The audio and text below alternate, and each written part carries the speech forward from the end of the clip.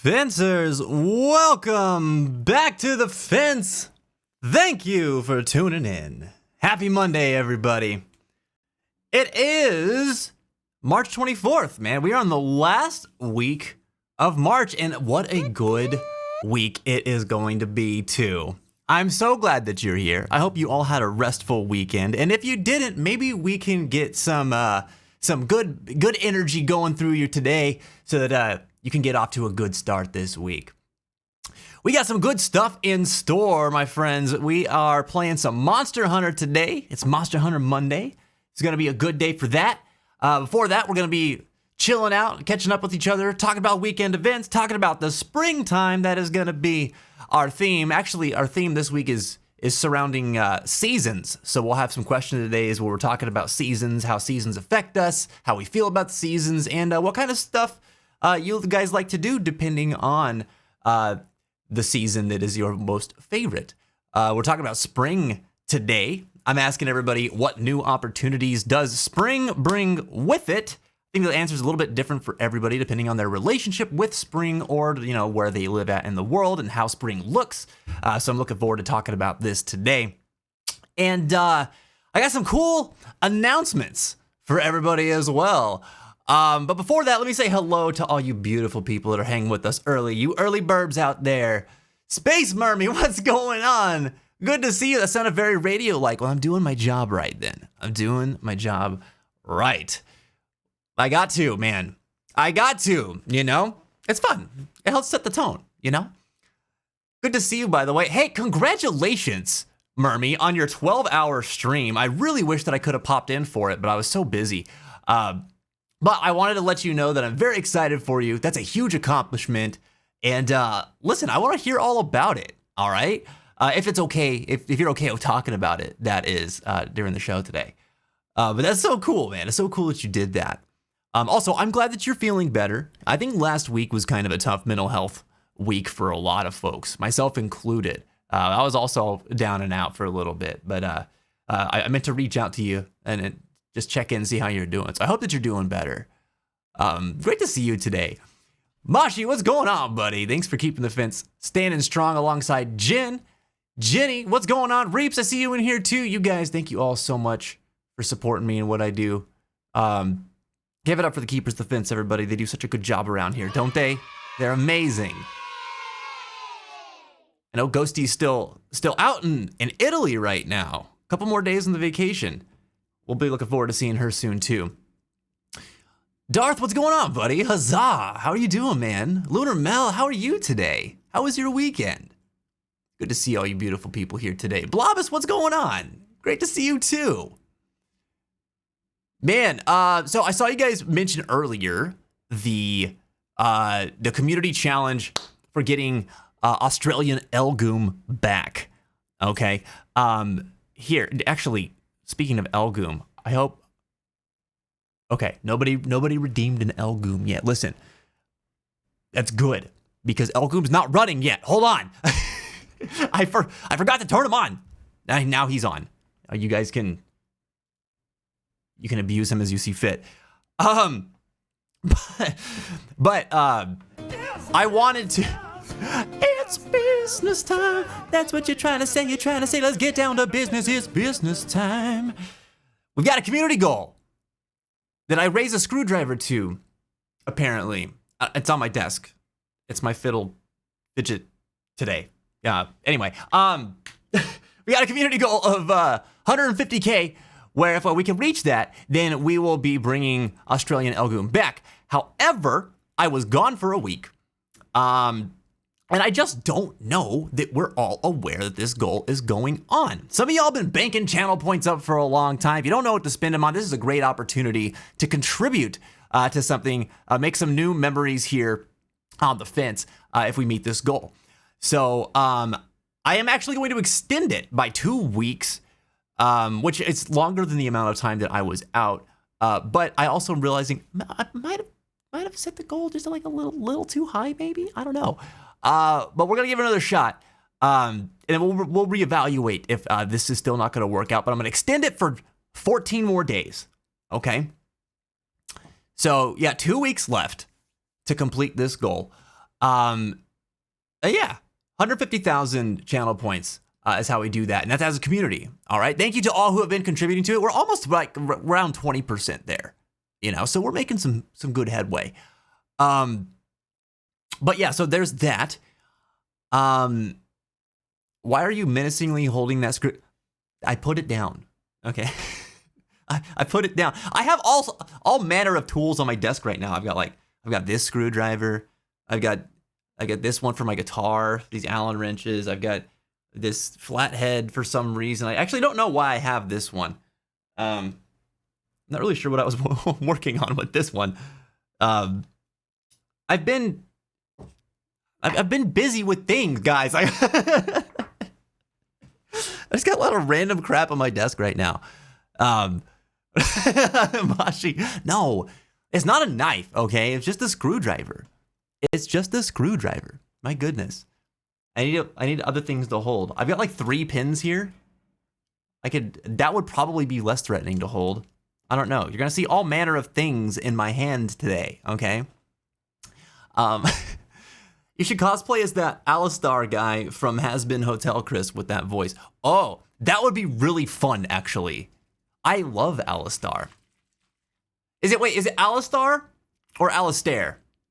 Isn't it? Alistair. Alistair. That's it, right? That'd be really cool. He's always got that radio filter on his voice like this when he talks, too. It sounds amazing. I love it.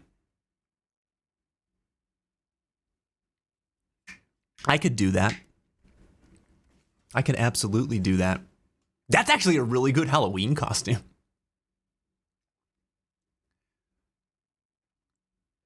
Marmy said, "Oh, thanks, Fence. I'm so tired, but it felt really rewarding. I expected my energy to go down, but shockingly it didn't. Did it not for you? That's great. That's a good sign. I find that always happens to me too whenever I do one of those long streams. There's something about like just the energy that your community brings in when you're doing that, and it's exciting to do something cool like that with them.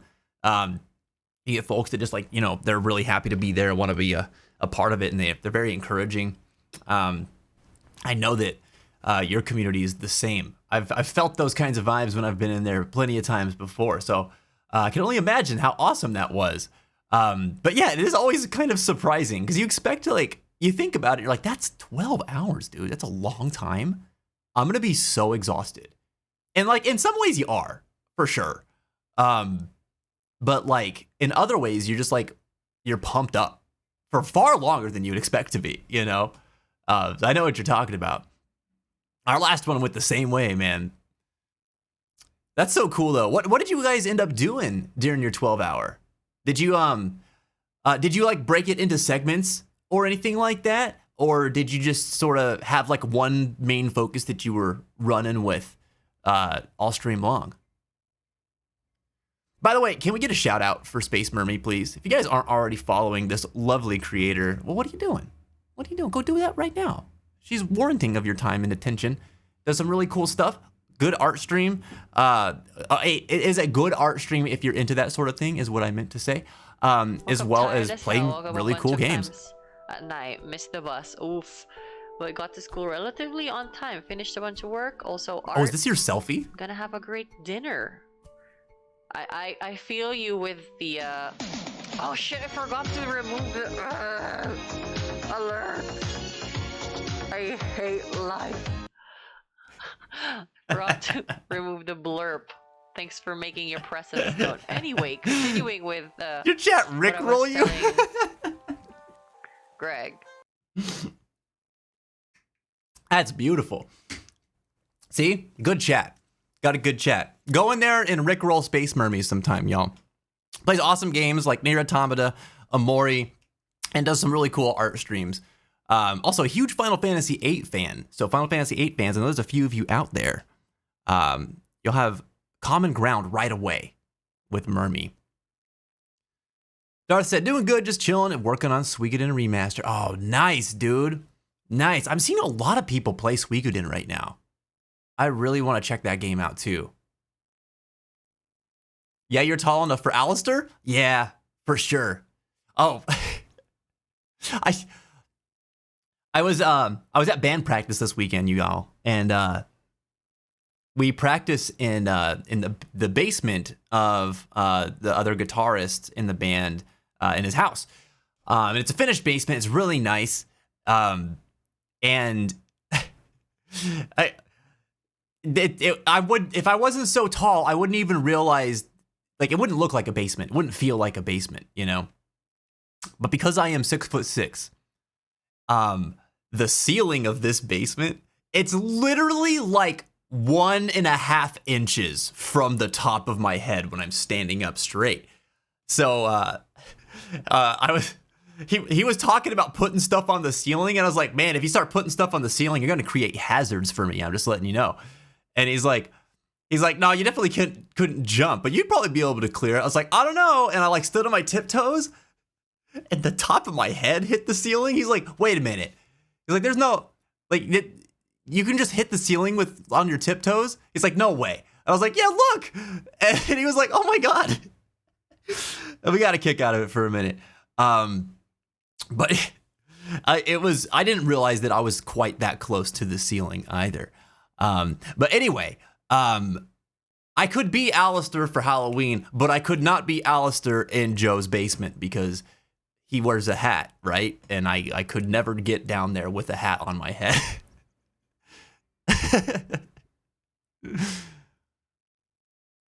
Oh, dude, Darth grabbed the first today. Look at that. Look at you. I'll say this about Suikoden Remaster. Hard mode is easy if done right. That's cool. That's all I would play the game on anyway. I play everything on hard these days. I went back to normal for something recently. I can't even remember what it was. And it just, I don't know. It was not the most exciting experience for me. So I think I need it to be challenging, whatever I'm playing, you know? You're 6'6". I am 6'6". Yeah. Yeah. Look, if I stand up.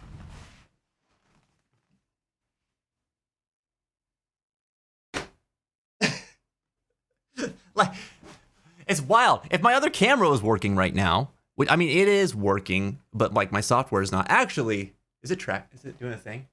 It is doing a thing. Hold on. Look at this. I stand up.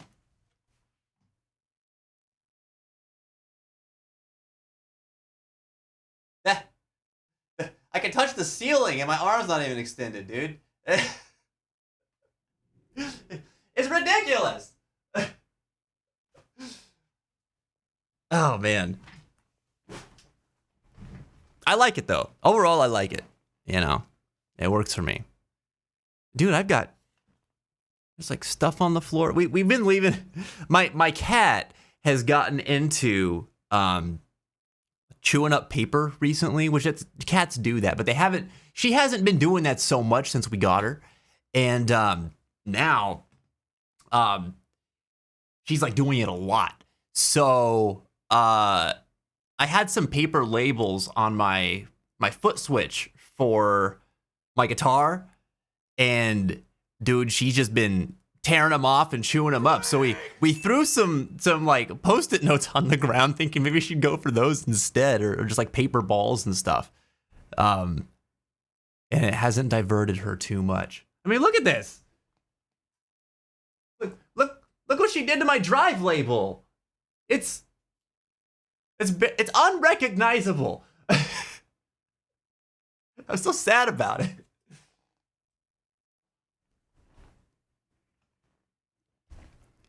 Oh, Garrett, what's up, dude? How are you doing, man? It's good to see you. I am big boy. Abby, what's going on? How are you today? Welcome back. That wasn't the squat. No, it wasn't. It sure wasn't. Oh, I need to hydrate too because Garrett yelled at me. Oh, man. The tall life for us. At least your cables are safe. I don't know about that, dude. I don't know that they are. I've got something going on with one of them that I'm wondering if she is responsible for, but I don't know. I don't think that she is. But I've seen some teeth marks on a couple of my cables.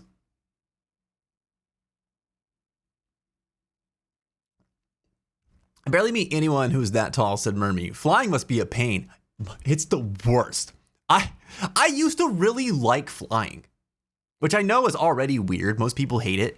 But like, I liked it. It was cool. I liked getting on the plane. I liked watching, like, I like the takeoff process and the landing process. I like, you know, watching the clouds and going up into them and seeing the scenery down below kind of fall away from you. I think it's so cool. At least it used to be. And then I got bigger, and then now fitting on a plane is a goddamn nightmare, dude. It's a nightmare. I can't sit on any seat in a plane where my knees aren't literally up against the seat in front of me. Which means, of course, you always have the person who like wants to lean their seat back. So I have to deal with that every single time I fly. Them trying to do it. It's like a whole song and dance. They're like, all right, I'm like, when is it going to be that they decide that they're going to try to take a nap and they're going to lean back against my legs? Because I know what's going to happen. They're going to do it. They're going to go, it won't go back. And they're going to kind of go. And I'm going to have to be like, I'm sorry, you know? and sometimes they just stop doing it. Other times they do this. They like give me the look, you know, like, and I'm like, I'm sorry, my legs are really long, you know? And then that's always embarrassing. Also, my knees take damage from that, you know what I mean? And then I suffer emotional damage because I'm frustrated. You know? It's a whole thing, guys. I've been on plane, like most planes I can't stand up in either. So I'm like, I'll be carrying my luggage, right? I have to put it right in front of me, hold it like this, you know? And then also when I'm walking, I'm doing this as I'm walking forward. So I look like this like long old man just trying to carry bags down a really narrow hallway. It's so ridiculous. And everybody I walk past is like,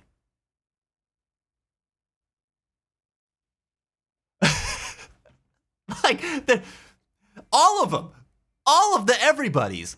It's just watching me whenever I come onto the plane because it looks so ridiculous. Like, god dang it. I hate flying, man. I wish I didn't because I used to really like it. Yeah, struggling with legroom at 5'9", dude. I still have this idea and I will stand by it like someone needs some really tall person, or ironically some really short person. This would actually be funnier if a really short person did this.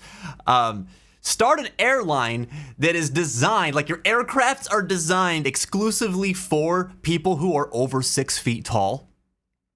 And everybody can still fly on them, right? Everyone can still fly on these planes. But if you're under 6 foot, you have to pay a premium to be on that plane. And the planes come built with limited amounts of seating so that everybody has extended legroom.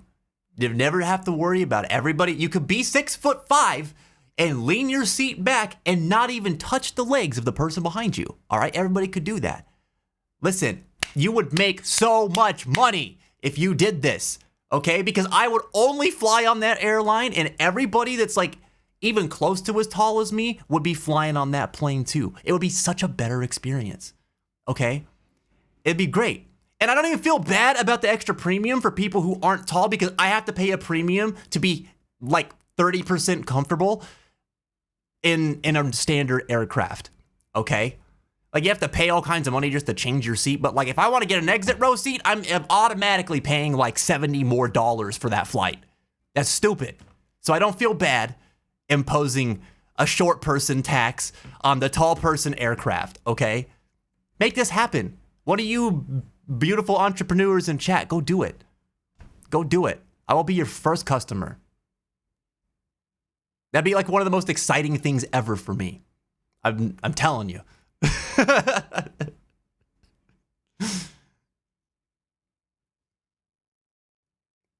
Is that Caden?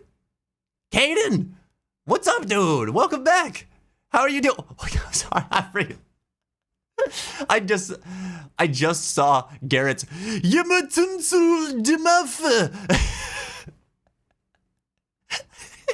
That's emotional damage gone wrong. Garrett's taken a critical hit to his thumbs. It's dangerous to go alone. Take this. Nice one, Ebby. Look at that, dude. 7-stream streak. Hell yeah. Hell yeah. At least I know that if I ever end up in your part of the world, I can easily spot you. You could spot me from like 4 states away. Okay. On that note, have I ever mentioned what a great con buddy I am? Like if you want to go to a con or a concert or like a big public event, bring me. I will be your beacon in the night. Okay? You will never have to wonder where I am. You will never get lost. If we get separated because there's a stampede of people, that all you have to do is stand on your tiptoes and you will immediately know where to go. I am everywhere. Okay? As long as you're on the same floor of whatever the building is that we're in, you will never be lost. I really want to go to TwitchCon again, just so that we can all take advantage of this fact. I want like a group of people in the community with me, where it's just like everyone's just gonna see like there's this tall guy that just like walks around a corner, and then there's like an entourage that comes with me. I think that'd be really funny. Ebby, you're barely 5'5". Man, that's a comfortable height though. I remember 6'1" is like the perfect height.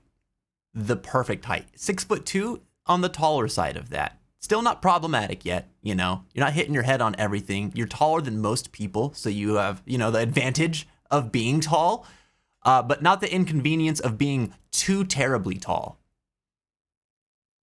Not to say you won't still have some inconveniences, but like you're in a healthy spot as a tall person, as a 6'1", 6'2" tall person. Caden's 5'11", but 6'1" in my boots. Man, I love boots. Can you guess why I don't really wear them anymore? When I was an electrician, I always had my work boots. And they added a couple inches to me, so people thought I was like even taller. My nickname was Too Tall as an electrician. A name that was given to me by at least 3 different people across various job sites. And it stuck, so I ended up getting it inscribed on my on my level.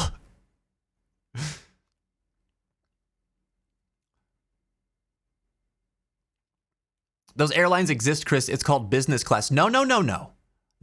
Business class exists on the airline already. Okay? First class and business class, that's on the airline that's already filled to the brim with seats that are nonsense. Okay? I'm talking that craft exclusively only has seats with maximum leg room. Okay? Maximum leg room. The business class comes with a roll-out couch, okay? And there's like 4 of them on the whole plane. That's it. That's a tall person. You're gonna lay down and take a sleep while you're on that plane, okay? Man, I saw you practicing and you could have taken a small person tax there. But in practice, yeah. Yeah. Earthquake, what's up, dude? Welcome back to the fence, man. How are you doing? Like the Daltons and Lucky Luke? I haven't seen Lucky Luke. We'll be like your ducklings and you're the mother duck. We'll follow you everywhere. Oh my God, if I had a duck costume and then I had like wings, like I could do this and then all of y'all could just like gather up under the wings. and then we would waddle through the convention center. That'd be so fun, dude. A tall guy in some very bright colored shirt just to stand out. Oh yeah, that's a perfect idea. It would have to be really bright. Yeah. Reggie, what's up, dude? That was the first time I've ever been scared of Baka Mitai. It came on and I was like, I jumped. I was like, what's happening? Me at 6'0", awkwardly between. Blobus, that's a great height too, though. you're still in the realm of tall. Like, that's tall. You know? I think anywhere between 6 foot and 6'2", maybe 5'11" and 6'2", actually. It's just like a comfortable tall height, you know? But 6'2" was where I was like, I love this. And then I kept growing, and I was like, please stop. 4 inches later, here I am. Earthquake, you're 5'6". Jenny's 6'3", so I'm just out of it. And it's felt. I remember being 6'3", and I felt it. I don't know if it was just because of where I was from, and that, like, architecture there was traditionally made for, like, a shorter human being. But I started hitting my head on things like door frames and old buildings and stuff, and I was like, uh-oh.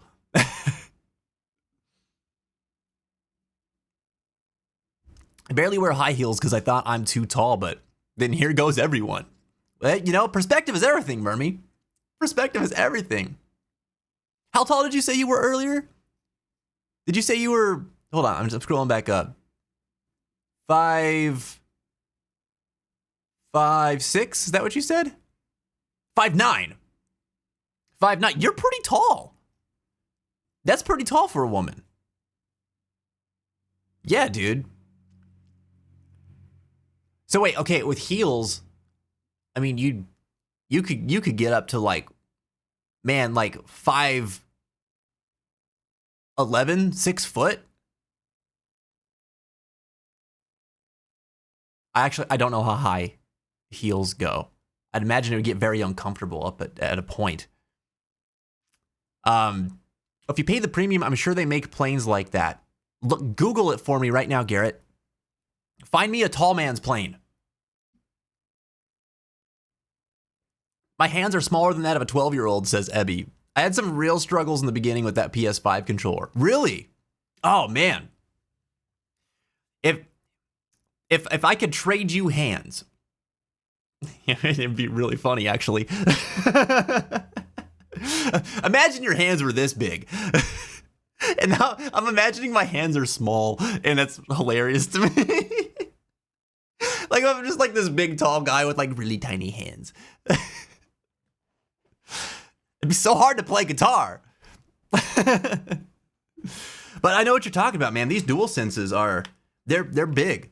They're not like, does anybody remember the OG Xbox controllers or like the Sega Dreamcast controllers? Those things were huge, and I remember struggling with them because I was a kid when those came out.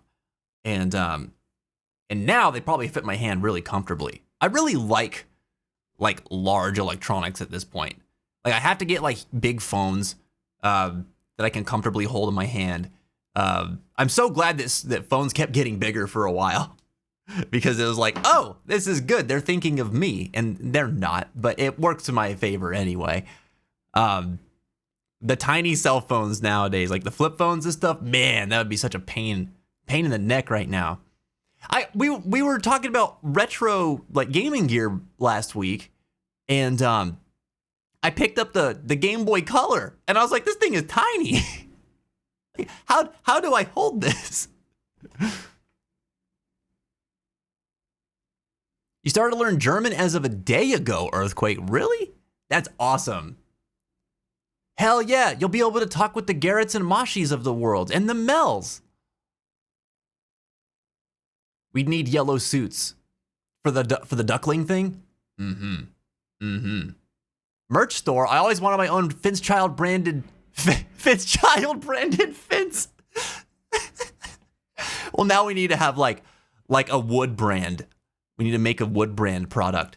Thanks for the segue, Reggie. I mentioned we have some announcements earlier. The biggest one, chat, are you ready? Are you here for this? The biggest one is we have launched our merch store. So, if you have ever wanted some Fencer gear, it is available now. All right? We have launched our first product line. We've got, it's the Fencer's Motto Collection, okay? So why don't we take a look at this together? check this out. If you go to our new website, you can pick up this Fencer's Motto hoodie. We got 4 different colors available for that hoodie. We've got a Guilford the Koopo inspired desk mat with the Fencer's Motto on it. Check out all of Elgoom's cousins, man. Does it say it's under maintenance? We just launched it today, so it might be struggling for a minute. Hold on, let me see. Try this one. It should be the same link. I've clicked on it once and it gave me an issue, and I've clicked on it again and it didn't. I'm not really sure why. But try that. We've also got mugs. So we've got a white mug and we've got a black one. Both of these have our motto, and the backside of it's got our logo on it. Oh, see, yeah, we're having that. Okay, so in typical Fence fashion, apparently, nothing goes off without a hitch, right? So have patience. Have patience during this process. I might have needed to launch it yesterday, but I've never done this before, so we're kind of learning. And then I've got a t-shirt in about 7 different colors too. Man, that's the same deal. Oh no!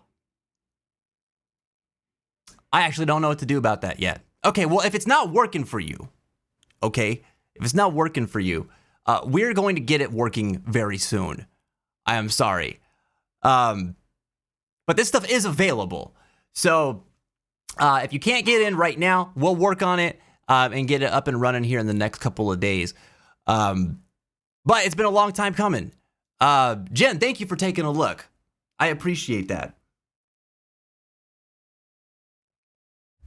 But it's been a long time coming. We've been talking about getting some merch out there for a while, and it's just something that I've always been, I don't know why, but hesitant on. I don't know. Money makes me feel awkward. You know, it as a concept is awkward for me. But you know, I think this stuff is. It was really fun to kind of put some of this stuff together, and we're gonna have more things coming out periodically. So enjoy this stuff for now, and in the future we'll be coming out with some more things as well. But yeah, if you've ever been waiting for merch, maybe not right in this moment because some stuff's under maintenance, but you are very, very soon going to be able to get your hands on some. It loaded for Blobus. There you go. There you go. I wonder if it's a DNS thing or some sort of site setting. I'm not entirely sure. I spent like all day testing it. And when I got to a point where I was like, okay, I think it's working right now. It was like just before I was about to go live today. So, you know, clearly it's not foolproof at the moment. I have a feeling it's just like, because I literally launched it today. It hasn't even been up for 24 hours. So maybe there's a domain thing, like you're saying. I'm not sure. It's Fourth Wall, Clover. We're running our store through Fourth Wall.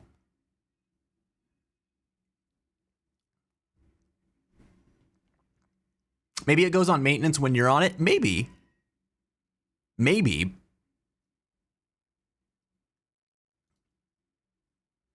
Yeah, I know you've been having some issues with your net lately, Mashi. I'm sure that's not helping things with this. Well done on launching your own merch, though, said Murray. We're proud of you, Fence. Hey, thank you very much. I appreciate that.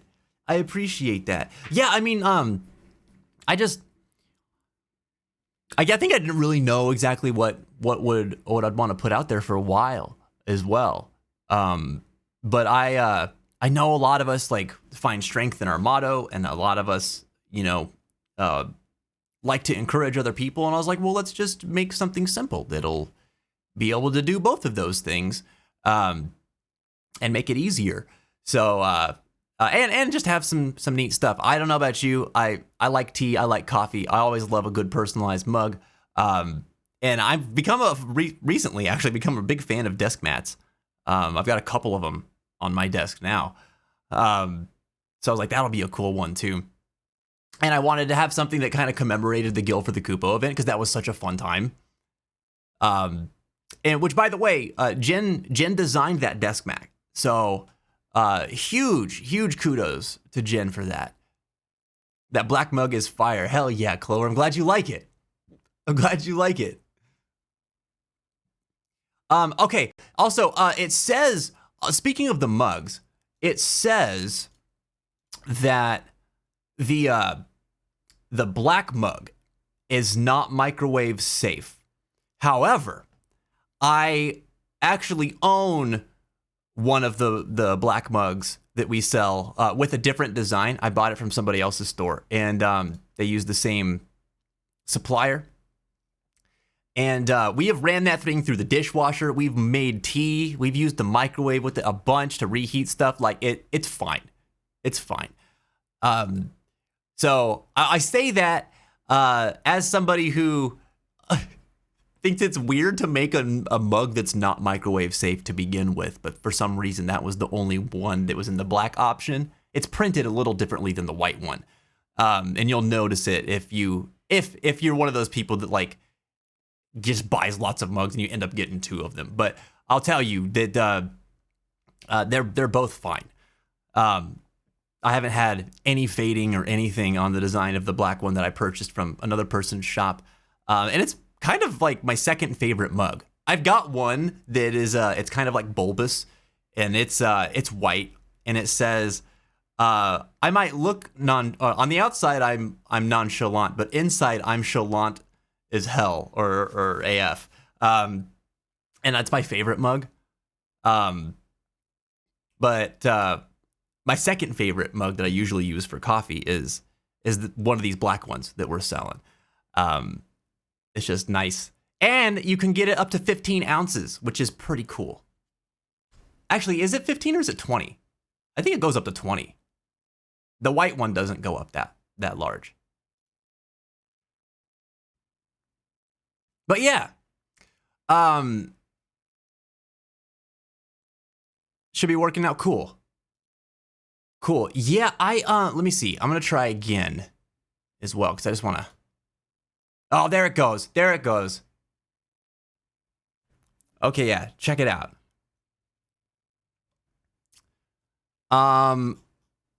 Is chalant even a real word? I don't think that it is. No. I don't think so.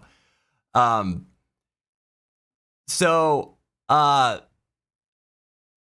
the hoodies, we've got a couple different colors here. We've got this kind of like charcoal-y one that I really like. We've got a vintage black. We've got a regular black. And then we've got a navy one. I'm always partial to navy personally. That is like one of my favorite apparel colors. And it goes from small to 3X. There's a lot of different hoodie styles that were on offer here that we could have gone with, and I was trying to get ones that were being very size inclusive because I know that could be a pain in the neck. It's funny. I first started thinking about this when I was younger because my grandfather is like shorter for a man, and he always wears mediums, and mediums would always sell out anytime he would try to buy a shirt. So he always had trouble with that, getting a good size. And I know that there's some manufacturers that only make shirts and like hoodies and stuff like that up to like a 1 or 2X, which I think that sucks. So I tried to make sure that we got ourselves all our bases covered here. So the t-shirts go up to 4X, and we got a bunch of different colors here. So we've got your dark colors, we got your bright colors, depending on what you like, what your style is. Actually, I might get one of these in like this bright blue, and I'll have that for a con or something. And we got a navy one, and we got this violet one. The violet one I'm surprised at. I didn't think that one was gonna look as good as it does. I mean, I'm partial to darker colors personally, but I like this one. This is nice. Now I can actually show you guys the back of these mugs too. There's the front, and then here's the back. Isn't that nice? It's cool, man. I'm very excited. And then we got the same design on the white one too. But this one, I love how subtle like the hearts come through on this one. Like that's pretty cool. I didn't expect it to show up at all. And then I actually like how the logo looks a lot with this white backdrop. I still like the black one the best, but this is actually surprisingly nice too. Oh, I was wrong. I had it backwards. The white one goes up to 20 ounces. So that's your big boy mug right there. Unfortunately, the black one, I think that one goes up to 15. Yeah. Which, I mean, that's still a healthy cup of coffee. I was looking too, because somebody brought up the idea that like, oh, what if we had like an oversized mug? And I was like, I like oversized mugs, but they don't have them on their list of suppliers, unfortunately. I was like, dang it. We might have to make a custom one of these days. Anyway, last thing, if you're a subscriber, you get 10% off on the merch store. And that's going to apply for everything from now until the end of time. All right. The last really cool thing, you like that blue, Clover? Hell yeah. Hell yeah. Yeah, like I said, I was surprised at how nice some of the brighter colors were. Hold on a sec. I was going to say something and I'm distracted. Mermy said, I'm going to go now, Fence. Still quite tired from yesterday, and I've got a big day tomorrow, so I'll head off. Nice chats with everyone as always. I'll catch you later. Mermy, have a beautiful night. Get some much-deserved rest, and I hope that you just have really pleasant dreams tonight. Thanks for coming in and hanging out with us. It's always so nice to hang out with you. If you haven't done so, everybody, make sure you go follow Space Mermy. Get some good art in your veins. Get some good vibes in your veins. She's got a beautiful community, runs a really cool stream. Big Final Fantasy VIII fan. All right. So, that was the other thing. The cool thing about this supplier, and this is why this was kind of the thing that made me choose this platform. I should say platform, not supplier. Supplier is different. But this platform is they have Twitch integration for gifting merch. You can actually, if you go to the product page, let's look at this real quick. If you go to the product page, when we're live, this only works when we're live. There's a button here that you can gift that item to the Twitch chat. Okay. So the way that works is you'll click that button. You'll end up going to like your checkout page, and you can make the purchase. It's going to include like shipping, like prepaid shipping in the cost of that. So it pays for the shipping nationally. International shipping might vary depending on who the recipient, or where the recipient is from. So keep that in mind. But what are you yelling at me for? Oh, ads intent. Thank you. But what will happen is you'll buy the product. It'll trigger a giveaway in Twitch chat, and then you can enter. It'll have instructions on how to enter into the giveaway for the item. So it works a lot like gift subbing, and it'll run for about 3 minutes. And so you'll type in !enter to be entered into the giveaway, and then it'll select the winner, and then there'll be a link that'll post in chat for the winner, and you'll have to click on that link. It'll verify your Twitch credentials, just to verify that you are indeed the winner that was selected, and then you'll be able to redeem the item that's already paid for you. If you're international, you will still have to pay for shipping, but the item itself will have already been paid for. So something to keep in mind. But yeah, so you can gift stuff from the merch shop to other people in our community too, which is really, really cool. I really like that feature. So again, you can only do that when we're live though. Okay, we have to be live in order for that to work. So just want to make sure that that's clear. And if anybody has any questions about this stuff as we move forward too, like don't hesitate to ask. Myself or the keepers will be able to help you, with whatever you need. But yeah, I thought that was cool. I haven't really seen something like that before, and I was like, that's just fun, especially if you're the type of person that just sort of like already does that. Like, there's a few people in here that just really like gifting subs to the chat and stuff, and I was like, well, that's perfect. So it's pretty cool. The website's just amazing. Great job, Abby. Thank you so much. Thank you so much. I got all of my team's opinions on this stuff because I'm not much of a designer, At least I don't think of myself as much of one. So I was nervous about a lot of this. I appreciate it very much. Thank you.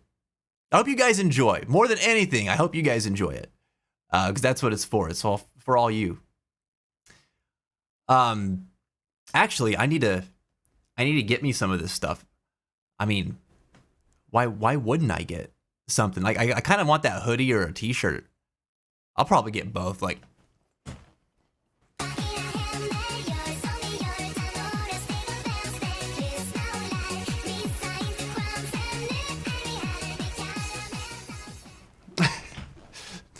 wait, I wonder where my hand was positioned with this. Was I like slapping Sephiroth booty? I hope so.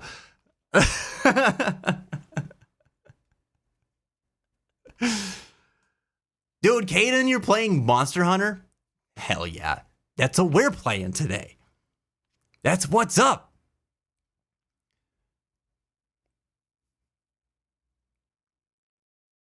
Shipping costs are also really fine. That's dangerous. Like, really fine in a good way. Yeah.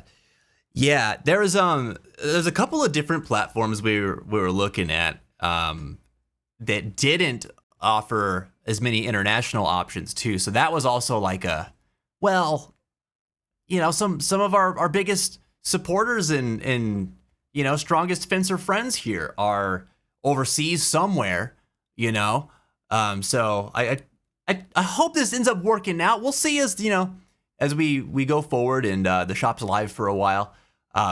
We'll be collecting feedback from people too, and if there's something that could be better, then we'll work on it.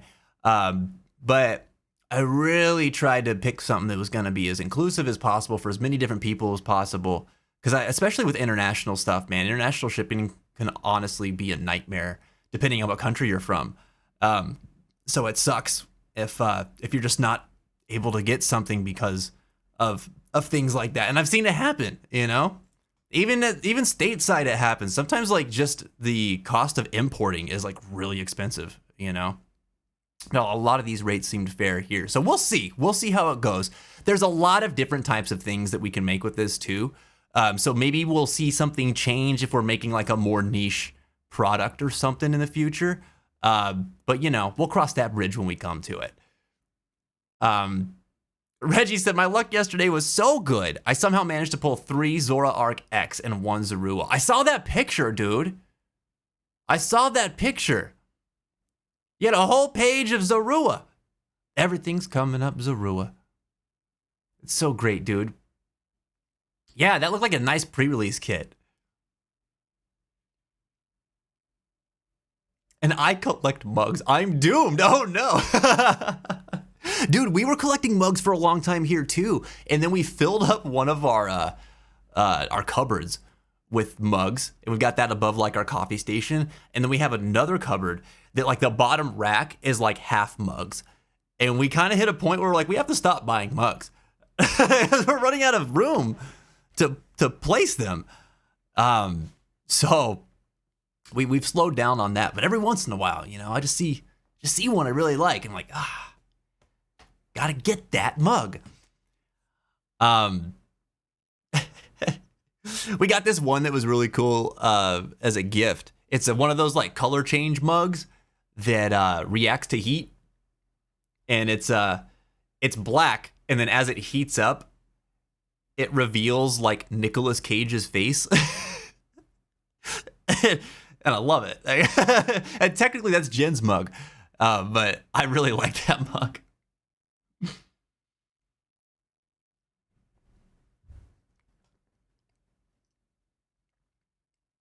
I already have a Fence shirt, but it's lonely. Oh, man. Oh, man. Yeah, you guys got an exclusive one, too. That shirt Mel is talking about. It was our exclusive Guilford the Koopo Corel Fried Chocobo t-shirt. Yeah, one of these bad boys. I love these shirts, by the way. We don't offer these for sale. So only a handful of people managed to get their hands on them. But I thought it was really cool. I've been like afraid to put this thing on because I'm like, I don't want to have to wash it and you know? But now it's just getting dusty, so it's getting dirty in another way. I'll probably end up wearing it at some point. Let's be honest.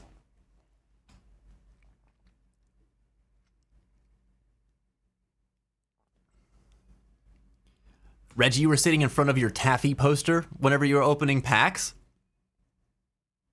That's how you get the good vibes, man. That's how you get the good vibes. You're mugging yourself. I would never mug myself. Adson 2, thank you. I appreciate it. The mug addiction is real, dude. What is it about mugs, guys? Why are mugs so exciting? I love them. I love them. That is so good. I need that shirt. Well, Clover, I'm not saying any specifics, but it won't be this same thing. But there might be a re-release of CFC merch in the future. Maybe. Don't tell anybody though. Okay. All right, yeah, keep that hush, hush. All right, but I will say this: it won't be the same thing. It won't just be the same thing. So those of you who got the unique ones, man, one of a kind. It's framed safely over your bed. That's perfect. There you go. Oh, that's actually really sweet. Every time I enter my bedroom, I see, I was just imagining that. Like, that's so cool. That's so cool. Yeah, that's exciting, man. Oh, man. Remind me of who those people are again. After all, I totally need to give them a suspiciously friendly visit and totally not do anything the community would not advocate.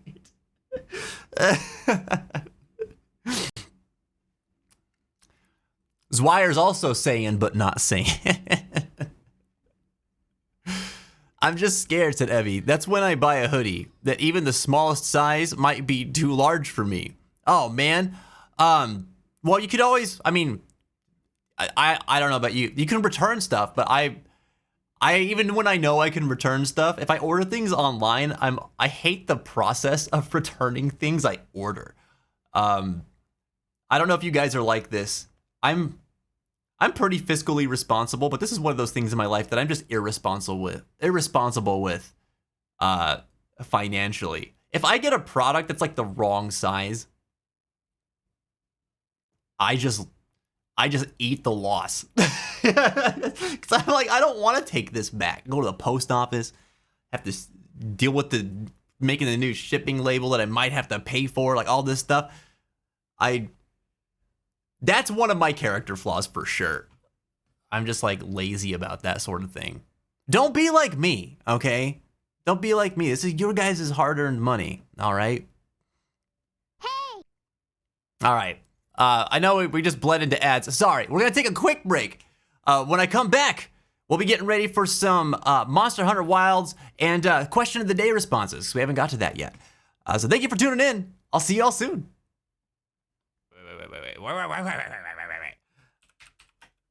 Wait. I need to look that. Excuse me? What is happening to me? Wait. Hold on. Oh my god.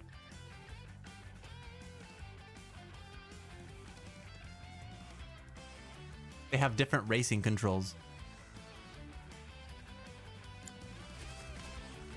Like just hitting R2 just does that. This is how I'll win the race. have to hold R2 and X. I am so dumb.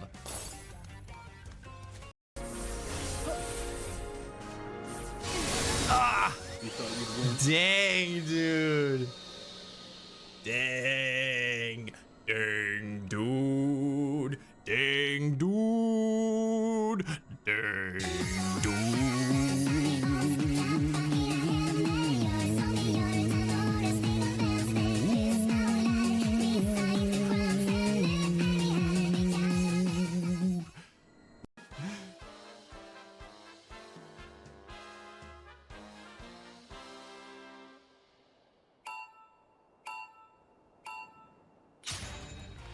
I forgot how to play.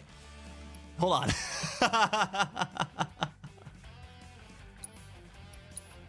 No! Oh my gosh. Go! Go! Oh god, oh no! Oh please. Oh god, no! Oh!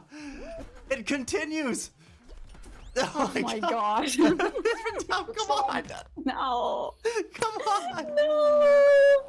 That was so messed up! I had no problem with it the first lap. No. Ah. Oh, you guys did great though. Whew. Robert, you know my curse, my pain, my grief, my woe? Carlisle, of you, I know you seek a larger hoe, to plow, fair maid, and sow a seed to grow. But lack do ye a mighty horn and mast, with which to guide a maid to bed and fast. Oh, Robert got hit with the small PP jokes. Oh no. Well, he got wrecked. By the rules of the internet, Robert is wrecked. And the self-fertile flowers, sorry, the flowers are produced Welcome in back to the branched fence. inflorescence, which rises Thank from the y'all last for end of the tuning in. stem. Hope you're all having a good day today. We're gonna talk about some question of the day stuff today. So if you've already posted a response, or if you haven't yet, well, this is gonna be a good moment for you. We're gonna be chit-chatting a little bit before we play some Monster Hunter Wilds, and I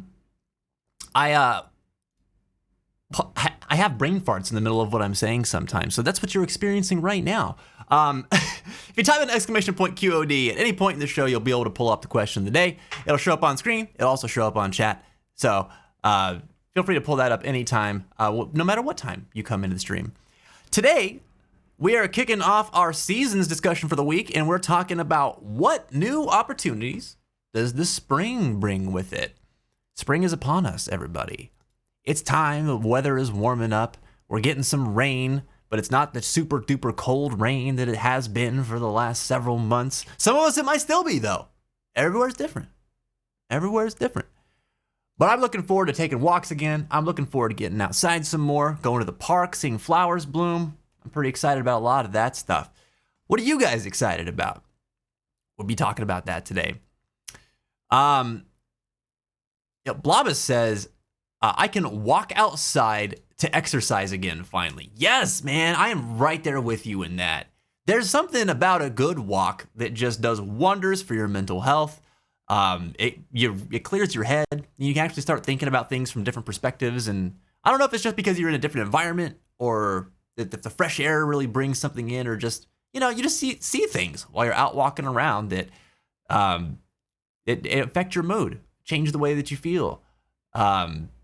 And it's removed from all of like whatever it is that you're usually bogged down by at home or at work or at school or whatever. So it's nice. And I do a lot of that, a lot less of that in the winter time. So I am looking forward to that same thing, Blobus. It's going to be so nice. Thanks for your response. Al huzzah, the walks outside. Hell yeah, dude. Hell yeah. It's nice. I really have been wanting to do it more, chat. I haven't been walking outside. I should be, but I haven't been, and I just need to get in a better habit of it. I feel so much better when I do it on a regular basis.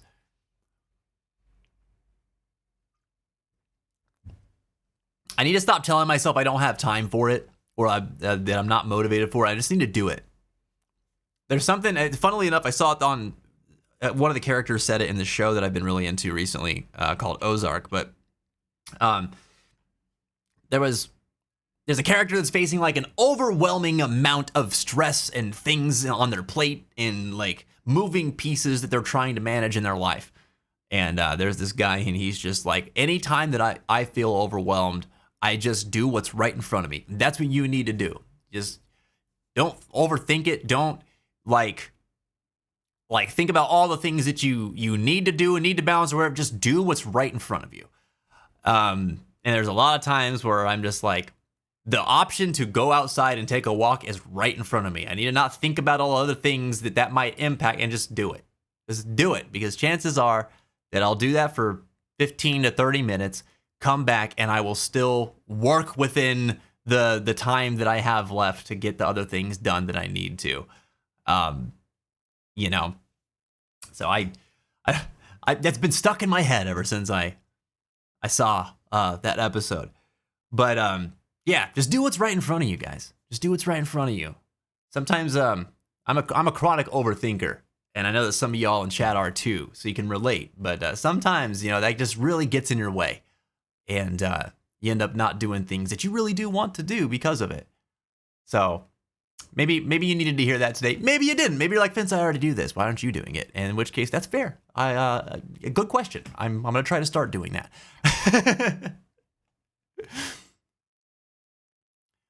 So let me see. I am going to backtrack a little bit because I know that we've had a lot of question of the day responses come in for today already, and I missed a whole bunch of them from earlier. So I'm gonna double back a little bit. Mashi answered the question and said, funnily enough, it doesn't bring anything for me. Always same old, same old. That's fair. That's fair. Some of us, it's not really going to be much of a change. It's just a season. And I think that's okay. Ebby said, spring is finally the time to wear short clothes, and sports outside are more fun. And it's doing wonders for my mental. Hell yeah. I love to hear it. I love to hear it. Being outside is good for the mental, man. And some of us, really don't like being outside, and I understand. It's not everybody's the same, right? But I know that I feel very good whenever I can go outside for a little bit. And most of the time, I don't want to. Let me say that on record. Most of the time, I really don't want to go outside. I am a homebody more often than not. I'm very happy in my environment at home. So I like to just chill out. But there is always something that changes whenever I end up going out. And I really like the way I feel when I do that. So it's good for me. Thanks for your response, Evie. I'm excited for you. Short clothes too, man. Oh, that's nice. If I was more comfortable in them, I would be able to relate. But the long legs and all make me feel awkward in shorts. So I'll leave that one to you. Enjoy them extra for me.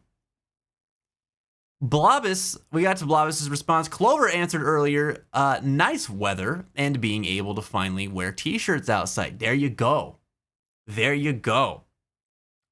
Yeah, it's funny, like anytime the seasons change, whether it's like from really warm to really cold, because the seasons kind of change quick here in Pennsylvania, it's usually one or the other. You've only got like a few weeks of in-between time, a lot of times. Or a lot of years, I mean. But I always look forward to starting to being able to wear my long sleeve clothes and like longer clothes when wintertime is approaching. And then in springtime, I also am like, I can't wait to not have to only wear my long sleeve stuff. Like wear all my t-shirts again while I'm going out. I don't have to wear a jacket if I don't want to. It's nice. I'm always wearing jeans though. Like that's just, those are the pants I wear. I don't know. There's not much else to say about that. I'm a jeans guy, Thanks for your response, Clover. Reggie said earlier, wait, Gotham? Oh yeah, the city in which Batman lives. That's when the night is alive. Is in Gotham. Reggie answered the question of the day earlier saying, spring means May, which means the release of Final Fantasy Magic the Gathering set, which means time for me to make some financially questionable choices in the name of getting taffy. I 100% support you in those fiscal irresponsibilities, by the way, Reggie. I am a person who is not very interested in Magic the Gathering, but those Commander sets look incredible. And I want all of them, and I know I probably won't get them. I might get one. I don't know. Like, I feel like I need to try to at least get one. But, because they do look gorgeous. But I'm also kind of like happy because one of my best friends got me a Christmas present that was going to take a while to come in because of the nature of it. But it's actually the next pre-release kit for Final Fantasy TCG. And I'm really excited about that because that pre-release kit is Final Fantasy 16. And oh my God. I love everything about Final Fantasy 16. I can't wait to see the cards in that set. So I'm very excited about that. And that should be coming here pretty soon too. So I'm looking forward to that a lot. Thanks for your response, Reggie. Dude, TCG is exciting, man. It's exciting. Have you all seen those Magic the Gathering Final Fantasy sets, by the way? They look ridiculous. They're so cool.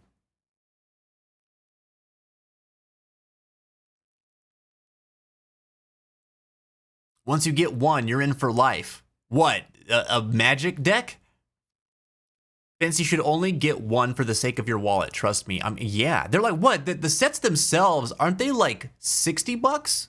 Or 40? I can't remember. I was looking at them when they announced them. Check it out if you have the time. It's pretty different from other superhero stuff. Oh, Invincible? Oh, Clover Ghosty was actually talking about Invincible just a couple weeks ago. I keep seeing it pop up. And I was thinking about giving it a look too. Do you like it?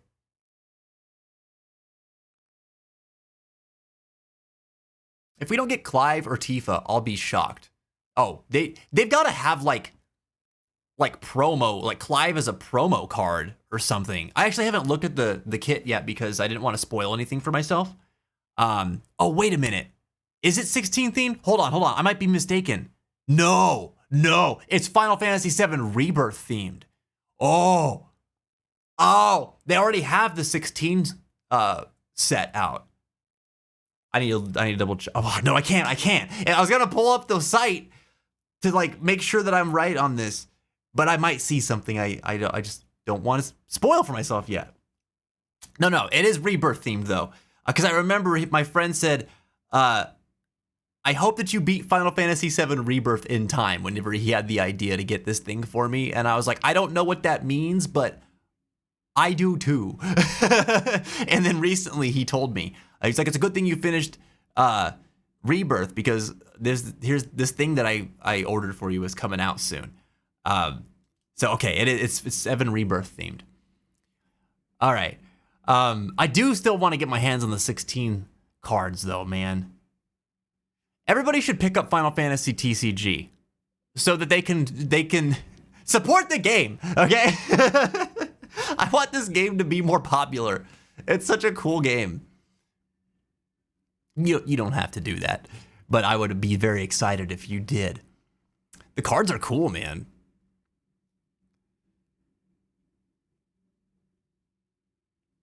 The Final Fantasy set has an upcharge because it's a crossover set. How much is it? Wait, a Final Fantasy 16 Ifrit as a mount? That's hilarious, dude. That would be so funny looking.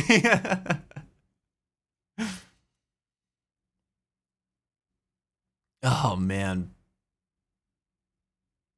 Invincible is honestly in my top 10 shows ever, and I haven't even finished it yet. For real. Man, that's amazing. Okay. All right, I'll give it a look. That's saying a lot.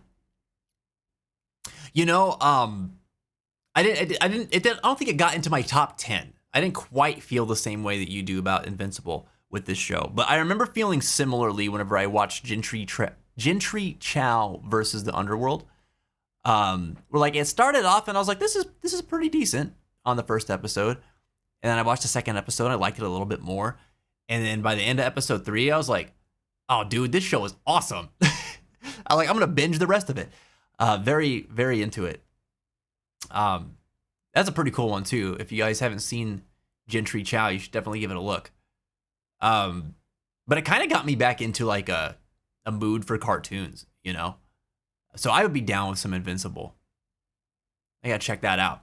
When I'm done with Ozark, maybe that's what I'll check out. I'm almost done with Ozark too. I'm in the final season of it. That show's nuts.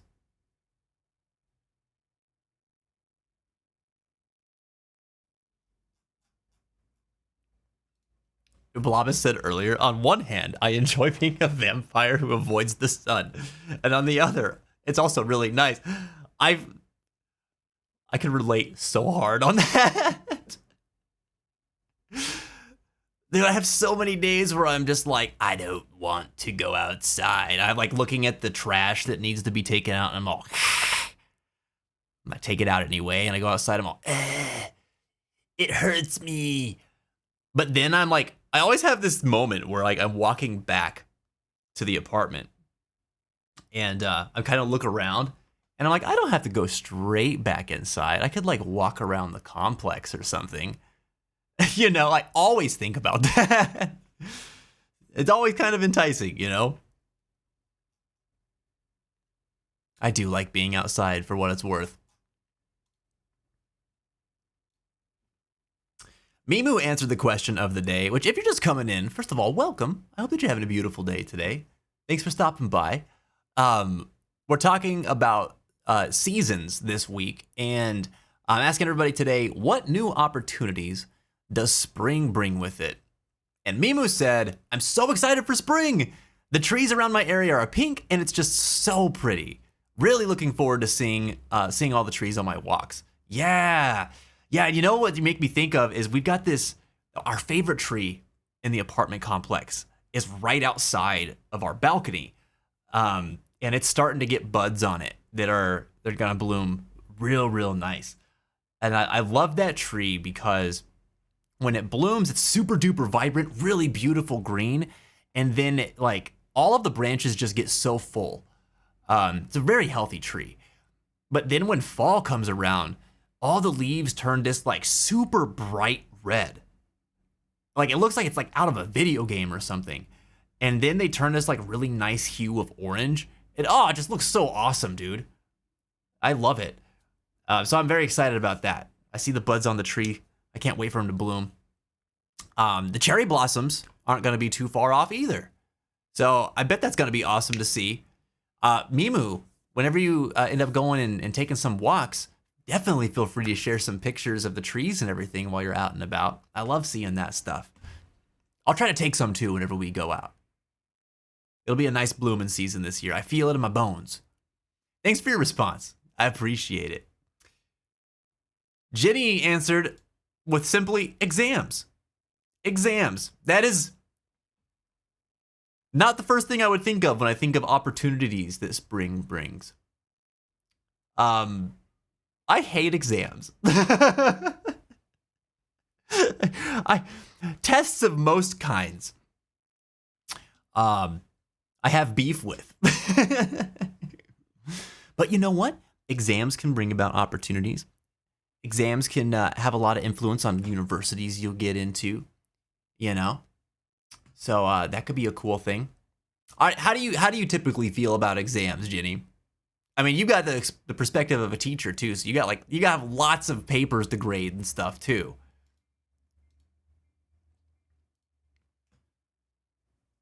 Reeps, what's up, dude?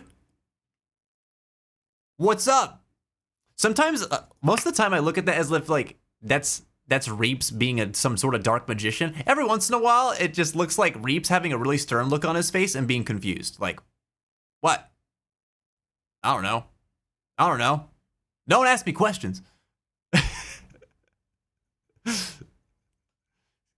How are you doing, man? How are you feeling? Oh yeah, I forgot to mention the cherry blossoms. Yeah. It's gonna be great. I wish that they lasted longer than 2 weeks. But it's always so beautiful when they bloom.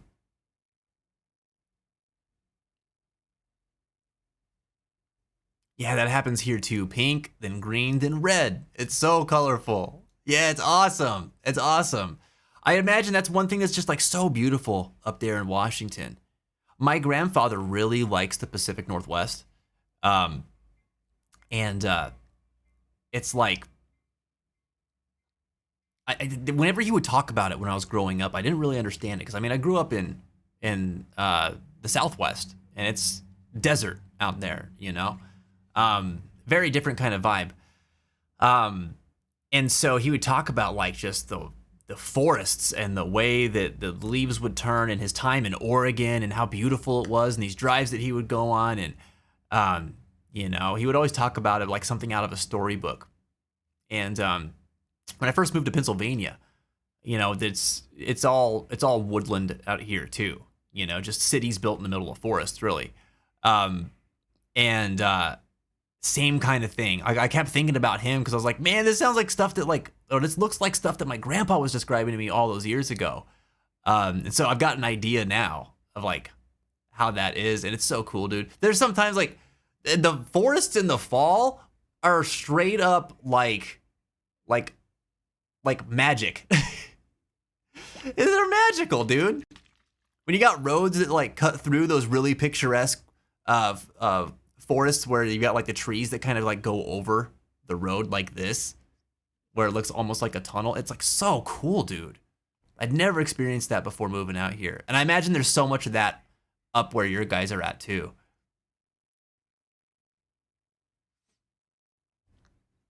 Love what they can do. Hate having to mark them, said Ginny. Oh man, it's gotta feel like so redundant, you know? Just like sitting there going through, like, do they still do like the exams like on Scantrons, or is it more digital now? Because I just remember seeing like the stacks of like the Scantron sheets around exam time on my teacher's desks whenever I was in school. Ugh. Make sure you fill in the bubbles. You can't use this type of pencil. Only this type of pencil. Otherwise, the machine won't pick it up. Jacobo's your tastiest friend. No! Here for you always. Only at Susie. No! Here for you always! Damn it. You can't position that like it's supportive, Zwire.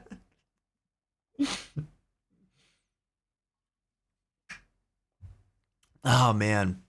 Much more digitally, thank goodness. Oh, good. Good. That's better. You know, I'm getting ready to go back into the peer support field, and one thing I'm looking forward to about that process is that they've improved upon the systems that companies were using for electronic note taking. So, you know, in mental health, if you're seeing like a client or somebody who's receiving services, you'll have your session with them, and then you'll have to like, you know, write up your notes and documentation about like what was discussed during that session and stuff.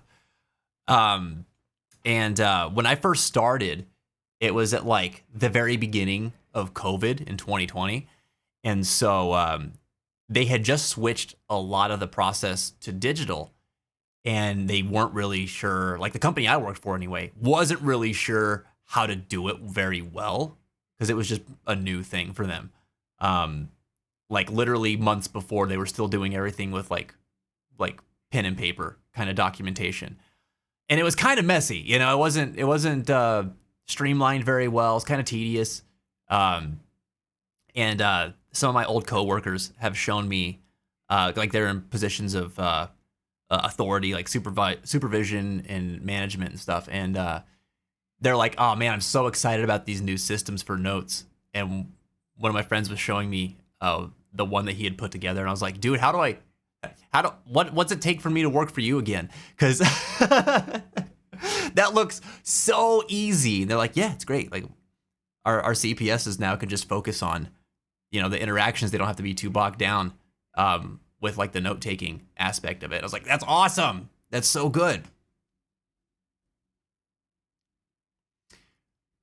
So I saw that compliment train come in. Mel said, Fitz, thank you. Just thank you for being you, for streaming, and for building this community. Man, it's my pleasure. It's my pleasure. Thank you for being a part of it. This is just something I've always wanted to do this. Well, I guess I can't say always. It's not like I had this idea in my head when I was like in a school or something, but like I love it. I love every bit of it. It's so cool. Oh my God, Teddingham! Teddingham! With the 5 gift subs, dude. Thank you so much, man. How are you doing today? Holy crap, dude. Give it up for Teddy. He just gifted tier 1 subs to Lil Bunny J, Caden Mikey, Pottery Breaking, Phoenix Roseblade, and Dom Thinosaur, who we had a really good time chatting with last week. Thank you so much, Ted. I appreciate it, buddy. How in the hell are you today? It's great to see you. Thanks for the 65 gifted subs, dude. That's freaking bananas.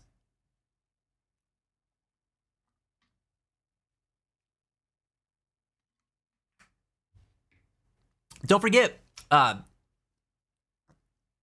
the Stargazers, the subs out there. You got a new sub perk now. We've got a merch shop that's live. So if you haven't seen that yet, or if you're just coming in, we kind of went over it a little bit earlier, but I'll be talking about that a lot probably for the next week or two. If you're a subscriber, you got a 10% discount on all of the merch. So definitely take advantage of that perk. If anything, it makes something a little bit more affordable for you. I appreciate you guys supporting me all the time and going above and beyond here. It's really, really cool. But yeah, if you haven't seen the merch shop yet, go check it out. We got hoodies, we got desk mats, we got mugs, we got t-shirts. It's all there. We'll be adding some more products over time too. And another cool thing is because we are on the Fourth Wall platform, you are able, while the stream is live, you are able to gift merch to the Twitch community. The only thing is that the recipient of that gift, if they're international, they will have to pay for shipping, but you can gift stuff to other people, which is super duper cool. I haven't really seen a shop that had that kind of feature before, and I really liked it. So feel free to take full advantage of that, y'all. It's super cool. But yeah, I hope it's not too awkward me talking about the launching of this shop. It's so weird for me. This is like out of my comfort zone. I never sold anything, chat. All right, so it's like just feels weird to me. But I am very excited about it. I do hope you guys check it out. I'm doing fine, says Ted, but I was just checking by. I'm tired now, so I'll sleep. Good night from here. Oh, dude, and thanks. I am doing well now, Ted. Thank you for checking in. But thanks for just stopping by in general and for showing us some love and for the subs. I'm glad to hear that you're doing well. I hope that you get some good sleep. And we look forward to seeing you in the future. Have a great night, buddy. Yeah, some of you know I was having a tough week last week. It was tough, man. I just got very depressed. Sunday was really difficult for me. Not this last Sunday, but Sunday before last. And it just made it really dropped me down kind of in the dumps for the next several days. I'm still working through some of it. I'm just mostly tired now. I'm still pretty tired in general. But my energy's been coming back. My mood's good. I'm feeling pretty decent. I'm almost like back to what I would consider to be like my normal, day-to-day level emotionally. But last week was tough, but you guys made it a lot easier, man. You made it a lot easier for me to kind of get up and over everything. Kept me motivated. I was really excited about this shop as well. So that was one of the things I kept working on last week. It gave me a reason to like get off the couch or get out of my room. And something to work towards while I was kind of getting through that. Like I said earlier, you just focus on what's right in front of you, right? I kept trying to do that. So that helped. But some of y'all might have noticed I was not very present in Discord or like in the Monster Hunter squads or anything like that last week, and I just needed to recuperate. And I'm feeling much more like myself this week, and things are on the up and up. I'm feeling pretty good.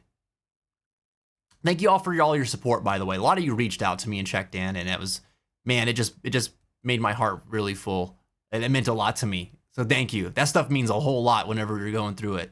I don't have to tell you guys that, you know, but it was really nice to just get some of that support from you guys too. So thank you very, very, very much. Want us mods to take over the merch talk? I mean, you can definitely support me in it. I'm not gonna leave you hanging. You're always welcome to support me in that. You should never feel weird talking about stuff you're passionate about. Ebby, you are right. You are absolutely right. Can we quote Ebby? Actually, that's quote worthy. Because I know it's not just me. There's a lot of people that get like in their heads and weird about like, or feel weird about like talking about the things that they love. It's a good reminder. Hell yeah, thanks, Jen. Should never feel weird talking about stuff you're passionate about. I'm gonna try to keep that in mind, Ebby. You're right. I don't know if you've ever been around for me talking about this particular topic, but it's come up a few times now here where anytime I talk about like, I don't know, like we'll have sub goals sometimes, or we'll have, like I've had donation goals in the past, and like stuff that's tied to like monetary accomplishments, I feel really awkward about. And so it's kind of like it's in its separate category in my head about like, if there's a thing I'm passionate about that the monetary thing is tied to, it's sort of like running in parallel to it and not like it's a part of it. And then I just get like that's how it separates my brain. And then I just get like really weird about it because I always feel like I'm asking for handouts or something like that. When really I'm trying to like just provide something cool for the community, you know? And I don't know. It's weird. It's weird. It's really weird. I'm the type of guy that just like, I don't know. I mean, I'm trying to like make this like a business thing, right? Like it's my career. I've been doing this for 10 years now, and I love it. But you know, you get older and you start having new responsibilities and things like that, and so just like, I guess the topic of money becomes more prominent. In my head, I'm like, the world would be a much better place if you didn't have to worry about that, and everybody could just do stuff that's good for the world, and just like they just support each other, helping each other out with things that we need, you know? And that's like who I am at my core. So I get super freaking weird about having to talk about money stuff, and that's exactly what a merch shop is to me. So I gotta reframe that a little bit. If not, I'll remind you I'm pretty stubborn. I appreciate it, Abby. That stubbornness I can appreciate a lot.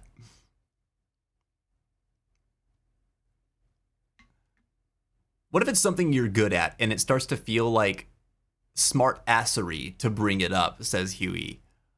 What, like if, I mean, I guess if you're like being showboaty about it, you know, like I could see that kind of crossing that boundary, you know? Framing is everything. I mean, if you're really good at something and you're talking about it because you just like it a lot and you're passionate about it, I don't see any problem with that. If you're, you know, forcing the topic of discussion onto something that like other people aren't interested in, and you know that they're not interested in it, and like they've given you signals about that time and time again, then I guess that would be different, right? Or like if you were going on about something in a way that's like, look at how good I am, give me praise for that, then that might come off as kind of like how you're describing. But like, I don't really think so. But it's a good question to bring up because I think I worry about this sort of thing too. My most recent example of this actually is like the new Coheed and Cambria record came out, and I'm so excited about it. I think about it every day, all the time, and I'm just like, oh, I'm so excited. Like, this is so good. I love listening to it. The songs are in my head all the time, and I want to talk about it a lot. But I don't know what happened. Maybe around like Vaxis 1. I got it in my head that, like, okay, I don't want to just be identified as the fan of Coheed and Cambria, right? Like, because that was a big part of my personality for a long time. So I wanted to break away from that. And it's like, this is my favorite band. I love them a lot. I'm very passionate about their music and how it makes me feel and what they do. But it's one like facet of who I am. And I want to put that out, right? But what has created in my mind is this like aversion to even talking about them with people that I don't already know are big fans of the band. For fear of coming off kind of like how Reggie talks about how he feels about sharing Yakuza stuff, right? And you guys always hear what I say to him. It's like, don't be afraid of that. Like, embrace it. That's who you are. You love this thing and you love talking about it. You love sharing it with people and you've got your reasons for why. There's more to you than that, but like, that is something you identify with. It's something that you've got reasons for why you're so into it, you know? It's a cool way for people to get to know you. And I have the same struggle. So I'm like, I've avoided talking about this new album a lot. Even in our community, which like there's a strong part of our community that was like, I know had joined because they were fans of the band as well. I mean, hell, that band has a lot of history in this community from the early days because it was like a core of, you know, how I formed like the concept of what I wanted this community to be about. It was very inspired by, you know, a piece of lore within that universe. But, you know, I get in my head about it. I get in my head when I'm talking about it. It's different than what Huey was talking about there, but like I definitely feel like self-conscious about it sometimes, you know? Anybody else ever feel that way about things that they love?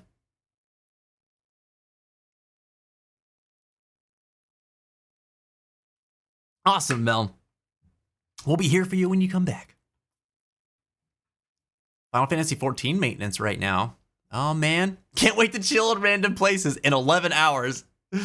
Hell yeah. Hell yeah.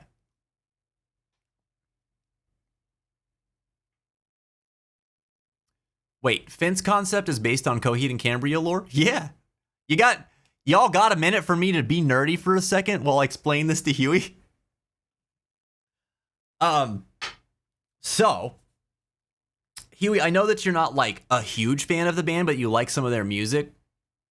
So I don't know how much you know about like just their overall concept, but they're a cool band because first of all of their albums are tied to each other except for like one, which is not part of this overarching concept. But like Coheed and Cambria is the saga, right? It's a science fiction saga that started off with the story of the characters Coheed and Cambria who were faced with the difficult decision between protect the universe or protect your children. And it's pretty dark and gritty. Parts of it feel very Star Wars in some ways, but part of this world was a thing called Heaven's Fence. And Heaven's Fence was the collection of like, I think it's 76 planets that are all arranged in like a triangle in this solar system. And each one of those planets is tethered together, like connected by a beam of energy called the Keywork. And you can think of that as like, if you're familiar with Final Fantasy VII, it's like the life stream, but for this whole universe, right? So the Keywork like is where like the souls of all life return to and come from simultaneously. So whenever I got really into the band in like 2012, and I started this channel in 2014. And so at that point, you know, I had a couple years of being a fan and got really, really into the lore and stuff. And just the concept of Heaven's Fence was really fascinating to me. Again, it being so similar to the live stream, and so much of my views on life and the world and like the planet and just how I think things work is very in line with that. And in my head, I was like, if you look at the fence as like a singular commonality that everything shares, everyone shares, like kind of like the whole like Kingdom Hearts line of we all share the same sky, even if we're from different worlds, kind of thing. That was really powerful to me, and what I wanted this channel to be back then. Like there was this idea of, yes, we play video games, yes, we talk about mental health, and we're going to marry those two things. But the stronger idea was, while we do that, like we're always connecting to this core of like, it doesn't matter where we come from, what our backgrounds are, what our perspectives are, like we're all in the same world. We all can find some common ground somewhere, and we can support each other in that. And we're strong because of that, right? The fence, or Heaven's Fence, connected almost 100 planets, you know? And that's powerful, man. And everyone's connected in that. And I really liked that. So that's kind of where the name of the channel came from whenever we started it up. I thought the fence represented this idea of unity, togetherness, and strength that sort of transcended just like mortal life, which is really nerdy. But like, in my head, that was always the image of what I had conceptually. And then we kind of fleshed it out and made it our own with, you know, like you've seen a lot of the fence imagery like in Discord and stuff in the past, and like some of the icons for the channels and stuff. I really like them to be like places. So we kind of had a lot more of it back then than we do now. But the fence for here is like a place, you know, set out on a glade or a meadow. It's like in perpetually peaceful nighttime with bright starry skies, and you think of it like as a sort of town. And anybody's kind of welcome in there, and we all establish like different settlements within it or what have you, theoretically, you know. And that's always kind of like how I viewed it in our community. But yeah, it all originated from this piece of Coheed and Cambria lore for me. I think I probably had a stronger vision for how it related back then than I do now, because I've spent a lot of time sort of like separating from that as years went by, but still having the same, you know, thematic, interconnected people kind of idea at the core of what we are. But yeah, this place might not exist the way that it does had it not been for that band. Isn't that weird to think about? I was about to say, isn't that similar to the reflections in 14? Kinda, yeah. Yeah. The Glade of Everlasting Night. Yeah, I really like that. Like, to me, that's just, I've always been a night owl. There's something very beautiful about the nighttime. And it always makes me think. It always makes me think of other people. And I love staring up at the night sky. There's something about it that made me feel very small, but not in an insignificant way. Just that, like, gosh, the universe is so huge, and it's crazy that we're all looking up kind of at the same thing, no matter where we are in the world, you know? It's cool. And I don't know. That stuff is very powerful to me. I really like that sort of thing. And this is the prologue to how CFC became a cosmic interdimensional enterprise. Well, listen, what's going on in the story of Coheed and Cambria now is that the world's kind of like experienced an apocalyptic event. So CFC would thrive in current Coheed and Cambria, in the current Coheed and Cambria timeline. Oh, man. Yeah. Thanks for asking, Huey. I think it's pretty cool, too. You're back in the bed? All right. Getting all cozy, Mel. I could listen for hours, said Evie. Man, you are sweet. I appreciate you very much. Again, I don't know why it's so awkward. Why it feels so awkward sometimes to talk about things that you're really passionate about. But it just can be. I like that I can here though. You know, it's cool. It's cool to get to talk about that stuff. Also, a very big part of me hopes that this has generated some interest in the band. You should listen to Coheed and Cambria. At least give them a shot. Check it out. They got cool music, man. It's the stars and the moon for me. Yeah. The moon is something I used to resonate with like a lot more. I mean, I still do a lot now, but it was like very much more front of mind for me a handful of years ago. And so it's funny, like a lot of early Fence imagery for the community had a strong focus on like the moon. Like there was always a moon somewhere in the sky with whatever it was that we put together for it. And, you know, I always really liked that. We play around with different things now, but a lot of it's still kind of spacey. A lot of it's still kind of like meadowy because that's me, man. I love that.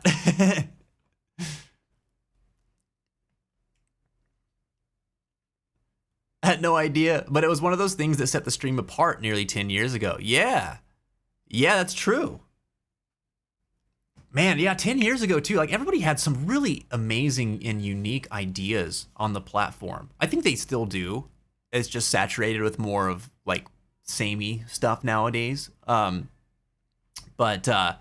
yeah, I really, really, really wanted to like maybe even create some sort of concept of our own at that time, you know? And that still might be something I dig more into as time goes on, because I still really, like, that's how my brain works, you know? I like storytelling. I like grandiosity to some degree. I think it's fun. It's exciting. Especially when, like, nowadays we have so many more people here that are connected to it and so many more ways it could come alive. Like, it's exciting to think about in that way. But I just love concepts in general. I love when people invent worlds, dude. Like, I think it's so cool. People are so imaginative. You're right, Ebby. It shouldn't be. It really shouldn't be. We shouldn't feel awkward talking about the things that we love. I think the more we practice it, the easier it gets, and the less awkward it feels, you know? No idea what's going on in the current story, to be clear. No, I got you. Oh, dude, the story now, dude, they're in the middle of this pentalogy. And they just got the third part of it done. So there's 2 more to go. And oh my God, they just did something. To those of you who like concept bands or like getting into stories that are involved in music, I'm not going to spoil it for you, but they just did something that called back to like one of my favorite albums that I was just like, it just blew my mind how it came together in this current album. Like both musically and conceptually, like where the story is going and everything too. I was just like, how did they do that? It's so crazy, dude. It's so wild. By the way, Coheed and Cambria has 11 albums, 10 of which are all part of the same universe, and tell stories within those worlds. It's really cool, dude. I've never seen a band have quite that long of a history with the same concept. It's really cool. They have this musical journey and story going on for them. It's really unique, isn't it? It's awesome. And the cool thing about it too is that like, there's like you could listen to the band. You could have listened to the band for 10 years, and maybe never even really have picked up on the fact that they had like a concept going, because what resonated with you is like the emotional aspect of the music and of the lyricism. Because they don't always make it front and center. And in fact, most of the time they don't make it front and center. I think this last album, they made it very, very strong. And then the album I'm talking about that they called back to, they also made the concept very strong in that too. But like, even when you're aware of it, you still don't have to care about it to enjoy it. Because a lot of what this guy did, the front man of that band, was like adapt stories of his life into music. And then he talks about it a lot as like, thanks for the ad warning, by the way. He talks about it a lot as like he hid himself behind the concept, because he was like really reserved, really withdrawn kind of guy. And he wanted to tell his story, but he felt very uncomfortable, like being that he would be the singer and he's very introverted, putting himself on display like that. So there's like 4 albums, I think, that he wrote where it was all very focused on the concept. And then at the end of that 4th album, he kind of reveals, like in the lyrics of one of the songs, that he is stepping out from behind that curtain. And that like, this is like real stuff for him. That he just adapted into this, like this world that he created. And so like, it's all this stuff that I think is like so cool. It's like so cool to me as a person who very much identifies creatively like that.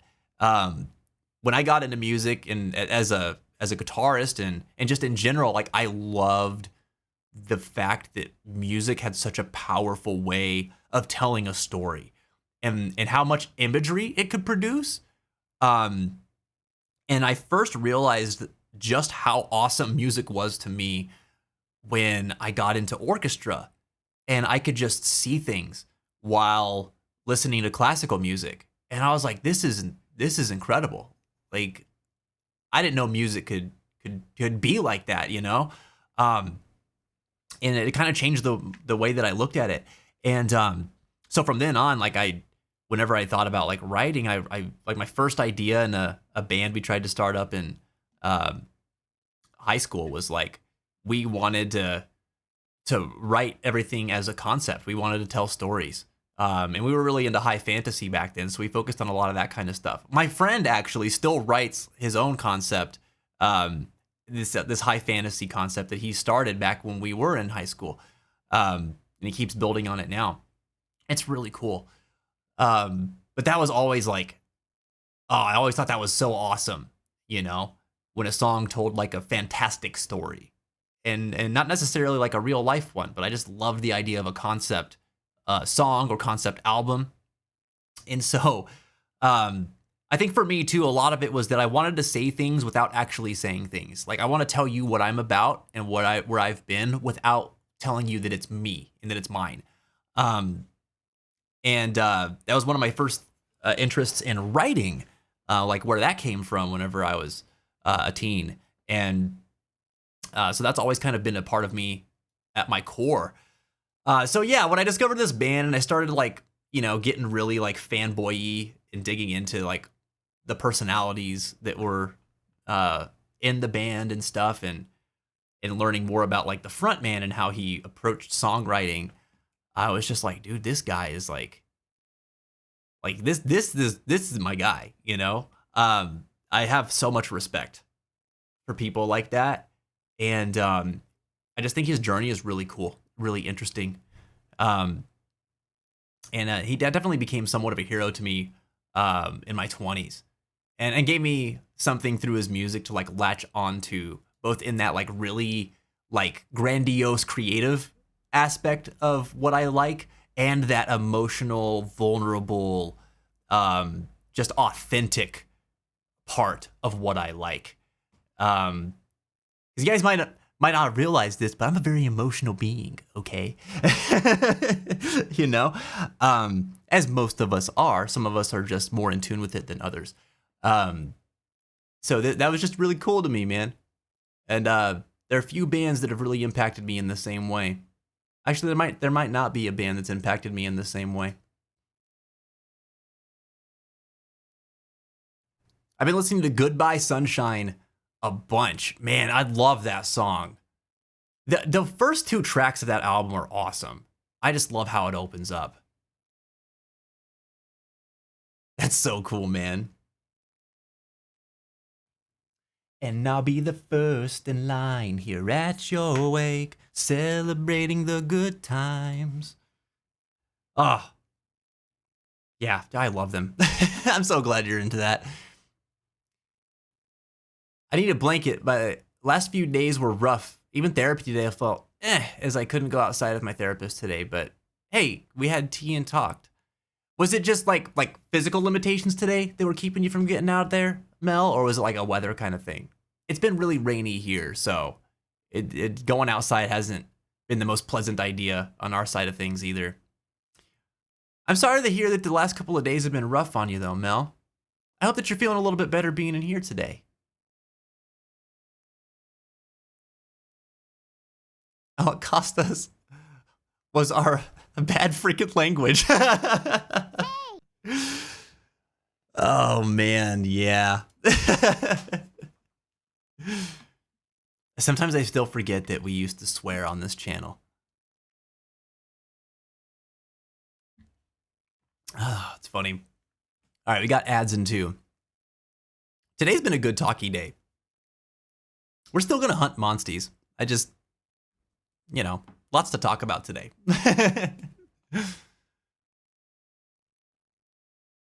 I mean, I have a really hard time getting out of my comfort zone, says Ebby.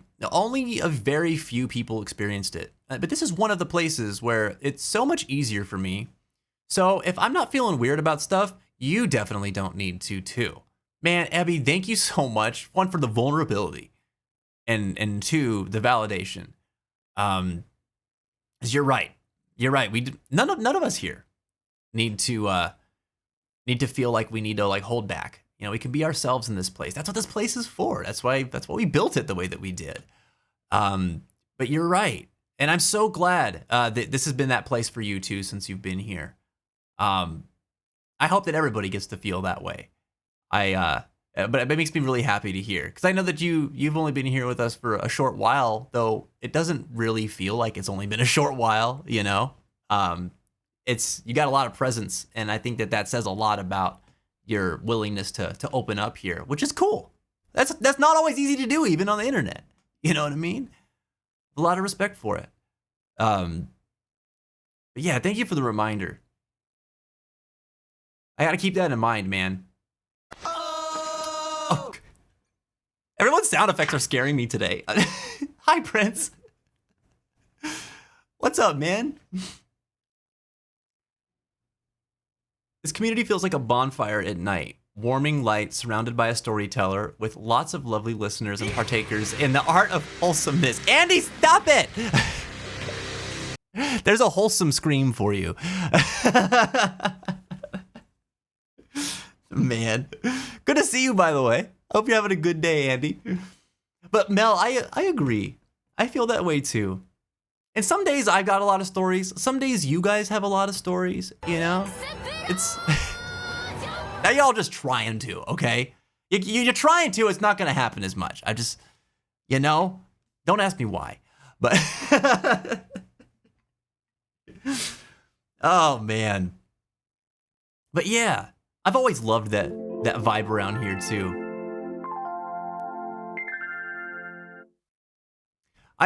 That is such a beautiful sound effect.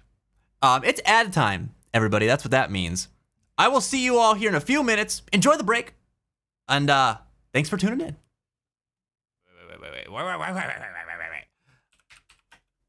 Wait. I need to look this. Excuse me? What is happening to me? Wait. Hold on. Oh my God.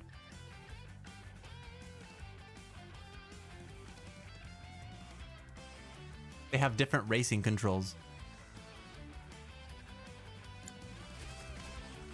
Like just hitting R2 just does that. This is how I'll win the race.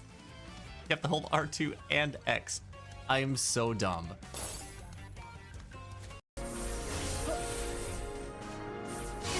Ah! Dang, dude. Dang. Dang, dude. Dang, dude. Dang, dude.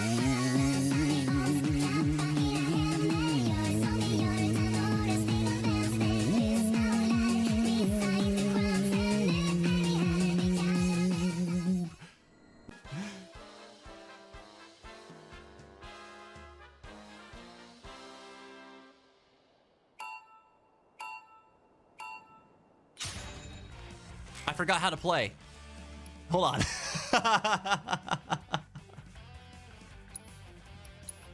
No! Oh my gosh. Go! Go! Oh god, oh no! Oh please. Oh god, no! Oh! It continues! Oh my gosh. Come on! No.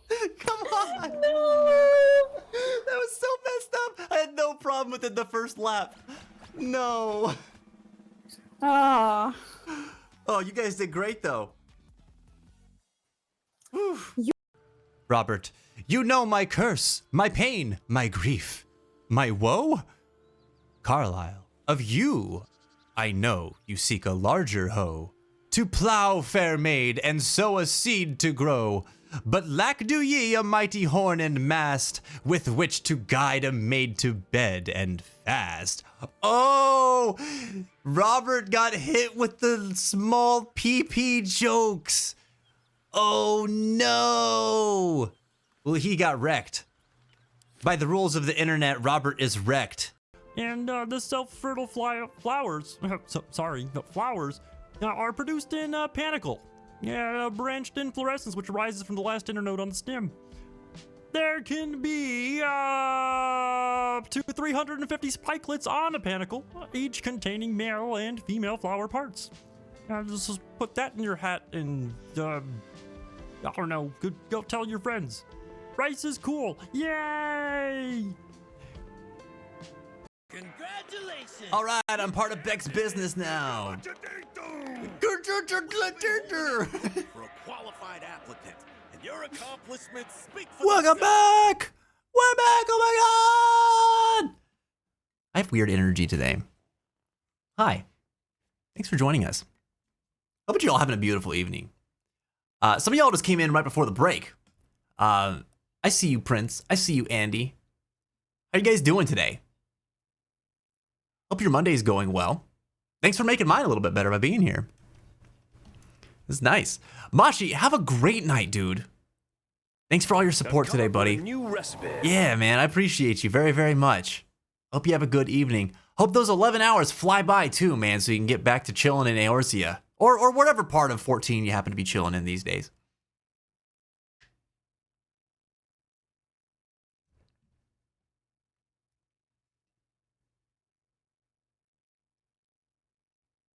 I love this song.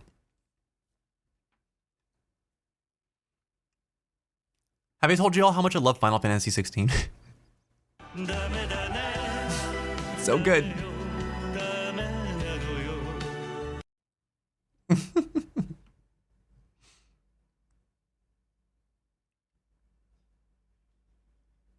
Welcome back. I blinked and that break was over. It just flew by, didn't it? I was writing something, and so it flew by for me too. Every time I start typing, the time just disappears.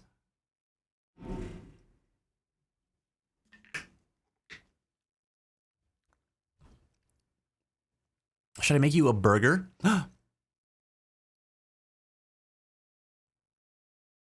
Yes, please. I would love a burger. You're making pork burgers tonight, right? Guys, I love these burgers. They're so good.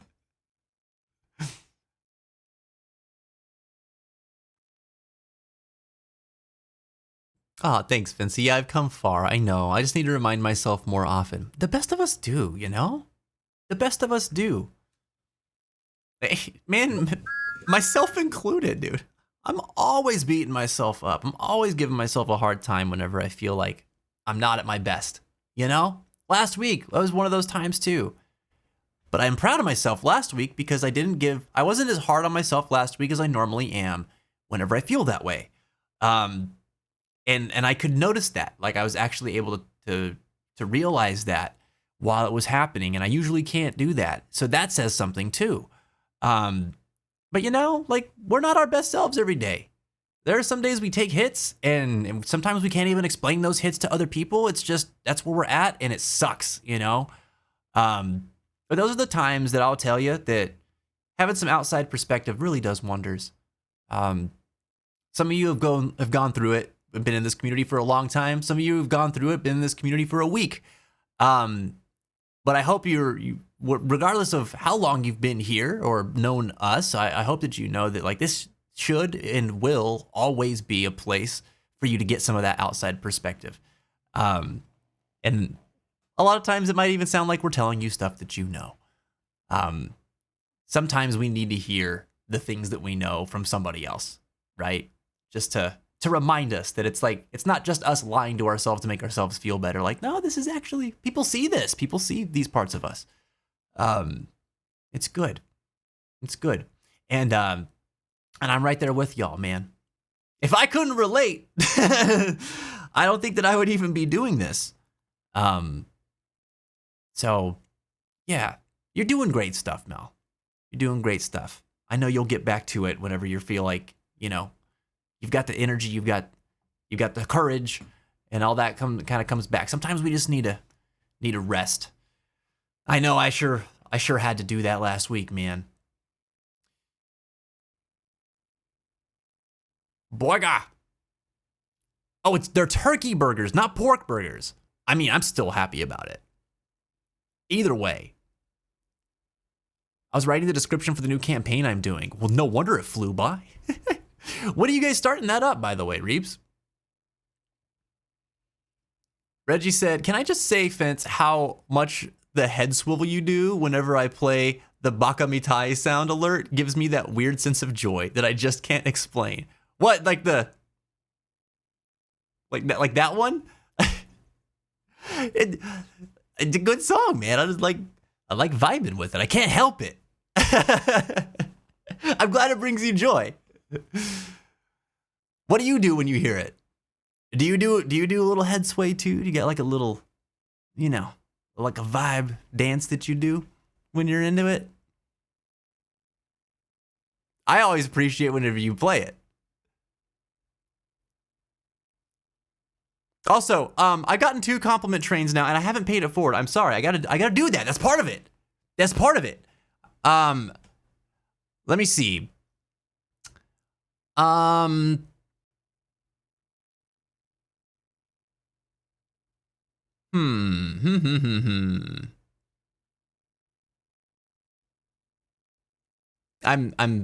contemplating who to pick on.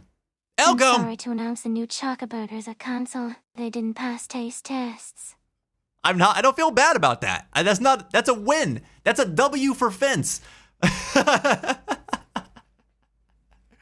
The Choco Burgers got canceled? Great. We saved some birds today.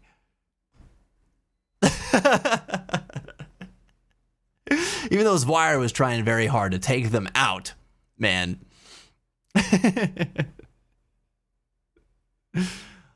Oh my god. Let me see. Okay, I know who I'm gonna pick on in a good way. Abby, my friend. I said it earlier, but in the time that you've been here with us, man, you brought such a good energy to the community. But you're one of those people that, like, when I think of the Fencers and like what makes us us, like I feel like you're one of those people that like inherently just got it like right away, because that's just kind of who you are. But I've seen people be able to open up because of things that you've said. I've seen you be able to open up with people here, and it just, I don't know, you just fit in from the get-go as far as I'm concerned. And I appreciate so much about how you like talk to us about your experience and about like the feelings that you have with like really nuanced things. Whatever the subject of discussion happens to be, like if you're saying something in chat, it's always something that helps us to, one, understand what we're talking about a little bit better because you've given us some examples or has validated other people in their experience or been thought-provoking in some way. And not just today, but you have definitely given me some food for thought to just sort of, remind myself of things that matter. And that has given me strength too. And I want to say thank you for that. I appreciate that very much. But if you're affecting me that way, I know that you're affecting other people that way too. And I appreciate that stuff about you a whole heck of a lot. So thank you. Thanks for being you. I'm really glad you're here.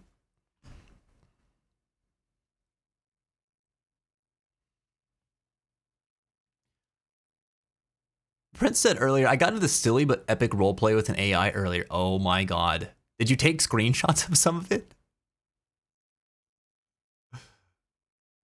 Knowledge would be useless if we don't remind ourselves to use it. Goddamn right. Goddamn right. We know so much that we just don't employ all the time, It's the connections in our lives that remind us to use the things that we have gained sometimes. At least in my experience, it has been. There's a lot of times that like I've gained tools or learned things that don't have any practical application right away in my head. Like I just don't know what to do with that. That a conversation with somebody or seeing somebody live their life in some way or make decisions has inspired me to do something with that, So much of our potential comes through our connections to people. And yeah, I resonate very strongly with what you're saying, Mel. This last year, I have really worked hard to talk to people in my support system, my friends, my family, and my therapist, about what I'm going through, what I'm experiencing. And I tell you, it was the scariest thing in the world for me to start doing that, because I didn't always know the best ways to do it in the past. And it didn't work out for me all the time in the past because of that. But as I've done it more recently, it has, one, enriched my friendships, two, made my lows feel less low. My depressive episodes last less time. And even in times where I feel really down, I have so much hope still because I feel connected to people, even when I feel lonely, which is very awesome because it flips the dynamic of what I used to feel so much in the past of I'm connected to so many people, but I feel so lonely. I hear it the other way around lately. I feel so lonely, but I'm connected to so many people. Like that's the closing statement in my head a lot of times right now. And that's huge, man. So like, whether it's you guys, whether it's my close friends, whether it's talking to my mom, just talking to people and being honest and vulnerable about some of this stuff, in a healthy way, has been just massive, massive to how I feel on a day-to-day basis.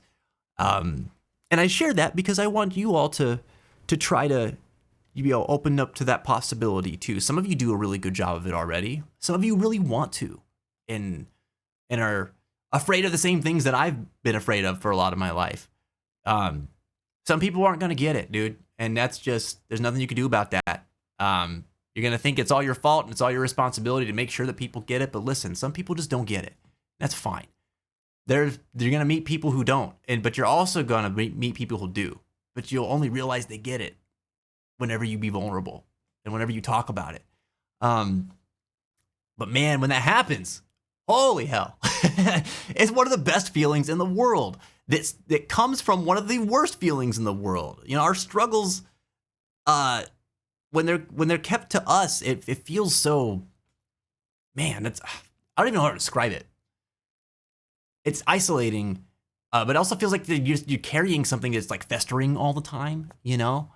Something about bringing it to somebody else, making it real, and then having them kind of get it, even if it's just a little bit, and then love you still, you know? Is like, whoa, man, like, I don't know, it's life-changing.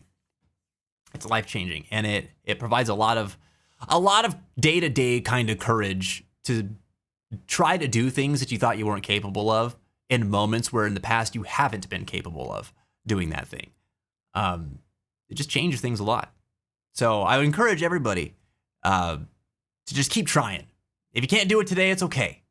Just stay open to the possibility that one day you'll be able to like open yourself up to other people and try to reach out to connect with people, give people a chance, even if people in the past have burned you before, and that you're going to be met with the kind of love and compassion that you deserve. And when that happens, man, it's just going to change everything. And I'm not just, this sounds like I might be talking about like a romantic partner or something like that, but honestly, like it doesn't have to be that. I think of my wife whenever I talk like this, but I think of like so many of the close friends that I have now. And I say so many, like I've got like a plethora of them, but like it's a small handful of people that are in my life now that I'm just like, my life wouldn't be the same without them. And my relationship in its current standing only exists from some of those moments of bravery that I had to make or to take advantage of, you know? So it's worth it. It's well worth it. Have hope, my friends. Not me thinking it said vibe check instead of taste check. The vibe check on the Choco Burgers. Oh, man.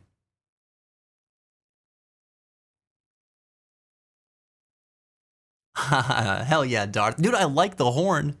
How did I not notice Storm had that? That's a cool emote. I'm not sure when we're going to start it back up, says Reeb, so I'm taking my time writing it. I've got a lot going on, so I don't know. Well, you're in a good place right now where you can just, you know, take it one day at a time. Hopefully you don't feel too much pressure. You guys did a pretty epic thing, carrying on a campaign for, what was it, 4 years? 3 years? 4 years? So I'm sure everybody's like, cool, when it happens again, it'll happen and it'll be great. You got time. 3. It's freaking remarkable, dude. Prince says, no, but I could, I guess. The gist of it is that I started to riz Brain's ex-wife, Julia, just before Brain showed up. But as we fought, Julia's computer took over the world, only to have her relinquish control to me. Oh my God. Who turned out to be Pinky in disguise and who had pretended to be stupid for so many years. Dude, what? I love this RP type shenanigans that you get into with your character AIs. That's one of the best ones I've ever heard you describe. Man. Who knew that Prince was such a cartoon character homewrecker? Man, I missed the compliment train. I think it's still here, man. It's still here. It's in Ebby's station right now, I think. I don't know what to say, said Ebby, but it means so much to me. Thank you. No thanks necessary. You know? I just want you to know I see you. If there's one thing I can do here, it's help y'all be seen. Like that's what matters to me a lot. So yeah, it's my pleasure, man. What cheese, bud? Oh man, you had to wait a long time for this answer, didn't you? We got Swiss. I got no more of this. Okay. Swiss is good.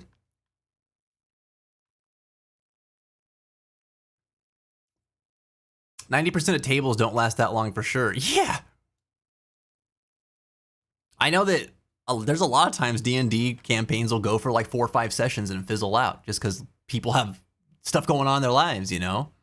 So that's pretty awesome. 3 years is hella cool.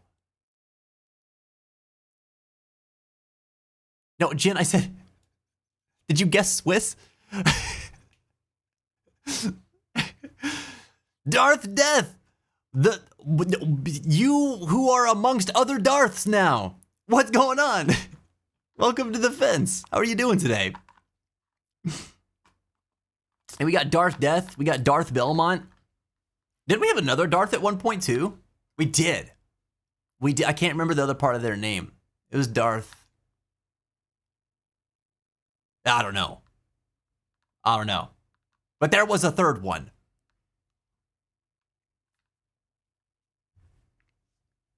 Man. Yo, you're just chilling at your college, you said? Hell yeah.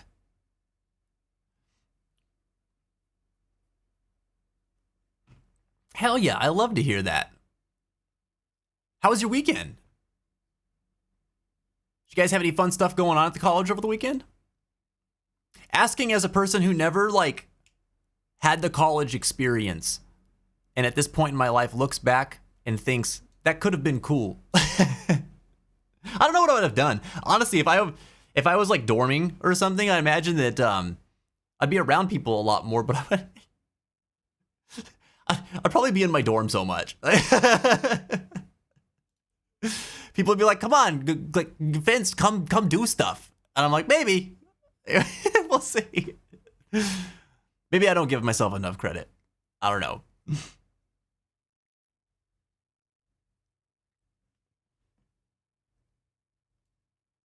I probably would have gotten really involved with music. Now that I'm thinking about it, I would have really hoped that there would have been some sort of like gaming club. A lot of that stuff didn't really exist though back then, so I don't know how viable that would have been, but that would have been really cool. That would have been like the dream. I always wanted one of those whenever I was in high school and in middle school, but I had no concept of how you could start clubs. In retrospect, I think I could have started one if I could have found enough people that would have been a part of it, but I didn't realize that you could just do that. I had other things going on at that time of my life. Doing good, Darth. Doing good. Thanks for asking. We're just vibing today. We have Monster Hunter on the docket, but it's been on the docket for the last like 2.5 hours, you know. We've been just chit-chatting and, you know, catching up with people, telling stories, that sort of thing. Which, by the way, I don't know if you're into this sort of thing, but we have a question of the day. So if you wanted something to kind of like be an icebreaker of sorts, feel free to pull it up. We're just talking about seasons this week. And I was asking everybody today, what new opportunities does spring bring with it? So if you have any thoughts on that, feel free to share. Actually, you know, now that we're here, I think, hold on. There might be food coming soon. Maybe I should wait. I don't know. I could start up. I could do a hunt. I can pause in between to eat. Guys, I'm so far in Monster Hunter now. The last time that we played, I'm not even close to the same place anymore. We're in end game, baby. We're doing the grind now. And it's so fun, man. The Monster Hunter grind has never been so good as it is in Wilds. I'm loading that up right now. I'd like to remind everybody that if you wanted to play Monster Hunter with us, we do play with our community. So if you play that game and you'd like to jump in, you can type in ! Add me. And that'll put you in the queue. And then we can get you rolling in the squad lobby here in a few.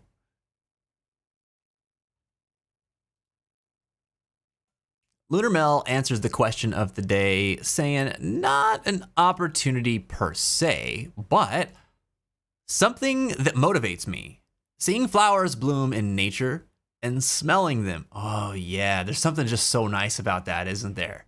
It like flowers blooming is always very symbolic to me. So I think I know what you're talking about there. It feels like the dawn of something new. There's new opportunities, new beginnings. You know, like there's a new tomorrow, right? And also just like the simple appreciation of them in the moment, whether it's just looking at them, smelling them. Like I love flowers, dude. One of the places we were talking about walking earlier, or that I was talking about walking earlier, is this rose garden. It's about 15 minutes away from where we live. And it's like one of my favorite places to spend time outside in the spring and summertime because it's just so beautiful. And they've got just like a really large like flower bed there. The trees bloom really nice. There's a huge row of cherry blossoms on one side of it that's really nice. Again, for like a week or two during the spring. I just love that park, man. It's nice.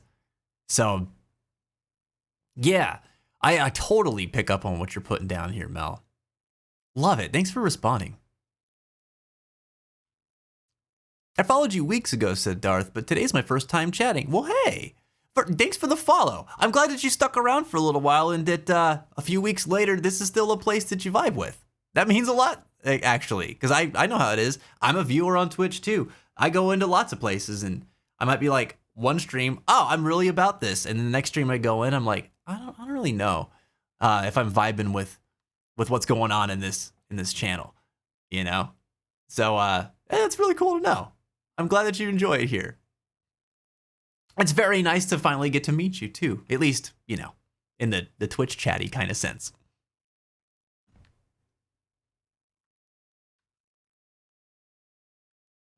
But I hope you don't mind me asking, and you can tell me you don't wanna if you don't want to answer if you don't want to.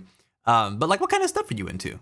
Like, you like specific kind of video games, or like you into anime, or you know, you like certain kind of movies or music or anything like that?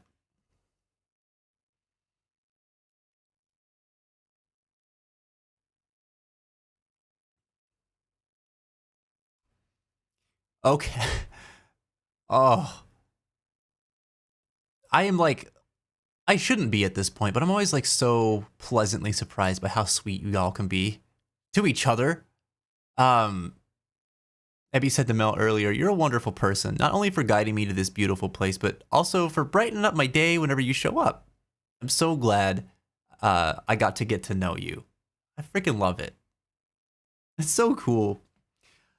It reminds me, I don't know if I've told this story before in recent years, because it's kind of an old one at this point, but my great-grandmother was... she had invited me out for a walk, and it must have been, I don't know, 6 years ago. So 4 years into doing the streaming thing, and at that time, I was really struggling to talk about what it is that we did here. Like what the value of it was, right? Like I understood it, but it was really hard to talk to other people about like how things worked, why it was valuable, what people got out of it, you know? And I was on a walk with my nanny, and she was like the last person I ever expected to get it. And I talked about it with her. She was always very like up with my life. We had a very good relationship. But she was the last person I expected to like really understand what it was that I was doing with the stream in the community. And while we're on this walk, I got a message from somebody in the community at the time, and they said, I'm paraphrasing, but they said, Vince, I know we don't like talk or anything, and I hope this DM, you know, isn't just like coming out of the blue for you, but I wanted you to know that I met a really good friend in your Discord server, and they're my best friend, and I never would have met them without your community. And I know that that's not something that's like unique to me. I know other people have met really cool people here too, but I need you to know that before I came here, I was in a really dark place in my life. And they were someone who struggled a lot with like their gender identity back then. This is 6 years ago, right? So 2019. Actually, it must have been earlier than that because 2019 I moved out here. So maybe 7 years ago. 2018. Is that I've really struggled a lot with my identity. I have a hard time at home. I don't really have close friends at home, and my family doesn't accept me for who I am either. And they were like, I was in a really dark place before I came here. But since meeting this friend, like a lot of things have changed, and like I feel much more like who I want to be. I just wouldn't have met them if I hadn't come here, and I just want to tell you that, you know, today I appreciate it, and I don't know if you knew this, so I just want to say thanks. And I was like, I'm reading this message and I'm like starting to like tear up. And so, you know, my nanny, she looks over at me and she's like, "Are you okay?" And I was like, yeah, I'm fine. She's like, "Did something happen?" And I was like, well, I read the message to her, and she looked at me and she was like, "You know, I get it. I get what you're doing. I don't know what, you know, the technology is, or like I knew it was video games and stuff before, but she was one of the first people in my family to tell me, I understand how important it is what you do, and that it matters. And I hope you keep doing it." And I was like flabbergasted because there was so much about that experience that I just wasn't prepared for happening. I wasn't expecting to get that kind of message. And I didn't expect it to like make me feel the way that it did while I was on my walk with my great grandmother. And I certainly didn't expect my great grandmother to say what she did to me about what I was sharing with her. Like she did comment on the message itself, but she like pivoted to tell me what she thought of what I was doing with my life at that time.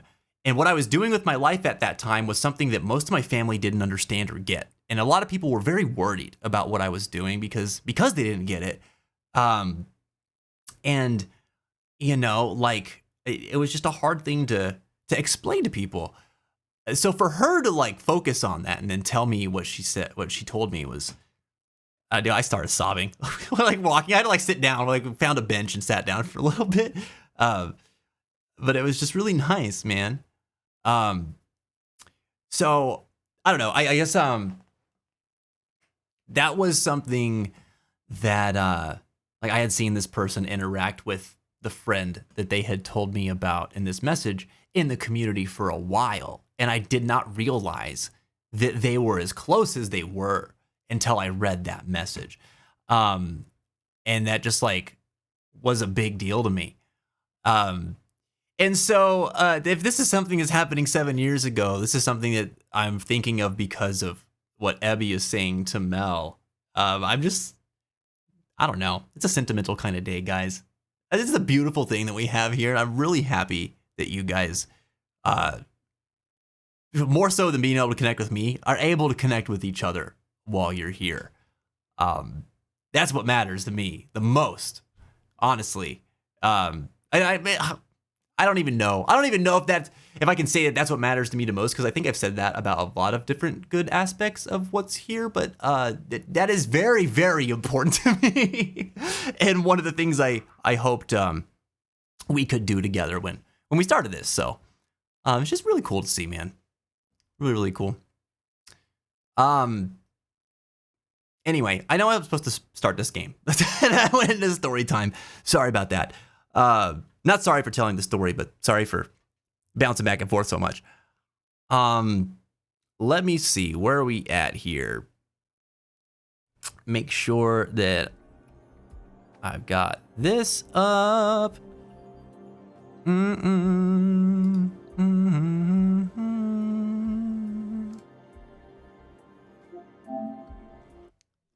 All right. Star Wars fan, a Marvel fan, a DC fan, and a big Godzilla fan. Oh, Darth! What did you think of Godzilla -1? Oh, that's so cool. I don't get to talk to many Godzilla fans. Man, when that movie came out, I was so blown away. I was like, it's freaking classic Godzilla. But then like the story was awesome. The special effects were incredible. They brought back classic Godzilla design. That was really cool. Everything about it was so sick. And then they re-released it in black and white, and I was like, oh my God. I was nerding out about it for a minute. Oh, so cool. I love Godzilla -1. Yeah, it's the best Godzilla movie they've made in like 20 years, man. An awesome time. My favorite games are Minecraft, Portal 2, Hollow Knight, Ori in the Blind Forest, and Tunic. Very cool. I love that. Tunic, so I haven't finished Tunic, but it's one of those games that like, just playing it, I was very impressed with it right from the get-go. It's so cool that like, it's the kind of game that you can't really, like you can't read the language that it's in, but you can still pick up on what's going on in the world and learn how to play it through like the cues that they offer. Just really clever. But anyway, that game is one of the first video games that I introduced to my little cousin. Who I think I tried to play it with him for a brief bit. He must have been 4 or 5. Maybe he was 5. But it was cool watching him play it and watching him be able to like pick up on some of the mechanics, even as somebody who has not really played video games, period. Like I tried to introduce him to Super Mario Odyssey about a year prior to that. And he struggled with it a lot. Because the controls were kind of complex for a kid, but for a kid who had never played video games more specifically. And so it was really cool, but he was like getting into it, you know, and I felt bad because there was only like half an hour before he had to go, and I knew he wasn't gonna get to play it for that long, but I was like, this might be a cool thing to show him.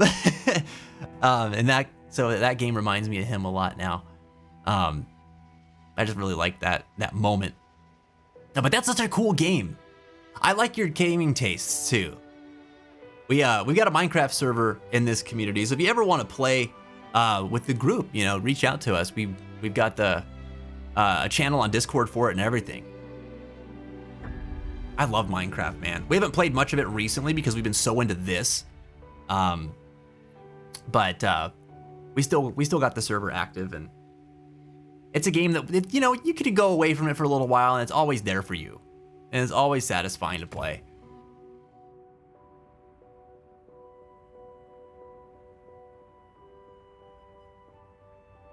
Burger is done, by the way. I think I smell it, and it smells very tasty. Hero with the resub, dude. Thank you so much. I appreciate it, man. For 5 months. Hell yeah. Hero. First of all, how are you doing? How was your weekend, man? I think the last I talked to you, we were kind of talking about the troubles that Kurt brought in Tales of Grace's F. And I saw that you've since moved on to Tales of Berseria or Zestiria, to check that game out. But how was your weekend, man?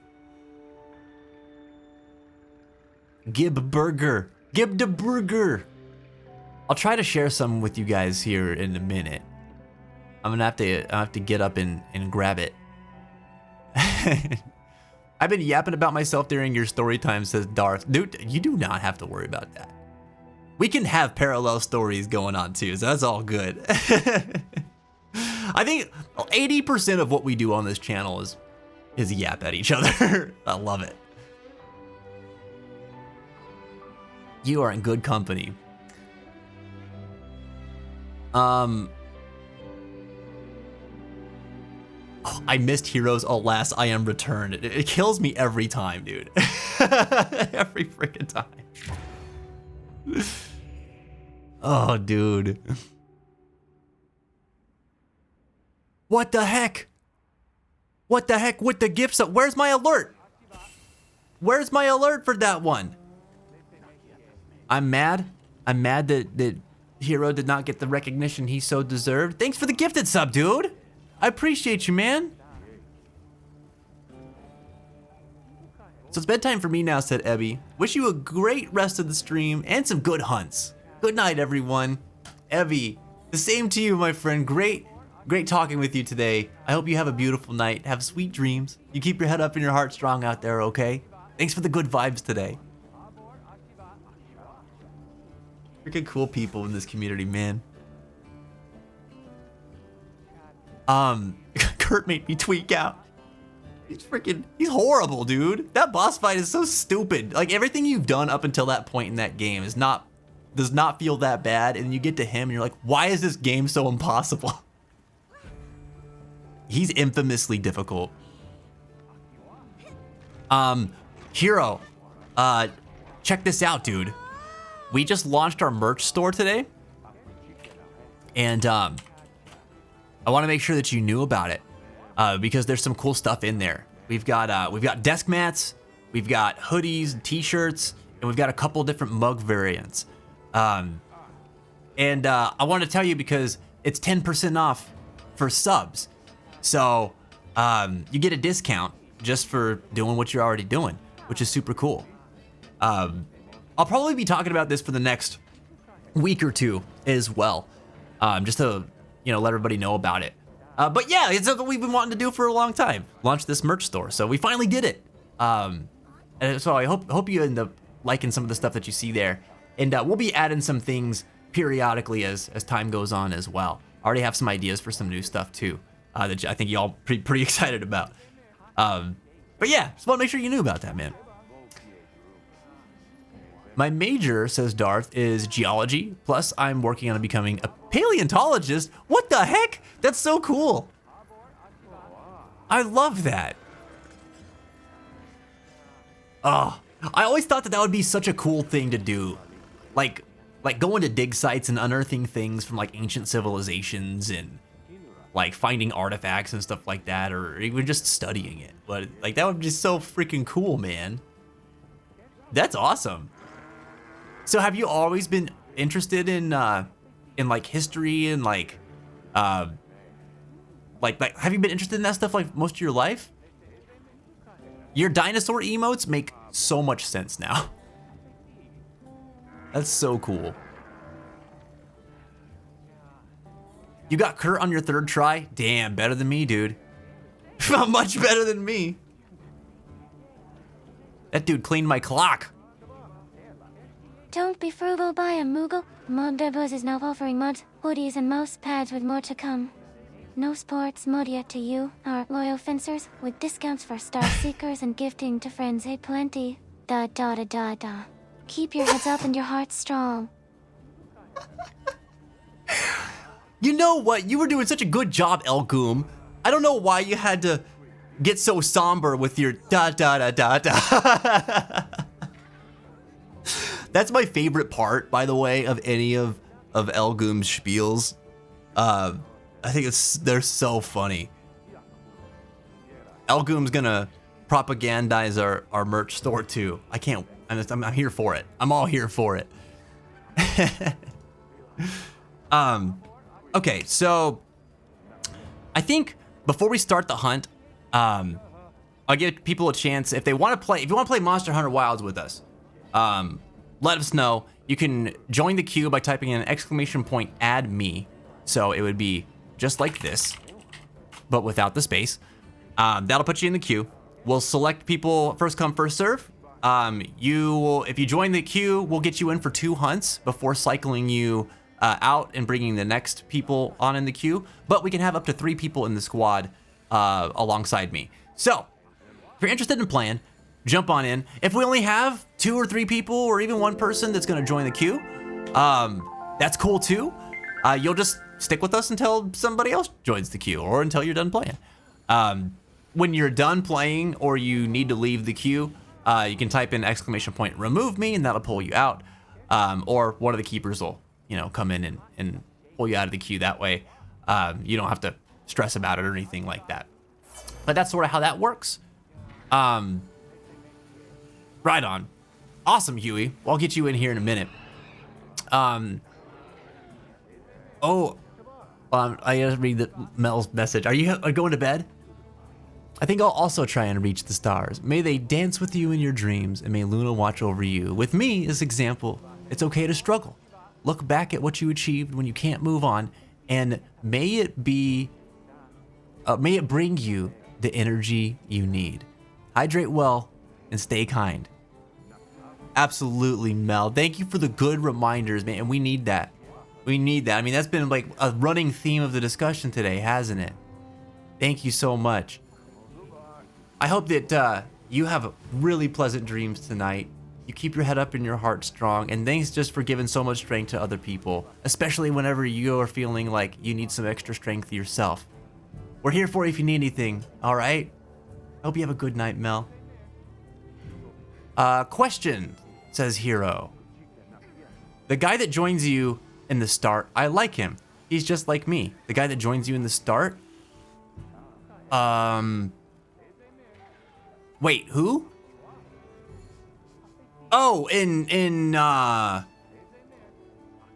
what you call it? In Graces or? Oh, no, you're talking about Berseria. Sorry, I'm out of the loop. I haven't played Berseria. Okay, sorry, my bad. All right, Huey, I'll get you in just a minute. I'm gonna get up. We're gonna take a early break because I need to go and grab my food. And then I'm thinking we might hunt some Arkvelds today, because I need some parts from them. And then I have some higher ranking ones. I need those hunters' symbols for some of the things I'm building. But we might do some Jindahad too, because I've been needing to get some Jindahad certificates. So yeah, we'll do that when we come back. For now though, enjoy the break, get some water if you guys need some extra hydration in your lives, stretch your legs, all that good stuff. And we'll be back here in just a few minutes. Thanks for tuning in.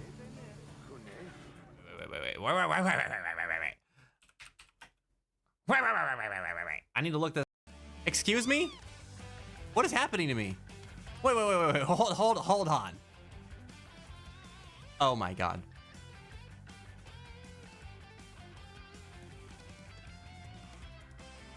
They have different racing controls.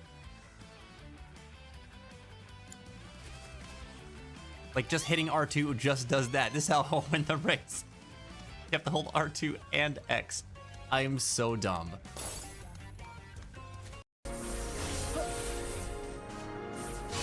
Ah! Dang, dude. Dang, dude. Dang, dude. Dang, dude.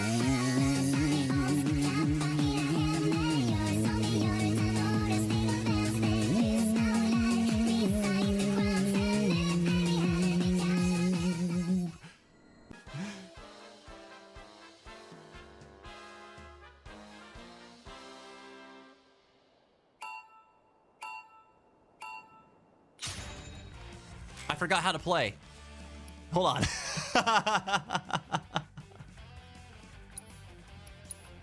No! Oh my gosh. Go! Go! Oh God, oh no! Oh please. Oh God, no! Oh! It continues! Oh my gosh. Come on! No. Come on! No. That was so messed up! I had no problem with it the first lap. No. Ah. Oh, you guys did great though. Robert, you know my curse, my pain, my grief. my woe? Carlisle, of you I know you seek a larger hoe, to plow, fair maid, and sow a seed to grow. But lack do ye a mighty horn and mast, with which to guide a maid to bed and fast. Oh, Robert got hit with the small PP jokes. Oh no. Well, he got wrecked. By the rules of the internet, Robert is wrecked. And the self-fertile flowers, the flowers, are produced in panicle. Yeah, branched inflorescence, which arises from the last internode on the stem. There can be up to 350 spikelets on a panicle, each containing male and female flower parts. Just put that in your hat and, I don't know, go tell your friends. Rice is cool. Yay! Congratulations! All right, I'm part of Beck's business now. For a qualified applicant, and your accomplishments speak for themselves. You ain't going nowhere. Ooh, I hurt so good, brother. I better drink a potion. Yeah. What the heck? Who did that? Who the hell did that?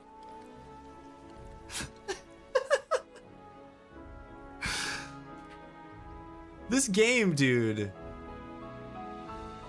Tifa's throwing trash. Okay, can you guys hear the volume on the game? Give me a yay or a nay, please. Not war. War never. Phil! No! No! I have to run. How?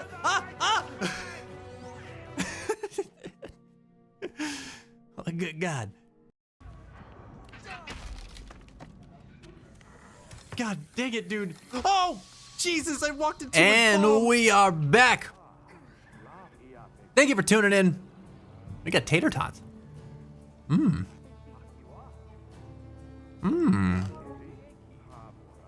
That's good.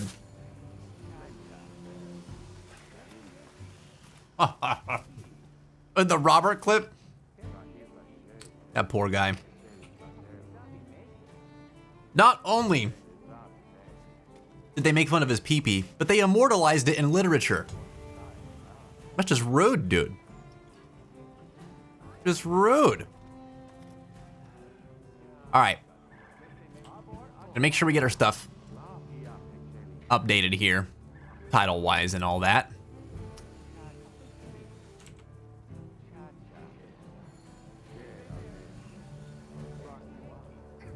Okay. We're getting ready to hunt an Arkveld. We are at the end game. So, if you're thinking of joining, just bear that in mind. I believe that you need to be, you're probably gonna need to be a hunter rank 40 or 41 for this. Let me double check before we start it up. Don't hold me to that yet. I might be wrong, but I think that's what it is. I heard from the others. Right. Actually, well, no. Let me find this first. It is 41. Yeah, be hunter rank 41 or higher. I think we've got a couple of options here. We could do the tempered Arkveld. But this Arkveld, it's not tempered, but it has a lot of armor deco rewards. I kind of want to do that one because that's what I'm searching for right now, so I can get some more build variety. I think that's the one I'm going to post. I will get people from the queue in now. Let me see. Understood. Be careful out there. We got Huey, we got Jin. Awesome.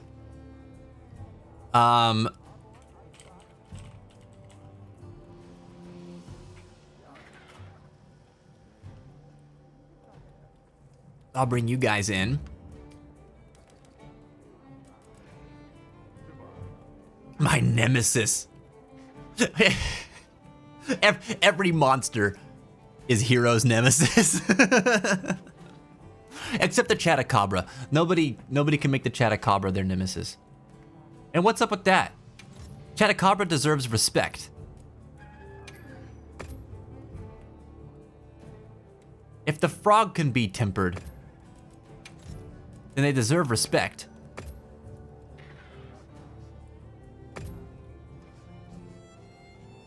Man, I kind of missed Monster Hunter. I haven't played in a week or so. I saw that. Yeah. Dude, this is... when I told you guys before that I like get really into Monster Hunter, dude, I have been playing so much. I think I'm at Hunter rank 99. Jen's at 109. She's further than me. This game will be my daily driver for like a while. Like this is the game I go to whenever I'm like done with my day and I'm relaxing and stuff like that. I love these games, man.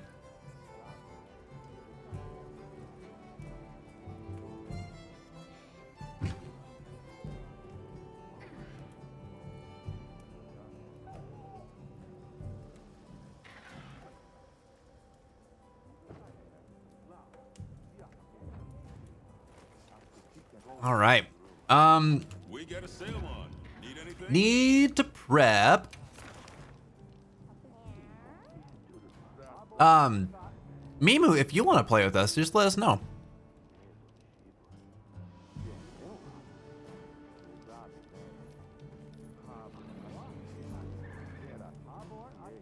I think I'm like 60 or 70. You're pretty up there too, Reeps. But you were playing hard for like the first couple of weeks. This is Arkfeld, not Guardian Arkfeld. So, I think it's Dragon that he's weak to, but where? Man, it's so weird. It says he's weak to Dragon element, right? But he's no more weak to that than any other element. This game's been a little weird with that. I'll probably just stick with what I've got going here. Although my dragon weapon's doing a lot of damage right now. I might go with that so we can hunt him a little bit faster. But I really love paralysis builds. I'm feeling pretty good about mine right now too. I kind of need a little bit of everything from this thing, so I'm not too stressed about getting something specific. But a horn will be nice, so we'll break his face. I don't really need more tails. Now enjoy Monster Hunter Wilds with the I've got Chocobo 8. mod. Enjoy freshly cooked Chocobo in Monster Hunter Wilds. Now, I'm moojing it. Chocobo mods! You know, I thought about making my Sacred look like a Chocobo. I didn't have the heart to do it.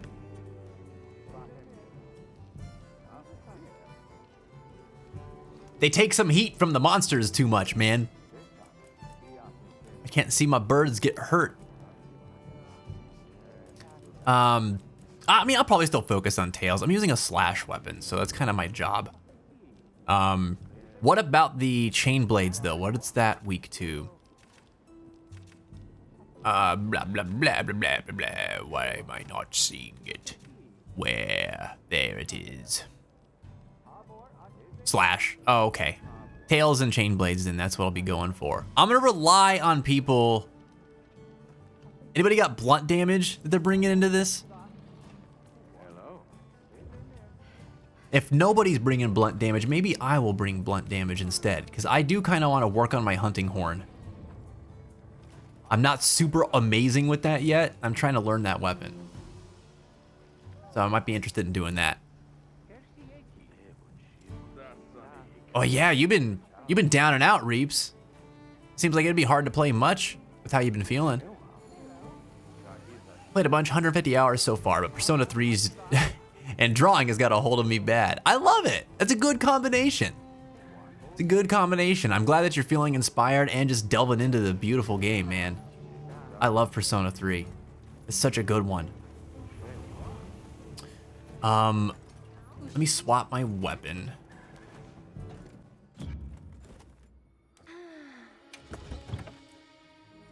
I think We'll make my primary the Lalabarina blade, and then secondary. What's my hunting horn situation like? I don't really have a dragon one yet.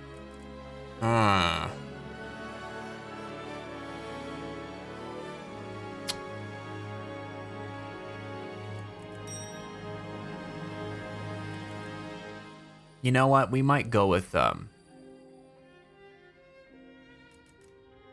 No, this ice one is actually going to be more powerful. We'll go with the Jindahad one. All right, and then we're going to need real quick, let's just grab dragon resistance jewels. Physique is probably fine. I've been doing fine without it. Do I have a third dragon jewel? No, I don't. No. No. Because why would I? It's fine. I'm prepared for both scenarios. If I need to do slash, if I need to do blunt, it'll be fine.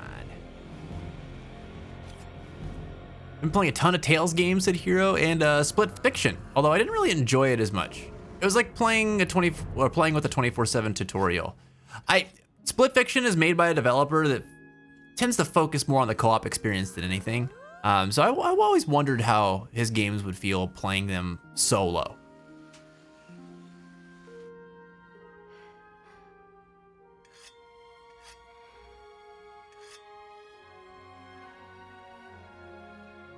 What? You're drawing Guilemon? That's so damn cool. That's so cool. Wait, what never dies because they're cool as heck? Oh, the Sacreds? Yeah. Hell yeah. Oh, crap. Hey, make sure I'm restocking my items. Huey, join the quest, my guy.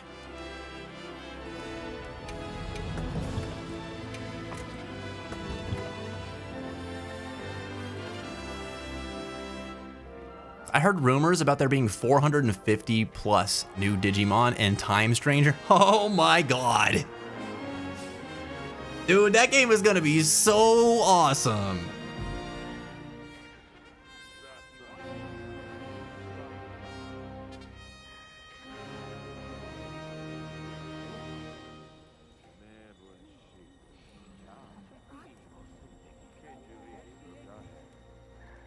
I can't wait.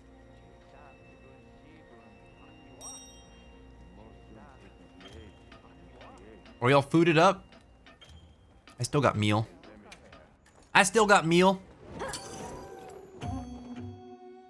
It's all good, Huey. So wait, Jin, did you switch to a hammer?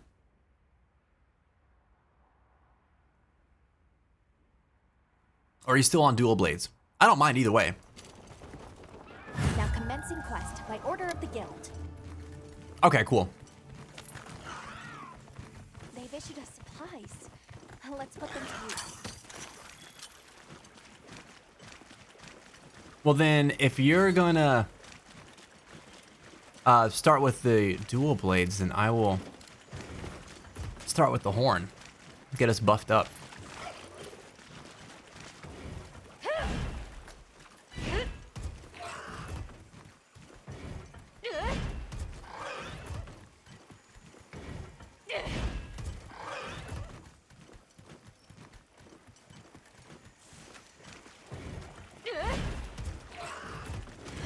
Oops. Oops! Sorry, I just found out today that I could prep buffs while on the back of the Sacred. And that's mind-blowing to me.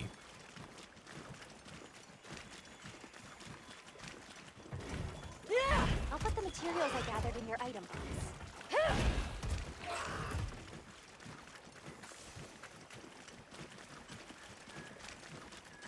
I think that whole thing will be a lot easier once I memorize the buff melodies.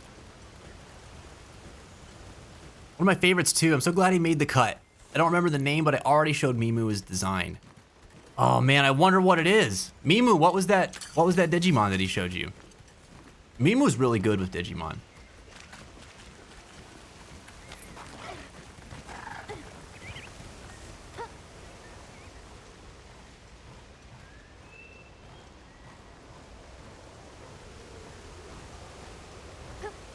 Are you guys ready to see how bad I am with Hunting Horn? Alright, can we do a synchronized sneak attack on this thing? We should try. We should try. See what we can do. I'm gonna try to account for the delay, so I'll wait like 2 seconds after I say go. We'll do 3, 2, 1, go. Alright. Are you ready? We're all here. 3, 2, 1, go.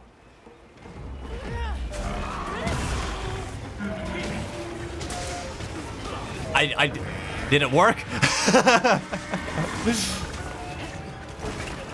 All right, I need to be on its face. I'm stuck.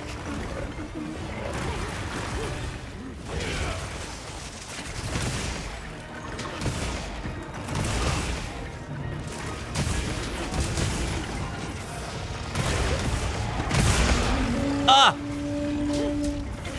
I probably should have done the echo bubble first.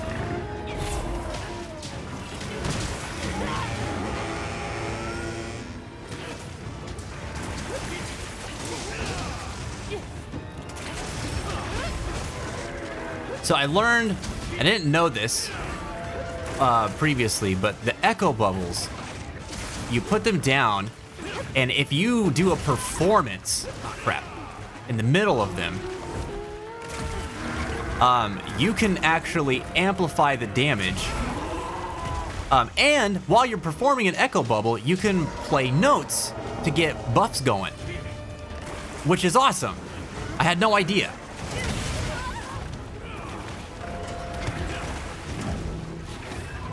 Oh God! I didn't know which direction I wanted to roll. I'm dead. Please. There's a lot going on in my brain right now. Lucid, what's up, dude? Doing quite well tonight, thanks. How are you doing, buddy? Let's see, let's bring it back over here if we can. What do I got right now? Thanks, that helps. Purple nut, okay. Oh my God.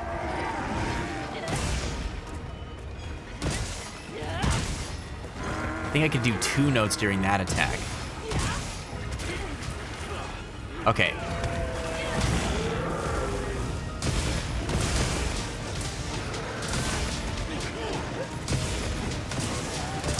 Oh, dude, that's so cool! That's so awesome!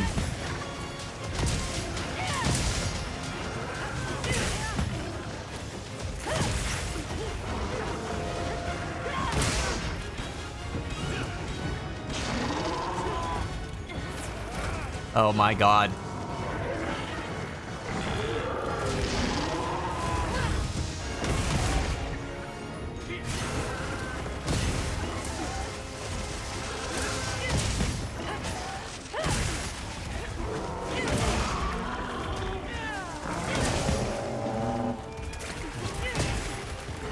I need to remember to do self-improvement more. Ah! Is that Stewie Griffin? Lucid? Yeah. Oh no!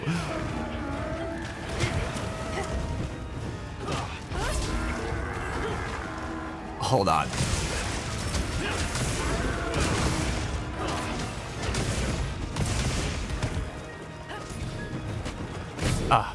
Getting the timing off a little bit on that. Dude, we're kind of kicking the crap out of this guy.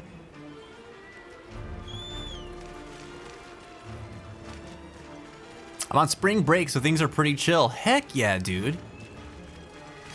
Are you just planning on relaxing for spring break, or do you have any plans to do something you know, different now that you have some free time.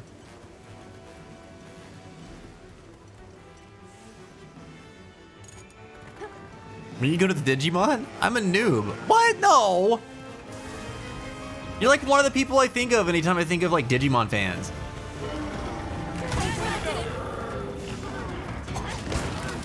Oh, right on.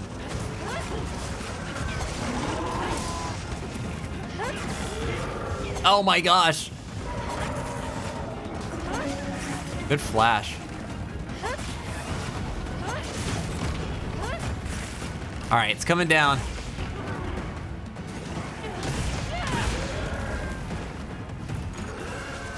I gotta get to its face, but I'm stuck.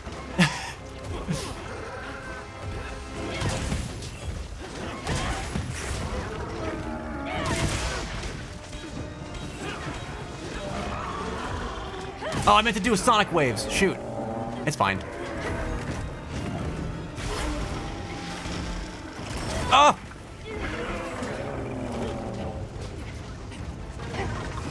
No, no, I'm picking the wrong times to do the Echo Bubble. Ah! Oh, come on! He's like, no! No bubbles for you. I think if you count 3, 2, 1, I will hear it maybe 2 seconds after is the thing. Okay. I'll keep that in mind for the next time we try to set one of those up. Oh, jeez, dude. Oh my god, yes.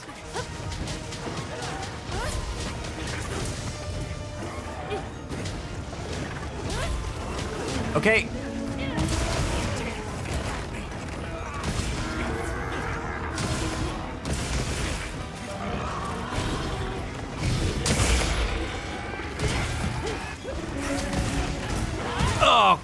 Oh. Need to build up 3 Sonic Waves. Uh-oh, look out. Huh.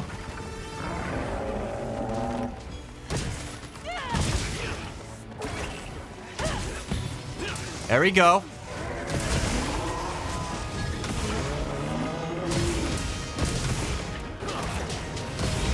Yes. Yes. Oh no, I did the offset melody too late.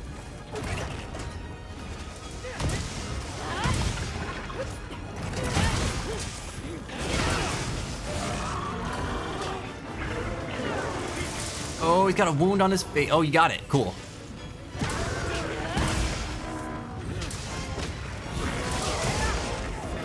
Okay, okay.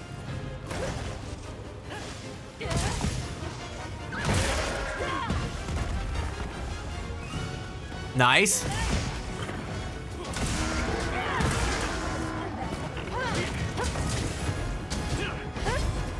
Freaking sick, we got the tail. All right, where did we get it? Where is it? Why am I not seeing where the... Oh. For some reason, I was like, that's part of the environment. That's a big old rock. Aside from the gaming and actually having a therapy session, I'm probably gonna meet with some classmates to rehearse and, or rehearse the play that we're doing. Oh, cool, dude. Also, glad to hear about that therapy too, man. Good for you. What's the play that you guys are rehearsing? Or what's it about? I'm not like super good with theater. So it might actually be better to explain what it's about. I want to get this game at some point. I tried Monster Hunter a couple of times. I'm not very good at it, but the concept's super dope. Oh, it's so fun, dude. It's so fun. And it's one of those games that like you're just not very good at it until you are. You know? It's such a like unique kind of game. I didn't get it when I first played it. Like I thought it was cool, but I didn't really like understand how the game worked. Also, getting into this series with Monster Hunter 1 was tough. Where we at? Oh, it found me. Sorry.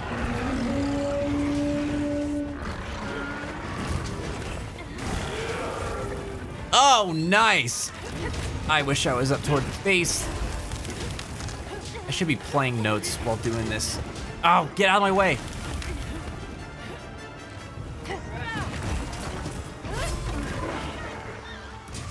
Oh, nice, dude. One more.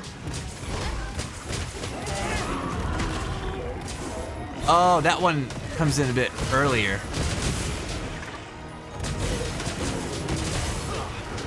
Sick. Ah! Oh!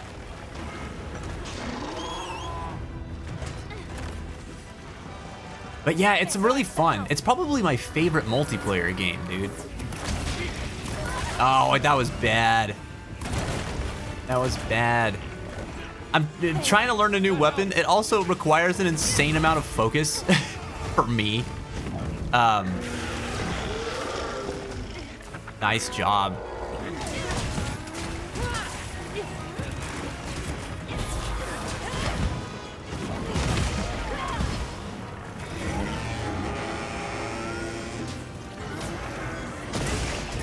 Ow.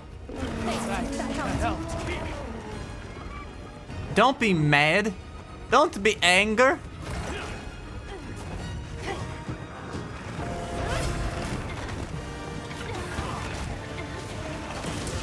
Can I get another one? Oh, I can, thanks to you. Ah. Ugh.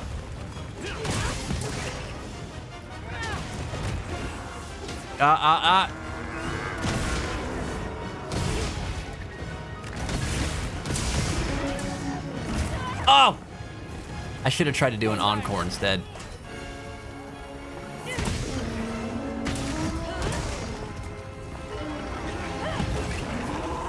Ah! Oh, its butt is vulnerable.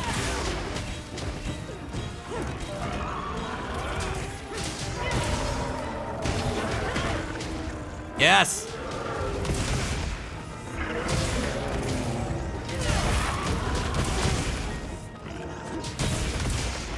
Oh, there it is. The big hits.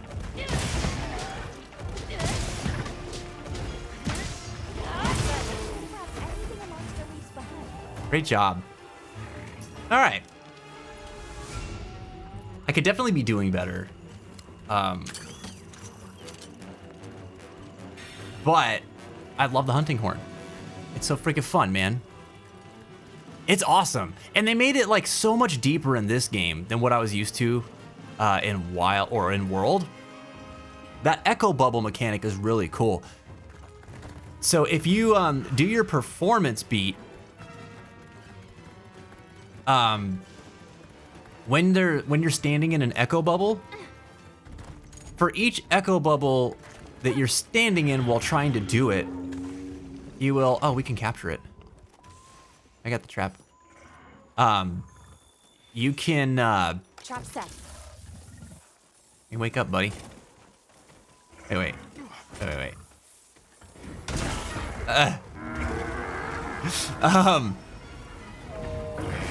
we go. For each echo bubble that you're standing in, you can place up to 3 at a time. Glad you're in one piece. For every like doot of your performance, the echo bubbles will reverberate. And so it'll do extra ticks of damage. So if you got 3 bubbles, then it'll do 3 additional ticks of damage for every single one of those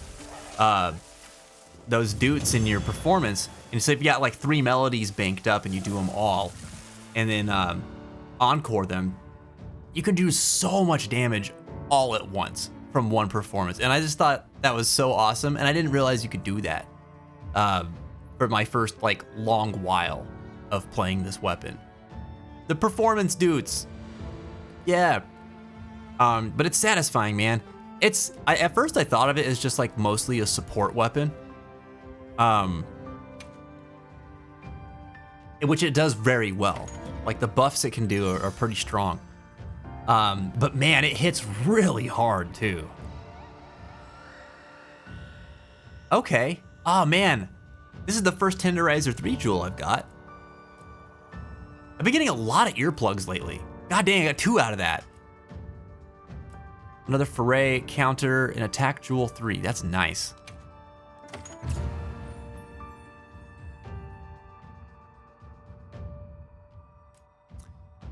The play is called Mariela in the Desert. It focuses on a Mexican family and centers on the mother named Mariela. She's looking after her husband who is sick and was once a famous painter. It has a lot to do with Mexican culture and Mexican expressionism art. That's so awesome. It also sounds like it's gonna be something that's kind of like heart-wrenching as well. Man, I love that. What kind of role are you playing in it, Lucid?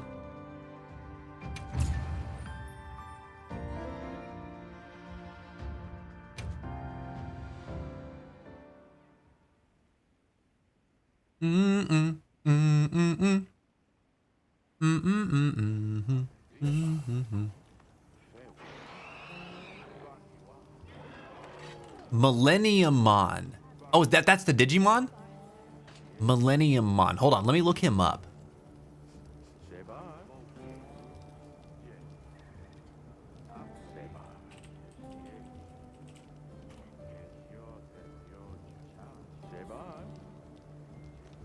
Oh, what the heck, dude? I don't know that I've seen this Digimon. Hold on, there's gonna be a bigger picture than that. That's a little guy. What? Look at this thing.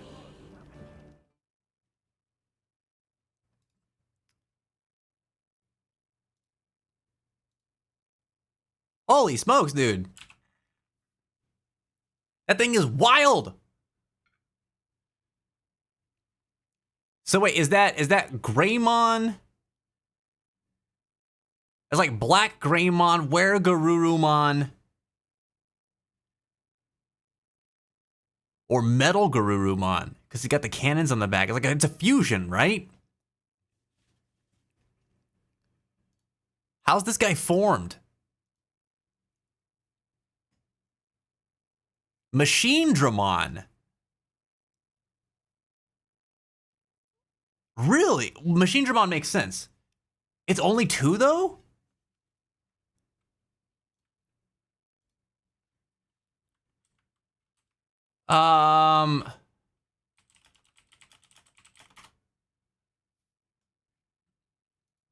Who fuses to make Millenniummon? The ultimate composite Digimon. When Machinedramon and its overwhelming strength fused with Chimeramon and its data from various powerful Digimon. So it's actually just 2, Chimeramon and Machinedramon. What the flux? That's wild. So your favorite Digimon is the God Digimon? Hero, that's so you, man.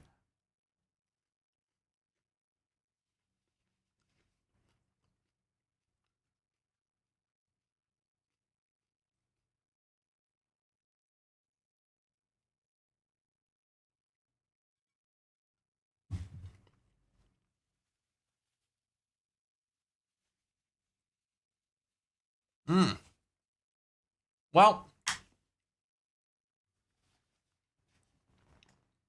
actually, hold on. Yeah, Mimu, you and I are in the same boat.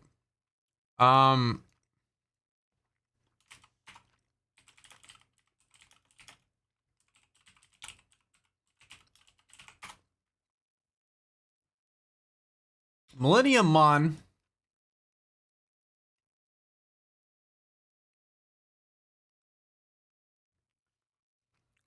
appears in the anime series Digimon Adventure 2020. So Try? He's from Try? Because that's the one that came out around then.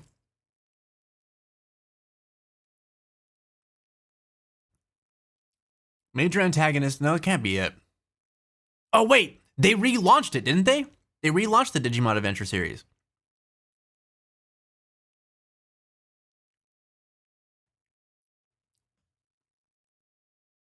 Yeah. Okay, I didn't watch that. Oh, that's bananas. Dude, I forgot all about that series. That's crazy. Yeah, I'm behind on a lot of Digimon stuff. Love that it's gaining new fans, though. It's such a cool series. It is in fact heart-wrenching. I play an art professor who ends up being the lover of Mariella's daughter. Oh, wow. Oh, man. I love the drama. That's so cool. Someone called me. Digi?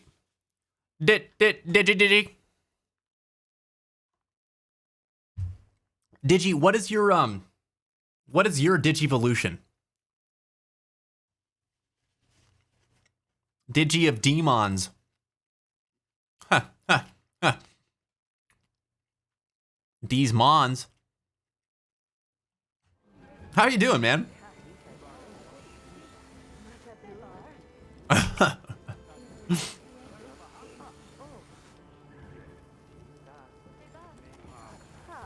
Damn, that was a really good hunt.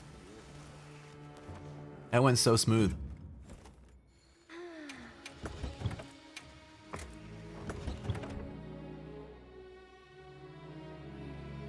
Yeah, me too, Mimu.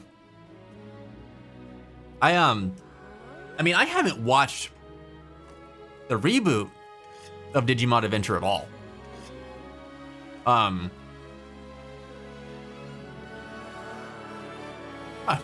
It's probably 2020, 2021 that I rewatched Digimon Adventure, the original. Damn, I should have been doing something else with my time.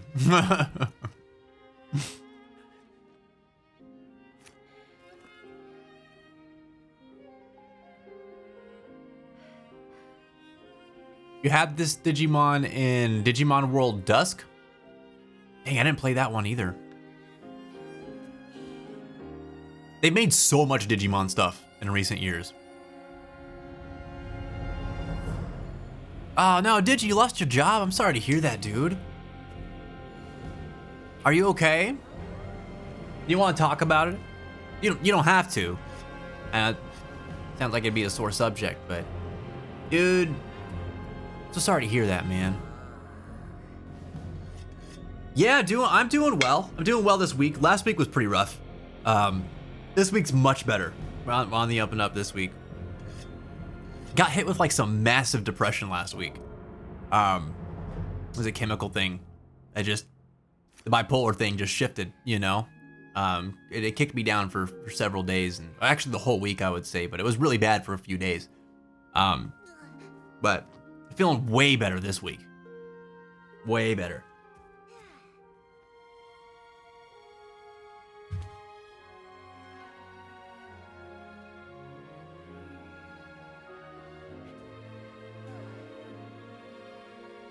Oh, I get this question a lot, but I'm kind of mic are you using? One sec.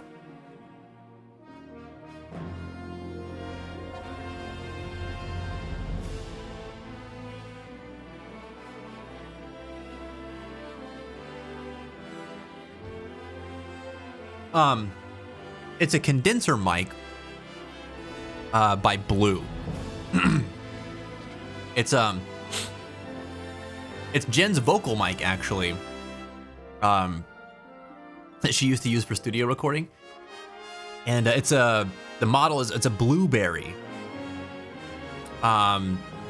Is there anything else to it other than that? I think it's just a Blueberry, right, Jen?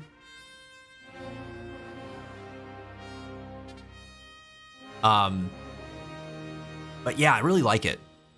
It was really nice of her to let me use it for this too.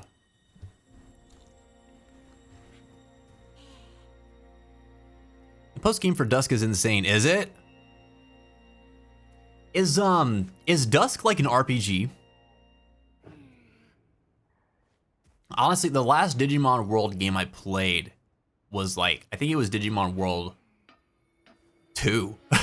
Maybe I played 3 a little bit. It's been a long time though, you know? That's cool.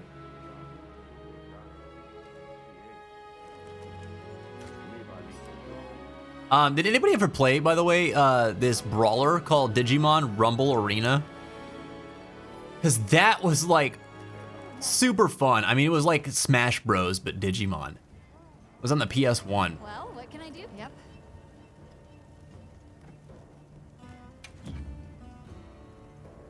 I'm obsessed with microphones, said Lucid. Recently, I got a new toner condenser microphone. It's pretty dope. Really? I haven't heard a toner. As in, like, I don't know what a toner would sound like. That's awesome, though. What one did you get? I'll look it up.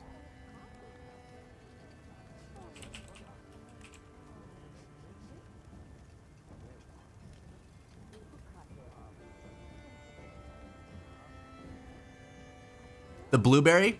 Is that what you mean, Jin? The Blueberry simulates vintage tubes well?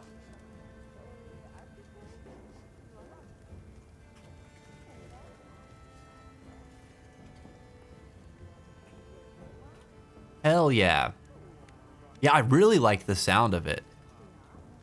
I've never tried to look at like the size of the capsule inside, but I think you always have to like shine light at it. Hold on.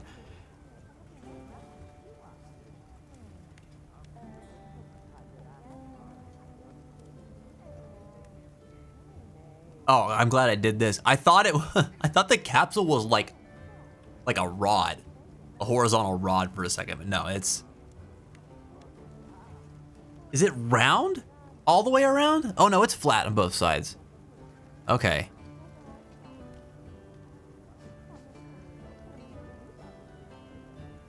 Yeah, it's really nice. I've enjoyed the clarity on this a lot. Also, it performs surprisingly well at low gain. I mean, it needs a lot of gain in general, but I mean, I think if I'm looking at my interface right now, like a condenser mic, a lot of times you might have to give it like 40 decibels of gain in order for you to like start getting a usable signal out of it. And I think, what's the max in this preamp? Hold on.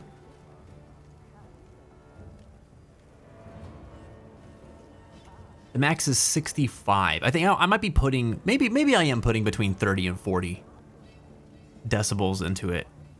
But all I know is that like between where I have my dial, which is at about the 1 o'clock position, and it being able to go to the 5 o'clock position, it's a significant jump if I move it like just a hair.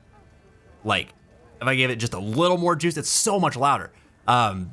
This thing, I don't know, man. It's just, it picks up a lot. I can hear stuff going on like 2 buildings down when I turn the gain up like really high on this mic. It's freaking wild to me.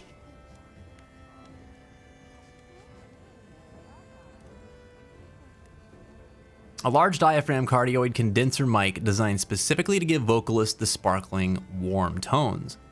With its tight lows, neutral mids, and accurate detailed highs, the Blueberry is best used for contemporary genres like pop and rap due to its scooped bottom end, which is ideal for heavy compression. Oh, I didn't know that last bit about it. I didn't know it's the low end was scooped. That makes a lot of sense though, because in processing, I mean, I don't have a lot of bass to my voice. But when I was EQing, I did have to add a little bit in. Like more than a little bit. More than I would on my 2020. Like I'm used to having to add like, I think it's like maybe 1.5 decibels to the low end for my voice because my voice is, you know, it's more, it's higher. But with this one, I think I have to put between like 3 and 4 on the low end. Which sounds like a lot, and it is for a lot of mics, but for some reason on this one, it's that actually like, it makes my voice sound a little bit more full. But I didn't realize that. That makes a lot of sense. The Toner TD510.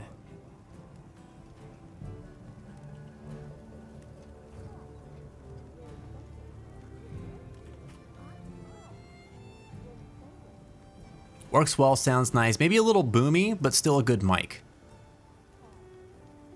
Oh, okay. Oh, and that's perfect for stuff that you do. For voiceover work and stuff like that. That's excellent. Looks like it's a dynamic mic. It looks pretty nice. Gosh, at a glance, I would have thought it was something from like Shure or something like that at first. That's not even that expensive either. What is this? This is at a... It's like a $50 to $60 price point.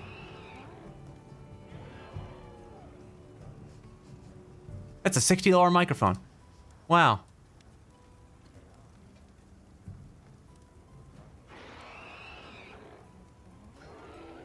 That's cool. I want to get a new dynamic, or I want to get a dynamic mic. I want to get a new mic, but I want to get a dynamic one. And it's mainly because I've just never had one before. And I wonder how it would do for like some of this stuff that we do, like with the stream. And if I am interested in voiceover work, and thought if I was ever going to give it a shot, I would have to get a dynamic mic just because there's too much bleed living in an apartment. With a condenser mic to capture something really cleanly. I haven't really been sure which one to try. That's a really comfortable price point. Sorry, I'm like looking at this thing now. It looks like this.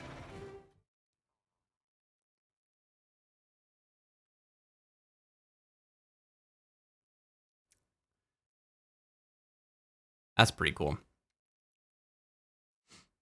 I don't know why I'm scrolling. This isn't gonna mean anything to most anybody. I just I'm excited about it. All right, we're gonna do another Arkveld hunt.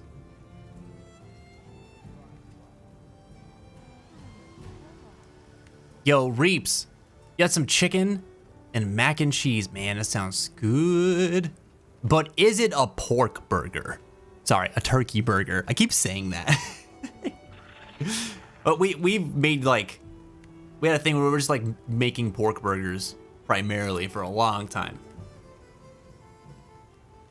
It's coming from somewhere, I promise. Oh no, Mimu, you've been coloring the wrong layer? Got something in mind? Oh no.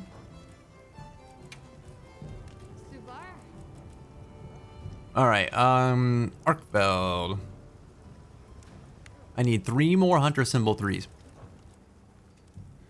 We're not gonna get them from this, Where to find me? but we will get decos. I'm fine with that. I'm gonna throw this quest up. We'll do that one again. Got 20 minutes left on this meal. Oops.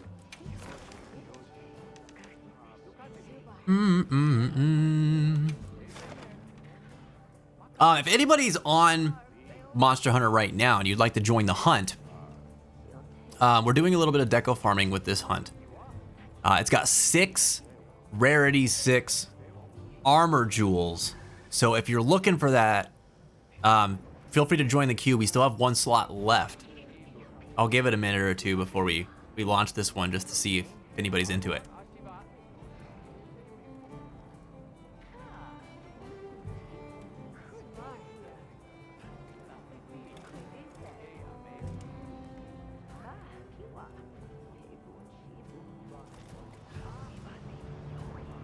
Rin, what's going on, buddy?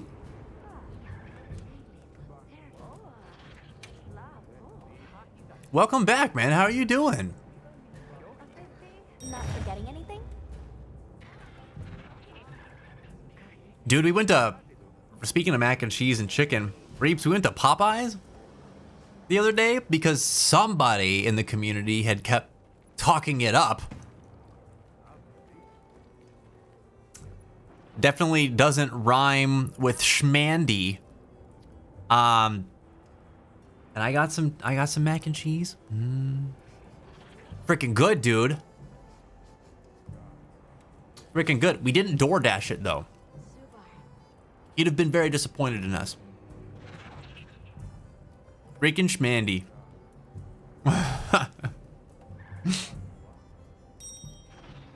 I know, right? It has no business being that good.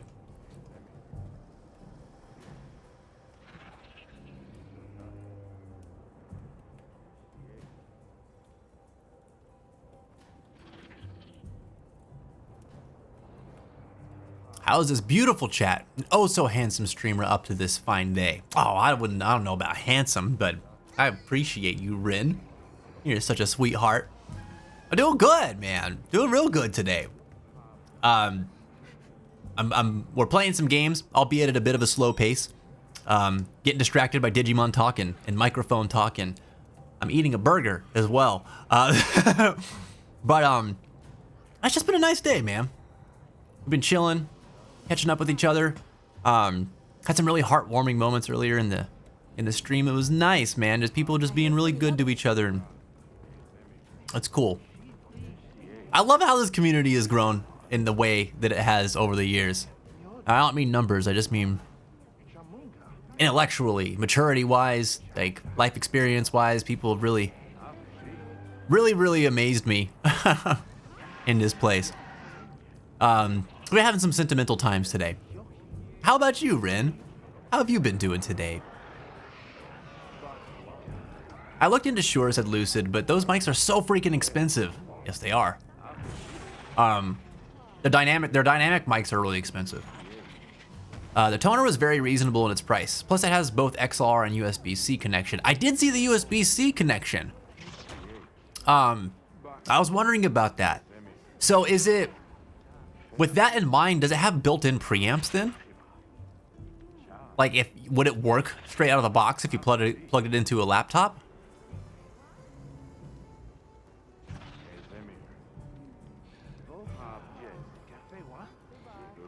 Fifnay Tank. I haven't heard of that one.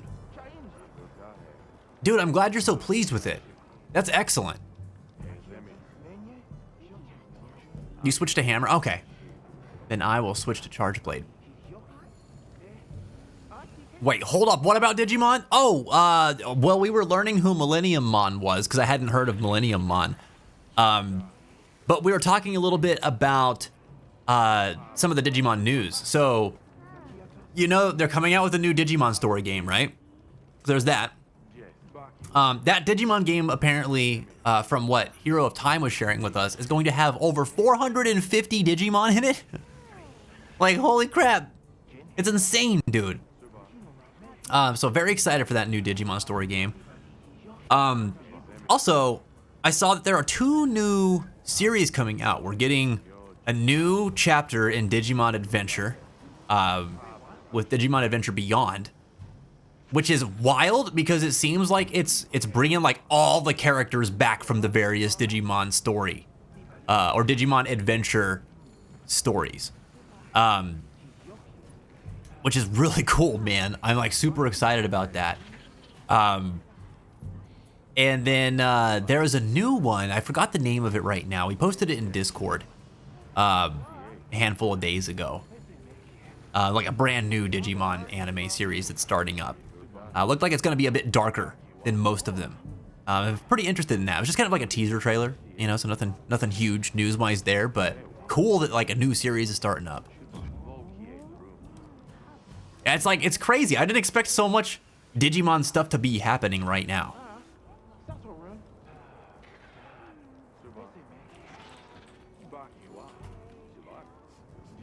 Okay, cool. Just want to make sure that it wasn't missing anybody that jumped in the queue.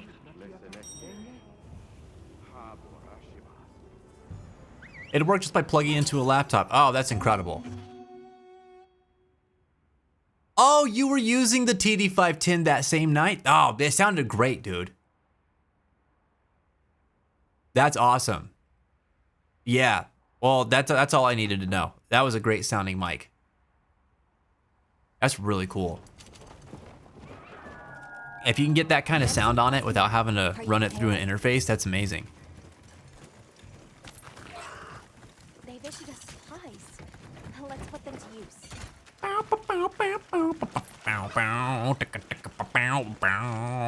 like that it says on the stream title that I was using Charge Blade. I was absolutely using Hunting Horn last hunt. Imagine people coming in here being like, oh, I want to see that Charge Blade gameplay. The bait and switch. I'm sorry. Sorry. It was just calling to me in that moment.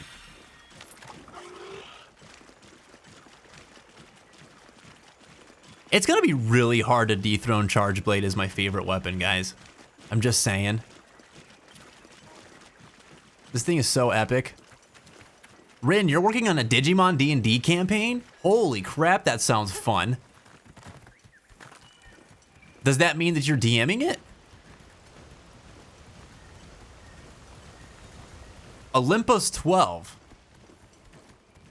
Wait, what are you saying there, Hero?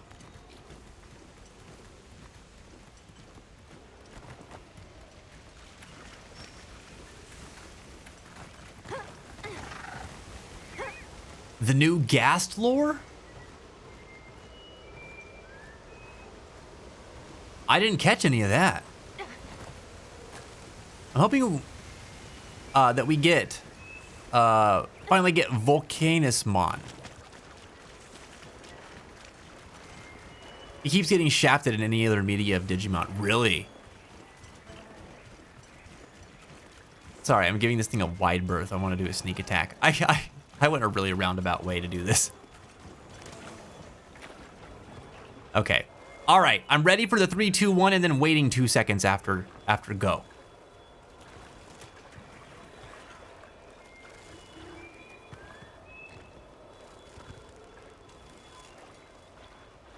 We're gonna poke this thing in the butt. Is ready? All right. 3, 2, 1, go. Oh, still too soon. We'll get it. We'll figure it out. We'll figure out the timing.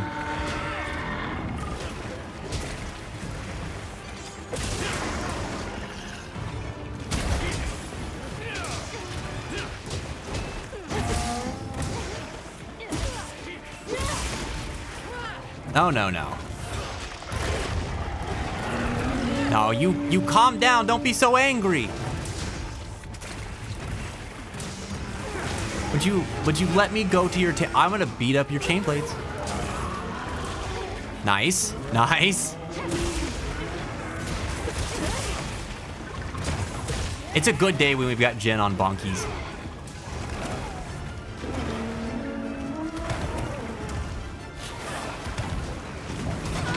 Oh, I did not time that right. Yikes. Thanks, that helped. Ghasts are originally from the overworld and got trapped there. They're perpetually drying out, and that's why they're always crying. Oh, I didn't know that. Damn, that is sad.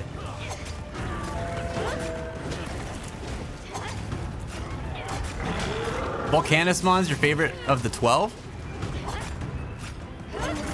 I don't even think I know what Volcanismon looks like. All right, this thing's coming down.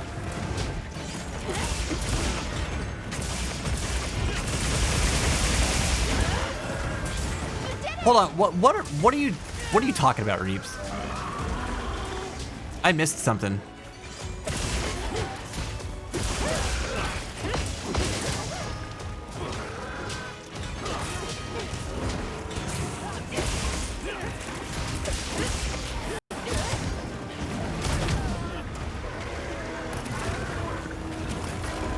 Oh, okay. All right. Oh, in the Minecraft update.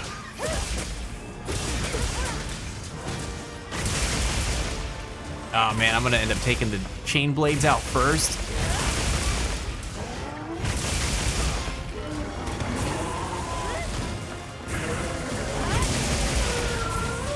Oh, we'll get it.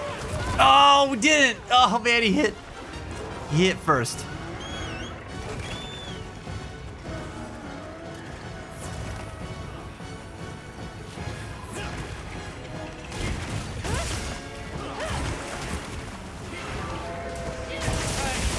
Oh! Nice.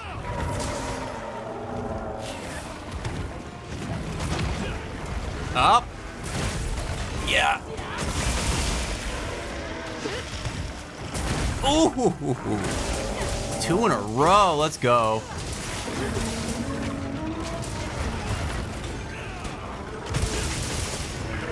Do we have time?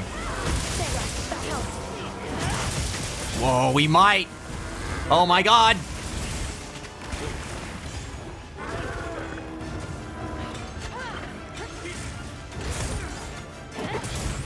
There he goes.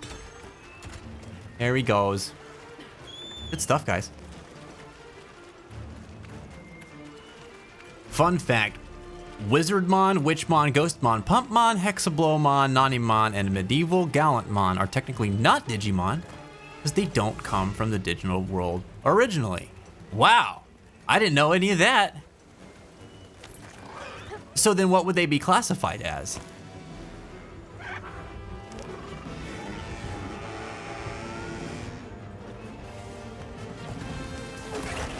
Oh.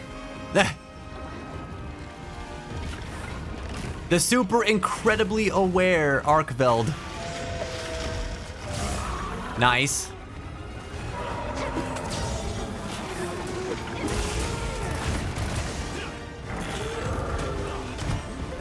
Really? Just out of range of that.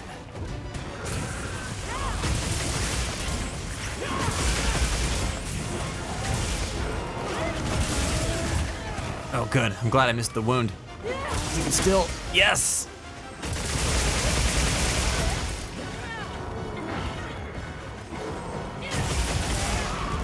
Nice! Oh, I'm stuck in the chain blades. Oh, I don't have any files.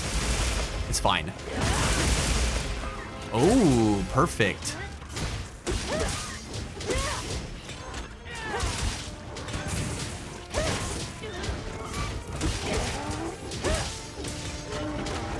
Oh, damn. Oh. What are you gonna do?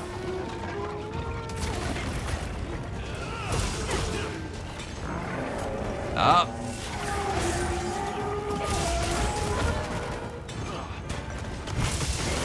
Oh my god. I don't like this. Nope, nope, nope. Oh, I was not guarding. I was not guarding. I was prepared to, but...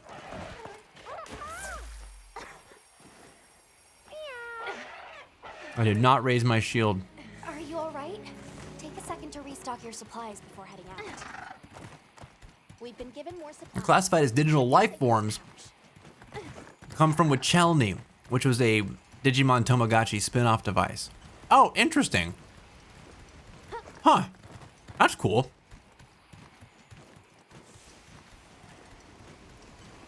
In the new update, you can bring back a Ghast, rehabilitate it, and make it a happy one. Oh, what? Oh my god, now I really want to play Minecraft.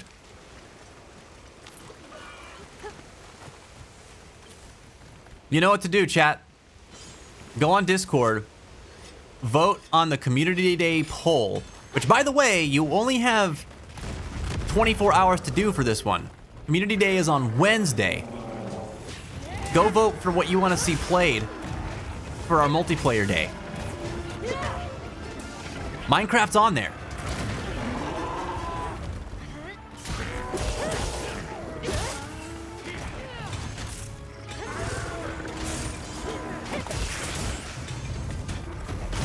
Oh no.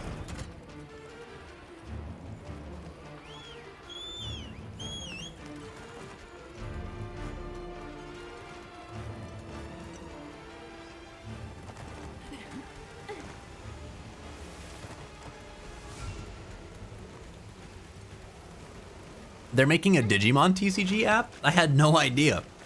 I'm excited about it now. Did anybody here actually play Digimon TCG? Because I did for like a year. But then none of my friends played it. So I stopped playing it.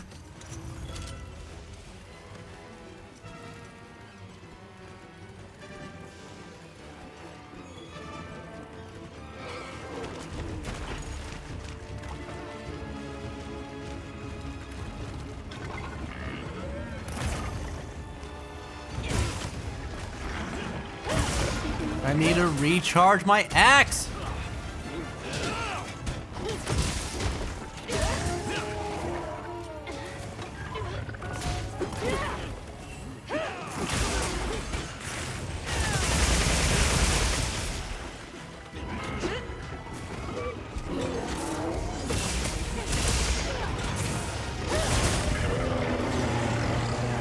these stupid monkeys. There you go. Good job.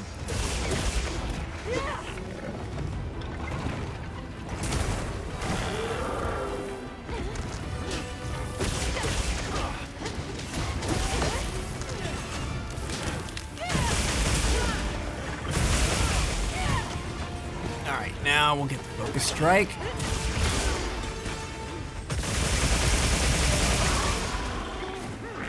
I didn't charge my sword.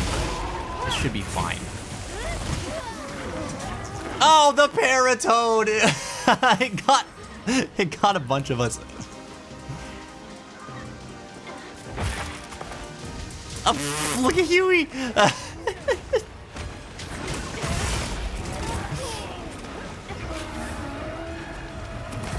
Oh no!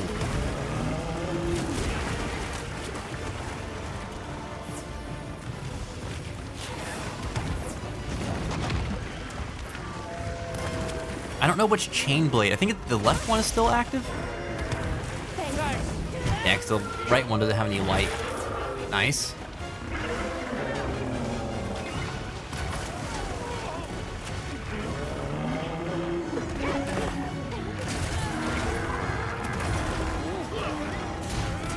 I don't like that I'm on this side of him.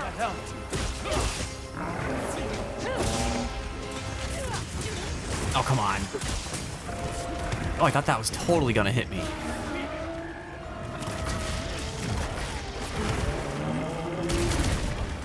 Oof.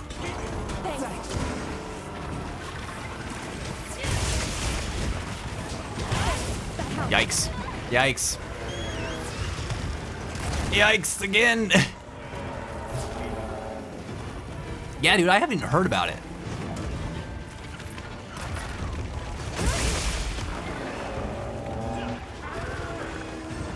Oh, don't run off already.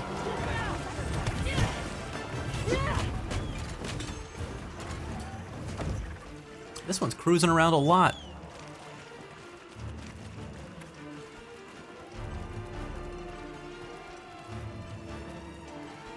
Hey! Oh, that's right. Thank you.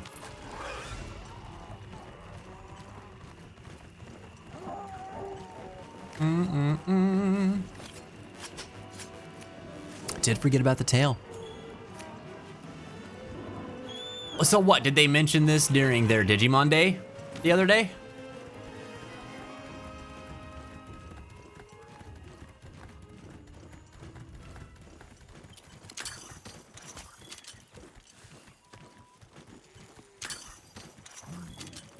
I'll have to look into that.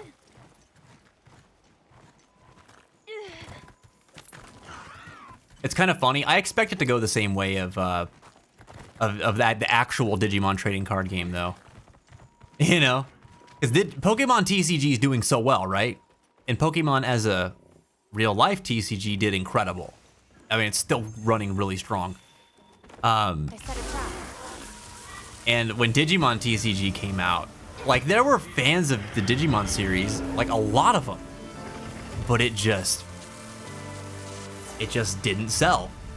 So I'm wondering how it's gonna do in a world where Pokemon TCG exists, or Pokemon TCG Pocket, I mean.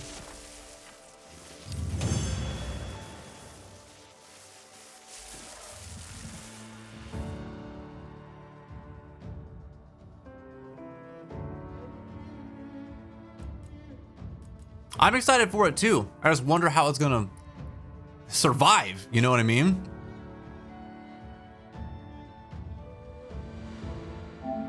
As a physical TCG, it didn't really have much footing at all.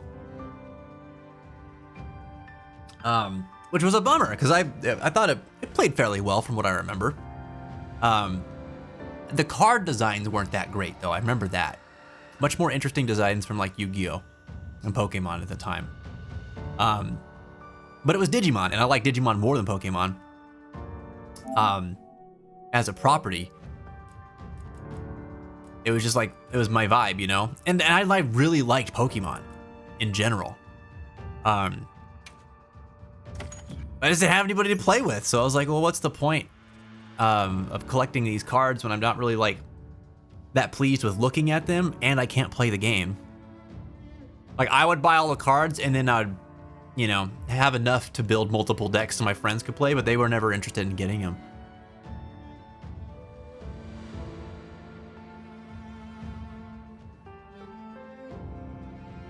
I hope this, I hope the app does better in the TCG. All right, what we get? We got Chain Jewel. Oh, that's nice, dude. A Chain Jewel 3, that's great. Furor Jewel. I could use that somewhere. Another Mighty Jewel. Throttle, that's cool. I think that's actually the second. No, that's the first one I got. Sick. And another Razor Sharp Jewel.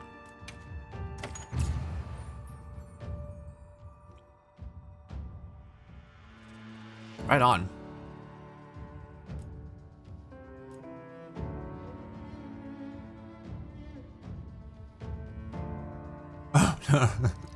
Rip the tail. No, I went back and got it. I'm personally loving the card art they're releasing. I didn't even know it was still running. You're telling me that they're still making Digimon TCG? Dude, when I'm talking about, or the time period that I'm talking about was like, dude, it was like 2001.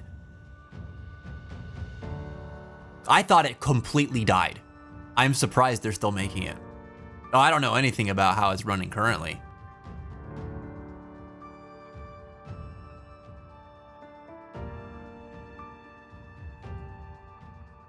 That's cool. I didn't know that.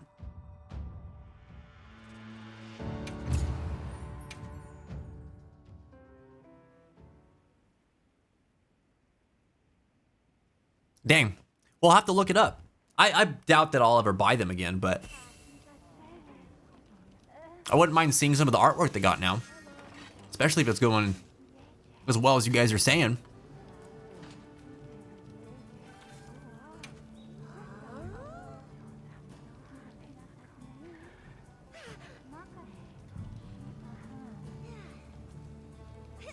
There's a fan-made site, or if you can play it digitally, that's really cool.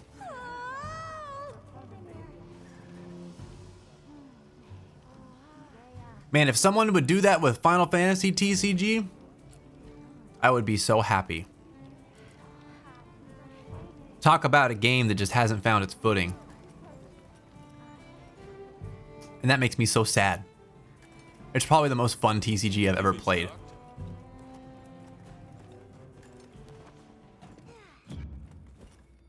Digimon ages well, since the ideas don't run dry. Pokemon run dry video game wise when it comes to refreshing ideas. I think eventually the card game might just not as quickly decline. I wonder. Pokemon has had much more staying power in the trading card game realm than I ever thought it would. The idea that it is still currently among like the top most played TCG games in 2025 is kind of baffling to me, because I thought that it died out, not like completely, but like it waned really hard in like the 2010s. But then it just had like this massive resurgence, and I'm not really sure like how that came about, because I was out of the TCG scene pretty heavily. Like I don't know much about it at all these days. But just like my friend, he collected a lot of Pokemon TCG for like much of his, for like first 20 years of his life. And so even after he stopped collecting, he just would check prices continuously. And then one year he's just like, I don't know what's going on, but the value of these cards that I have just like doubled. He's like, it feels like it happened overnight. And I was like, why? I was so confused about it. But that really surprised me. And then it's still been going really strong. But like a lot of TCGs have came and went since Pokemon launched. And so it's kind of one of those things that like I feel like it would take a lot for it to decline to the point where it wasn't like it couldn't even come back, you know, because I thought that had already happened. And I don't play. I mean, I play the TCG Pocket, but that's different, you know. So yeah, it's interesting. TCG is so interesting in general. I feel like they can make a TCG out of just about anything. Well, how does Digimon play now?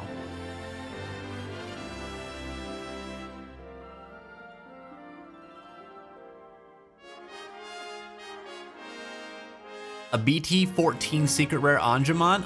I'll look at that. Hold on.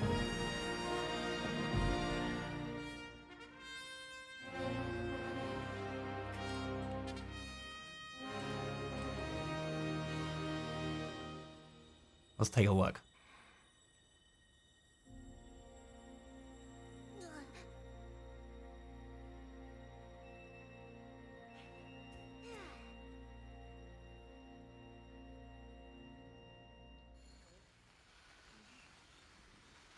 Okay, this is it.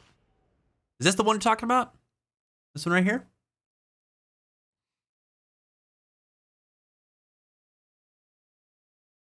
It's pretty cool. It is pretty cool. Not my favorite. It's cool. I want it to be, I want to feel as excited about it as some people probably do. It is cool though. Ren says this is not it. Okay, which one is it? You point the one out to me that it is. Like this one's pretty cool. I like this one. What's up, Caden? Second one, top row. Oh, okay. Yeah, this one's sick. That's awesome. That looks really cool. Okay, I am excited about this one.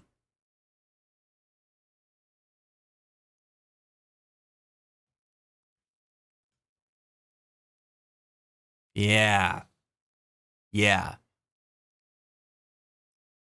Okay. Oh, they've definitely come a long way from where I remember them being.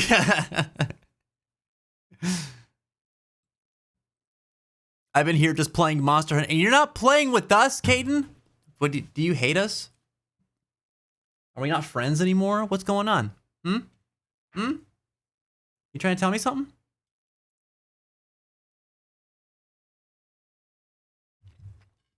Is it because I've been eating this turkey burger for the past hour? Is that it? Because I understand if that's it. I'm just kidding, man. What weapon do you play, dude?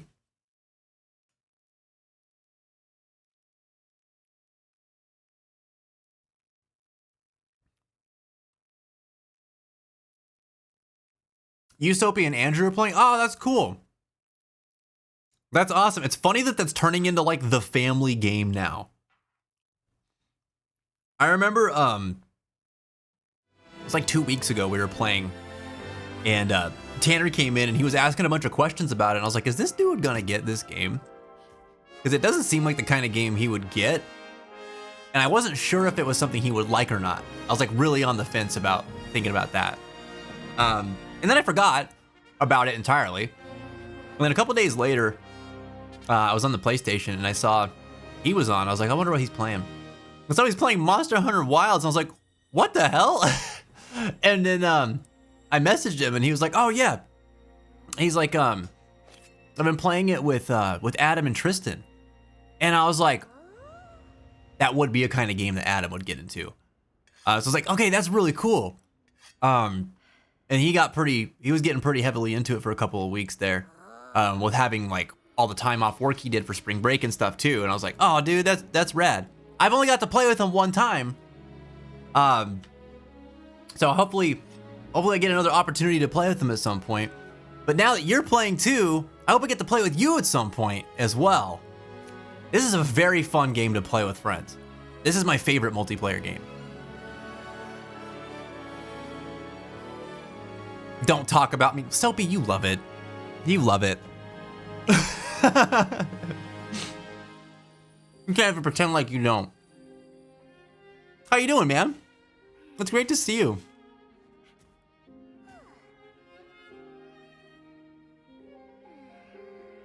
You're playing SNS? Dude, it's so fun, right?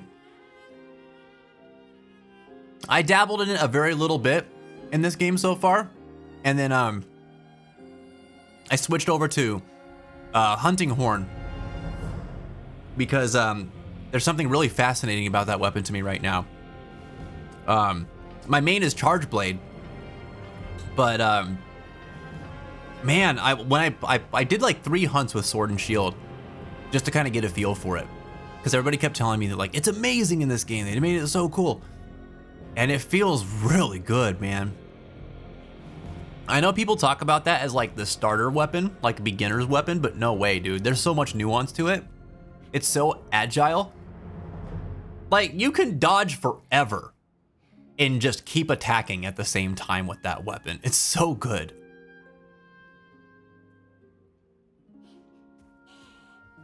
Yeah, it's really cool. I think Eric's Gaming has some really in-depth guides for like all the Monster Hunter weapons. His Sword and Shield one's pretty good.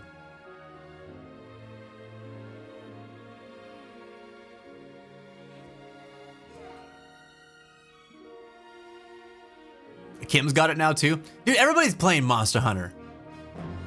Holy hell. Anyhow, I'm about to head home. So y'all have a great rest of your day and night and be safe out there. Ren, you do the same, my friend. Thanks for educating us on some Digimon lore today and reminding me that the TCG still has a place in the world. I think that's really cool. It was good talking with you, buddy. I hope you have a good night and keep your head up and your heart strong out there. Come back and school me on some Digimon again sometime too. It seems like it's gonna be a pretty hot topic for a little while with all the new stuff coming out. Very excited. It's fun. I'm still learning how to manage my stuff right. Monster Hunter is one of those games that has like a pretty steep learning curve as a game. Like, even as a gamer, if you've been playing stuff for a long time, there's just kind of not really many games like Monster Hunter out there. And I think it's a good thing. I think it's a cool thing. They've definitely found like a really neat niche with this series. But it also makes it kind of intimidating for new players to get into. But they did something pretty cool with Wild, where like, I've got my gripes with certain things about it. Like, I was telling Tanner about this whenever we actually did get to play together. But the way that the game handles like the story and multiplayer is not very good. Like, it's better than it was in World by far. I think way better than it was in World. But it's just not very good compared to everything else that the game does right. It's like they weren't sure that they really wanted people to be playing with their friends while they were doing the story, but gave them the option to anyway. So the experience is like a little funky. And then it seems like they, with that same thing in mind, they kind of wanted players to be like, oh, we'll get into the multiplayer stuff more after you beat the low rank story. Which was also a weird move to me, because so much opens up after that point. But, you know, like, in the multiplayer experience just gets way smoother at that point too. But despite those gripes, like, looking at Monster Hunter just as a franchise, I feel like learning the mechanics, learning the flow of the game, and learning the loop feels so much easier in this one. And the difficulty that they set the monsters at is a pretty comfortable level too, where it's like it's still challenging, but it's like not absurdly so. Where like as a new player, I remember coming into some old Monster Hunter games and just getting stomped repeatedly and not being able to really understand how I was supposed to overcome some of these monsters, and just being like, well, I don't want to play it anymore, you know, having that kind of feeling. And this doesn't really give me that ever.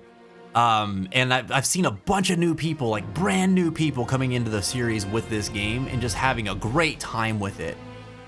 Which I saw happen a bit with World too. But I mean, the numbers speak for themselves. This game has sold like what, like 8 million copies or something like that already? It's insane.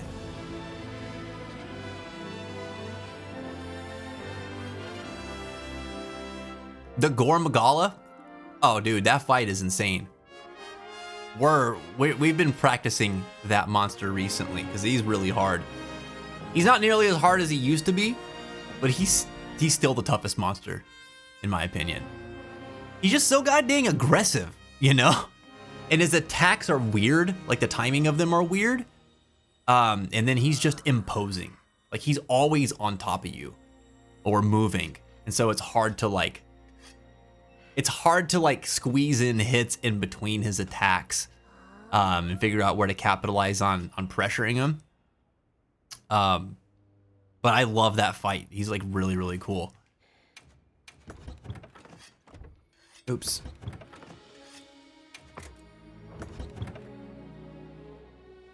It's the only thing I can't beat outside of the scripted story encounter. So far I've been able to handle everything else.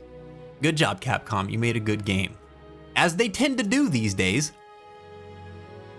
There was a time where I wasn't really like into what Capcom was doing. Like the PS3 era, I was like, what are you doing with a lot of the stuff? But man, they're on top of their game right now. Somebody wants to make a trade.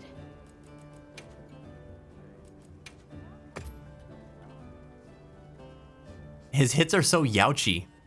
Oh yeah, I can't tell you the amount of times that thing was one-hitting me when I first started fighting it. And what's up, Reggie? Welcome back, man. And he doesn't do that now to me now, but he does two-shot me. So if you get like, he has this one attack where like he slams the ground, which does a boatload of damage, and then you have the frenzy explosions that come up right after that. So there's like, I think like 2 or 3 ticks of damage that can happen to you. And if you're caught in the wrong spot of that, it's just over. He's gonna kill you no matter what. And I get caught by that a lot. That's what you're trying to say. You're trying to say, let's get down to business. It's business time. Yeah, he's a crazy fight. A lot of fun though. Speaking of crazy fights, we are going to be having a Monster Hunter event next month, and it's gonna run for an extended period. So anybody out there who's been playing a lot of Monster Hunter Wilds, you might want to check out what we're doing next month, because we're going to be having hunting contests. Where we're going to have like, you're going to team up with other people in the community, and you're going to have duos. And you're going to compete for the fastest time hunting certain monsters. We'll have like all the parameters and conditions that'll be set for that. We'll be talking about that next month. But we're going to do that. We're going to be having fashion shows on stream during this event as well, and a few other things. So if you like the sound of that, I'd say get into practice now to prep for it, and look forward to that, because it's gonna be a good time next month, man.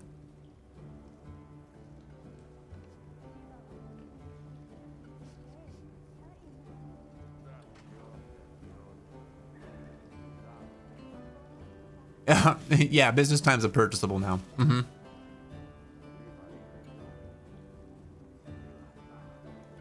Yeah, we'll do one more. We'll do that Arkveld one more time. I've got one more. Goodbye. What you call it? Yes. One more round of it left on this investigation.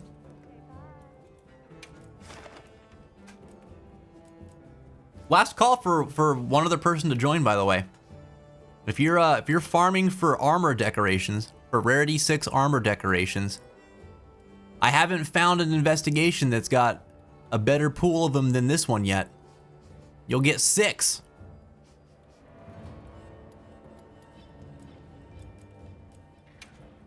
But this is the last one I got left on it. Understood. Be careful out there. Yeah, Mimu, it's gonna be a good time. Yeah, Caden, dude, the fashion in this game is awesome. The fact that you can layer your armor with anything, or on top of anything, and you can change the pigments of all of it, is so cool. I really look forward to seeing like what kind of creative things people put together.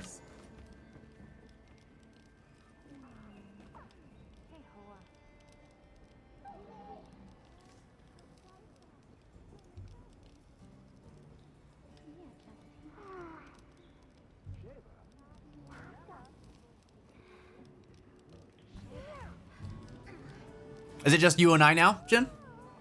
Huey dip.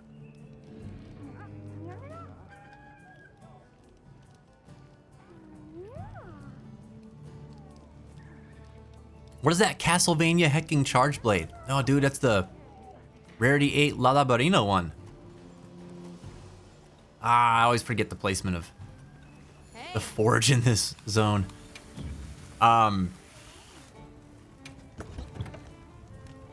Yeah. This thing is cool.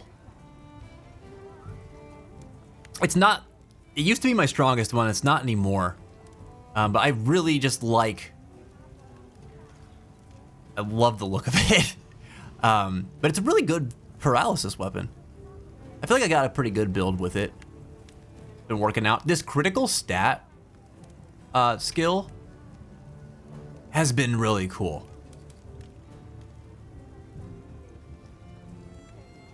I've been enjoying that a lot. But I am probably going to set this aside here pretty soon because I've got a pretty good dragon weapon that I've been building up with just a different focus. This is a status focus. So I'm really trying to just like CC the monster a lot with this one. But it's not my highest damage build right now. Yeah, I love this charge blade, dude.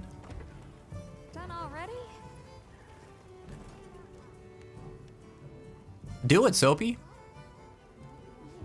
Pop on in.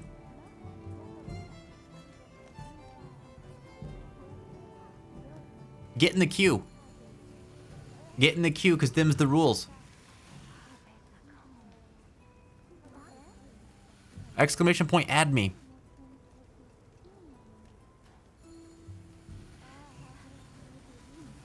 There we go.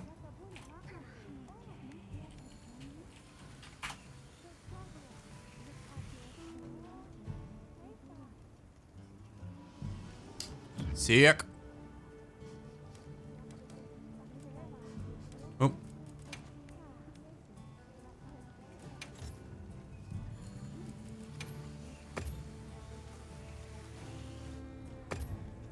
Thank you for the explaining. I'm going faster than I can think.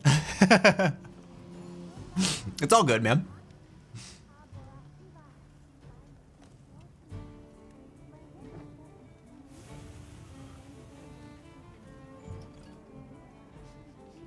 Goodness. Goodness gracious. Catch the latest news here.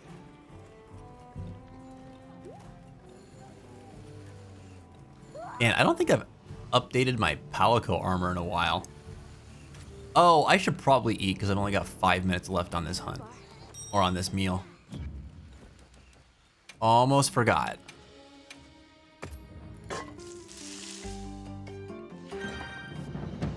I don't know if you guys have noticed, because I'm not always observant, and I just realized this, but in addition to what you see the meal effects producing on the ingredients that you choose, or the meal effects being produced by the ingredients that you choose, you'll get 2 other ones that get generated on your meals as well. So like I got Fortune Hunter meal on this one and Fisher meal.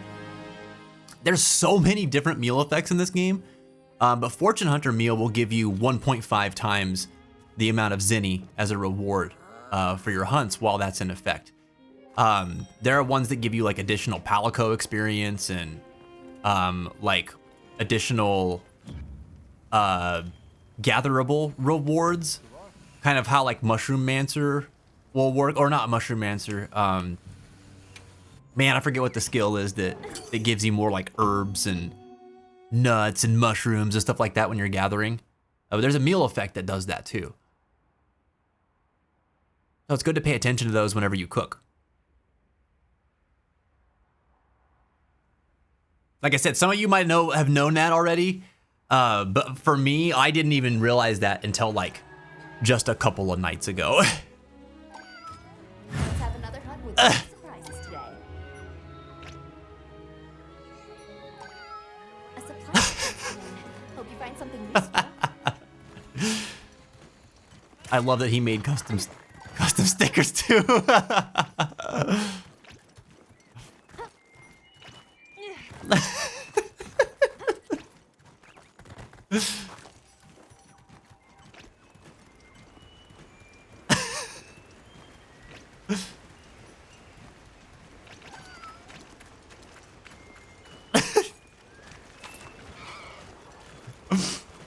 Oh my god.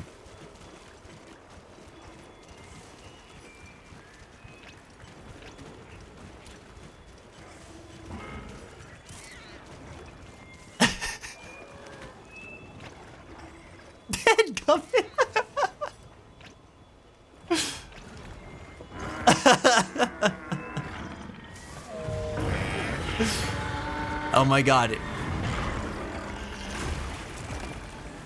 Well, this is great. My friends are just down there freaking dropping stickers, and I will just fight this Arkfeld by myself.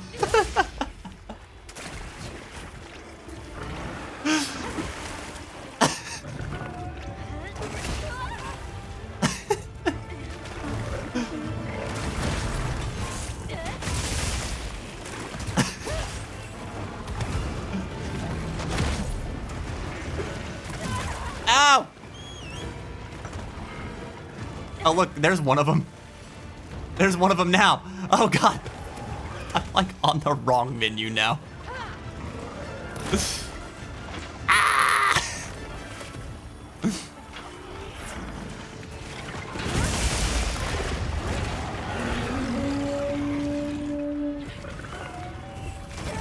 Ow!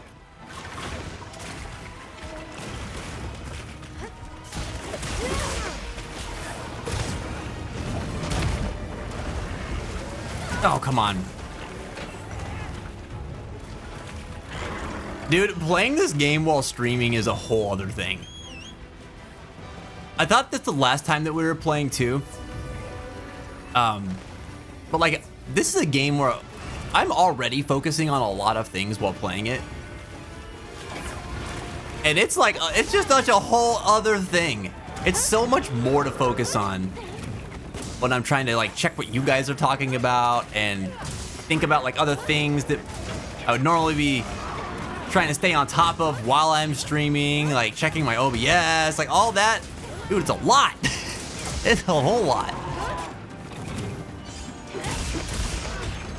I love that half the game plays itself, so I can't watch in chat. Wait, what do you mean? Oh, for like running around?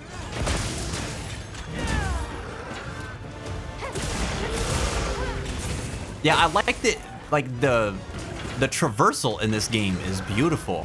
The fact that you can just like collect stuff while you're running passively, it makes movement feel so much less tedious compared to the last couple of games.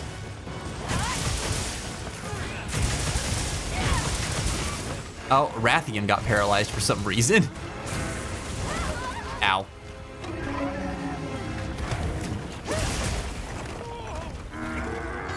Or Brooks.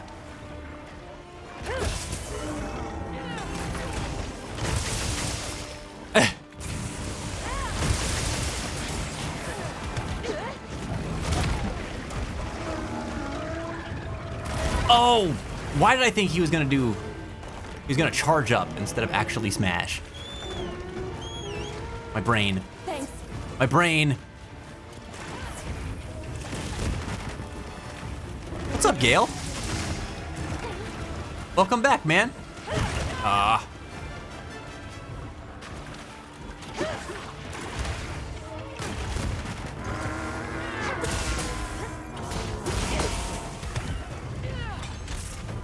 Come back. We love you.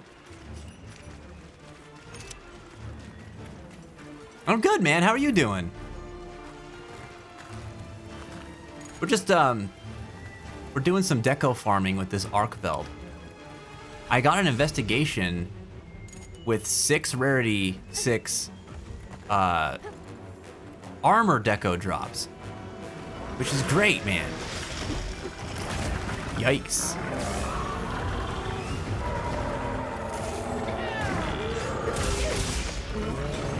Oops, I shouldn't have done that. Ugh.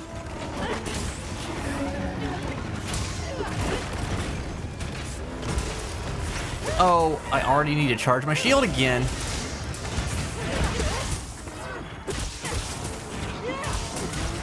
Oh, you destroyed that wound so fast.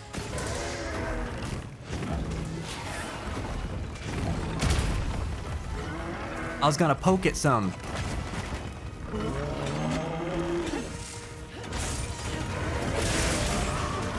There we go. Okay, I guess I'm stuck here. Wait. Charge my axe. Oh, ah.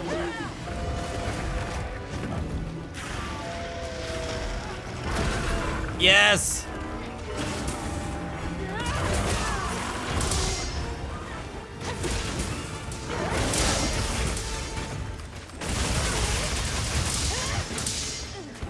Oh, I wish I was not stuck under you, sir.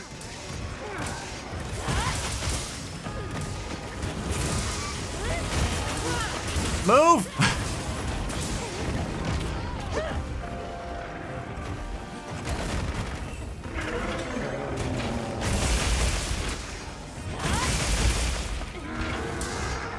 Thanks, that helped. Not the right time for this attack. Oh, no. You need help because Call of Duty has claimed you once again? Oh, no.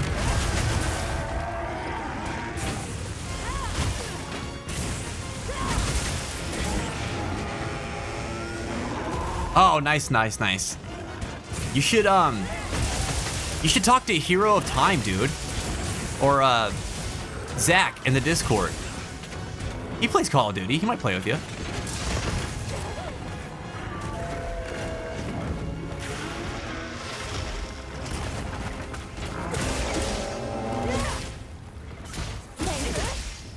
Oh. Ow. Dang, dude, I always time that one wrong. That's the one I always think to him, like, I got this perfectly. And then I think what I expect is that, like, the long end of the chain blade is going to hit. But it's actually the part that's, like, closer to the base of his arm that hits first.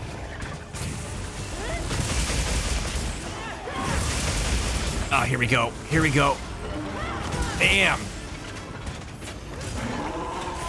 Sick, dude. Good job, guys. Yeah. There we go. Oh. Oh, no, no, no. I just needed to hit that wound. It's right there. Yes. Okay, good. Now I run away because I need a heal.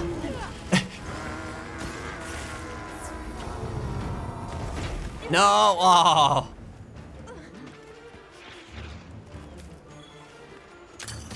Give me my god bug. Yeah, I know. The bots are enforced today, man.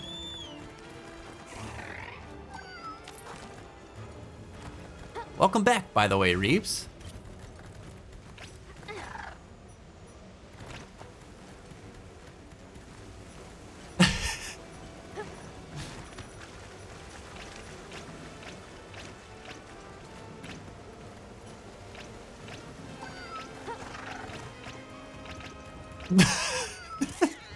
So stupid.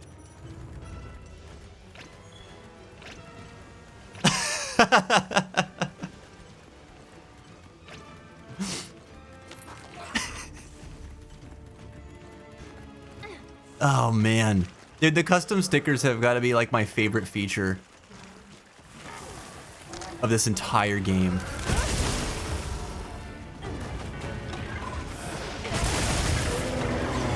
No, no, no. You calm down. It goes custom stickers, focus mode.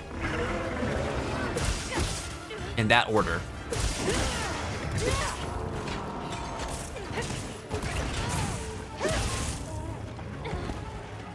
I would like you to become paralyzed, please. No, turn around.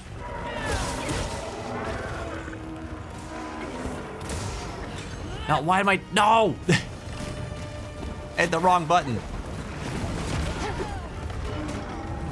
Oh, damn, dude. I hate it getting stuck around here.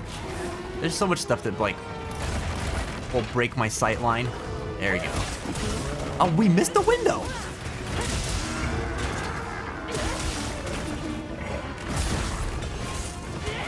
All right, that'll work.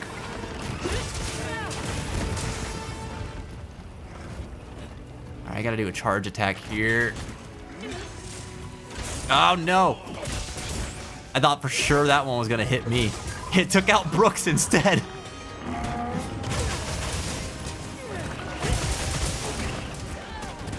Ooh.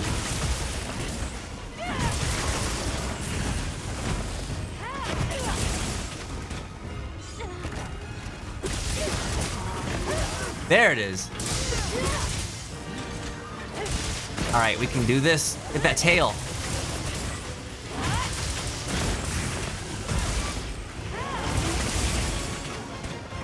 Wound. Oh, he turned. No.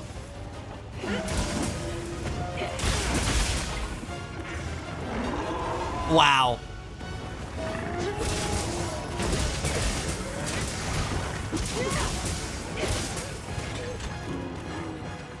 He's exhausted. Oh, just give me your tail, man. You suck.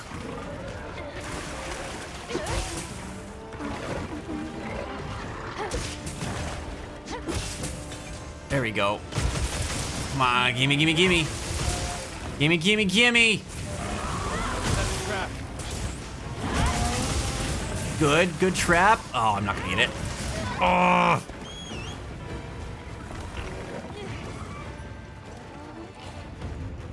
Yeah, come up here. Stop yelling and just come up here. You don't have to be like this. Why am I not drinking this potion?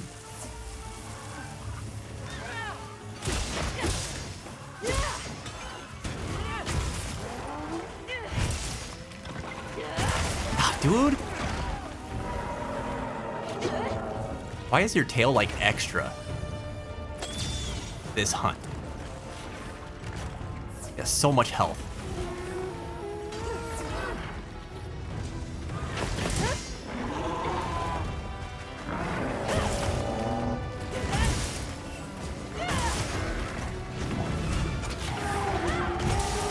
Oh, I'm gonna...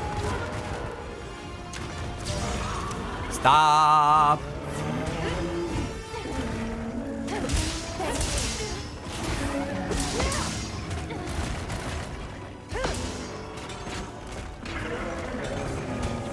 Oh, my axe isn't even charged anymore. No, no!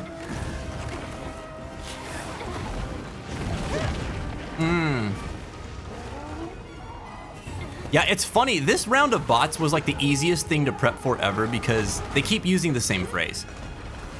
So like, they're more aggressive than the last round of bots I was seeing on Twitch, but they're like set up as if they've not been on the platform for the last 10 years. Like the last one kept doing like variations of like its site links and stuff like that. Not this one. Keeps using the same one.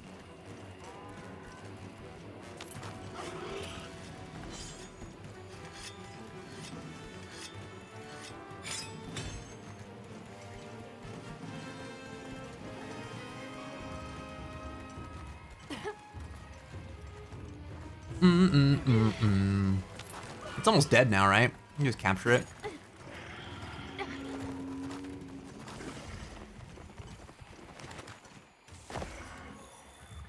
Trap set.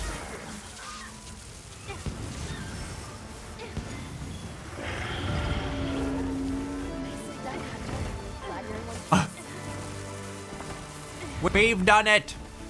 Oh, wait, does the thing have eggs? An egg. I want to take it into study. If that's the case, please deliver it to the camp.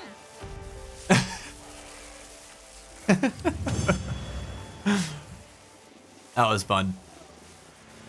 Good stuff. Wonder what everybody got. Let's see. God dang, dude. We have 3 gems that time.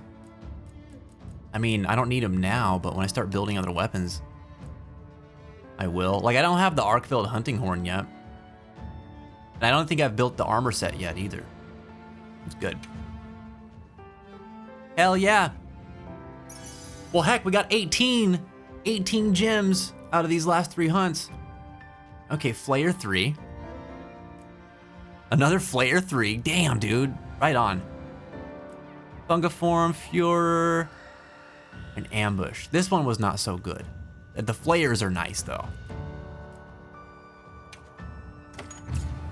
That's pretty sick. Oh, I was wrong. The Fortune Hunter, that is 2 times the reward money. Yo. Good stuff. Good stuff. Very fun. I rate 17 out of 2. That's good rating by Soapy standards. All right, Jen. Thank you for joining us in the hunts. That was a lot of fun. We kicked them Arkveld butts today. That's pretty much the main thing that I wanted to tackle. I gotta start winding down too. Gosh, the time goes so fast when playing this game. I'm pretty sure we cruised through an ad break and everything even, didn't we? I'm sure that one came up and I wasn't even aware of it. There had to have been one.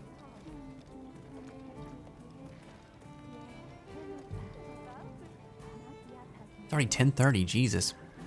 Yeah, for sure there was one because we're coming up on the next one, like 15 minutes.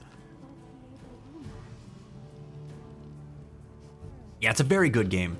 It's a very good game. If you guys like playing Monster Hunter, you want to play some Monster Hunter with some more friends, jump in the Discord. We're playing this game like all the time lately. I play it almost every night these days. So if you're looking for someone to run with, we can get you in the squad. Usually there's, one of us in the lobby or something like that. I'll do voice chat maybe 2-3 times a week too. So if you like hanging out in lobbies and stuff like that and just chit-chatting, hanging out, that's pretty fun. It's pretty mellow. I'll probably be back in this week for that because I skipped out on it last week because I just needed to recover a little bit after everything I was feeling. But yeah, spent a lot of time in there.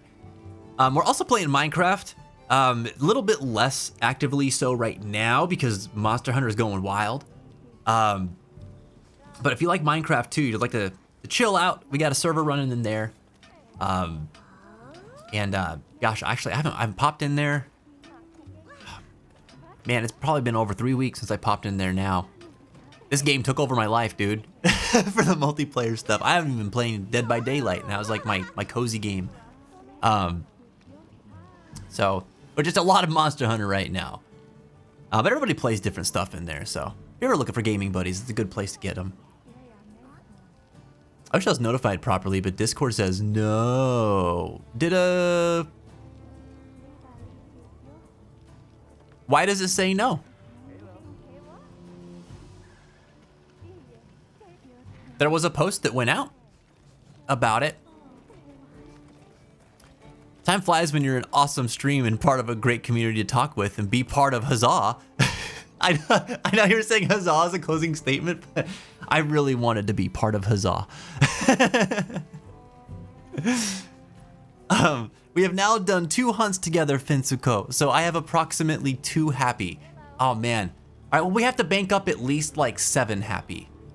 It's the Final Fantasy number of my dreams. I guess 10 happy for you. I can go with that too. That's 3 more happy than I would be satisfied with. Let's do it.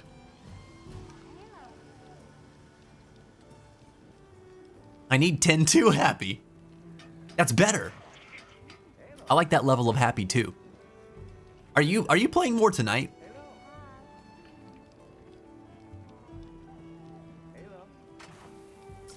$25 or $624. Happy, happy, happy, happy, happy, happy, happy, happy, happy, happy, happy, happy, happy, happy, happy, happy. Hold on, I want to see if I can make this hunting horn. What are we making today? Let me look at the Arkvale hunt. Ooh, ooh. You can indeed make it.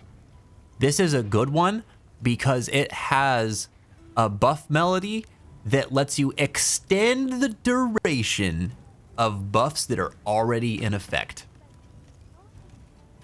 There's a fun trick with this one where if you have any other hunting horn, you open up with that in a hunt, get all your buffs going, switch to the Arkveld hunting horn, and then you just keep all your buffs alive for the rest of that hunt, and you can stack both sets.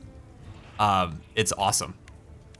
I want to get good enough with the hunting horn to be able to do stuff like that. I am not currently that good with it. But it's good to have dreams, you know? No, I gotta go to bed. Oh no. Listen though, understandable.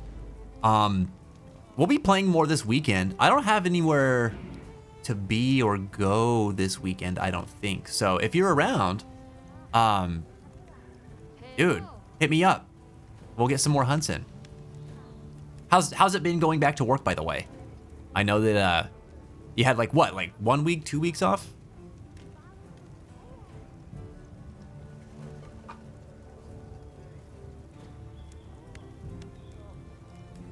I don't know why I'm asking you questions when you're about to go to bed. I should be more considerate. Don't worry about that. I'll catch up with you when you have some more time, man.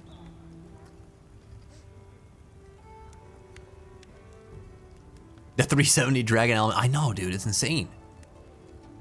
It's a good one. I know not how horns work, but that is a silly element instead. If only it was 159. Hell yeah, looking forward to it, dude. Have a great rest of your week, man. We'll see you this weekend. Holy moly, I got some playing to do before I join you guys. Caden, listen, if you want, you can join our squad, and I'd be happy to run some hunts with you, as you're like working your way through the story or up the ranks. Like I know that you just got the game, so I'd be more than happy to. I'm not gonna speed run you through anything or anything like that, because I think that takes some of the fun out of the game. But I will happily join you on a hunt, or 6, whenever you're on. Just on Discord, post your hunter ID, and I can get you in. Or I can, if you want to do that tonight. I don't know if you're still on or not, but I can get you in before I log off stream too.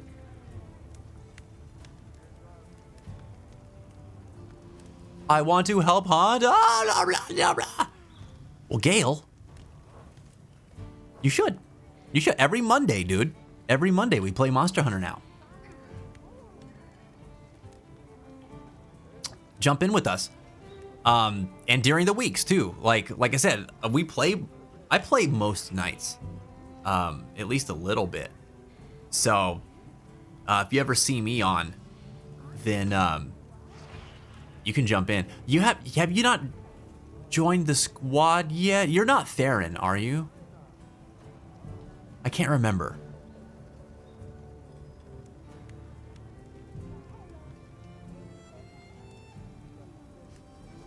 Let me redo that. Time flies when you have an awesome streamer, awesome keepers of the fence, and an awesome community to chat with. Huzzah! I love when my community chats with Huzzah. What a lad, that Huzzah. I'm sorry, Darth. I don't know why I'm being like this. I love you, dude. Yeah, it does. The whole day cruised by. I kind of can't believe that we're doing a 5-hour stream tonight. It's been a lot of fun.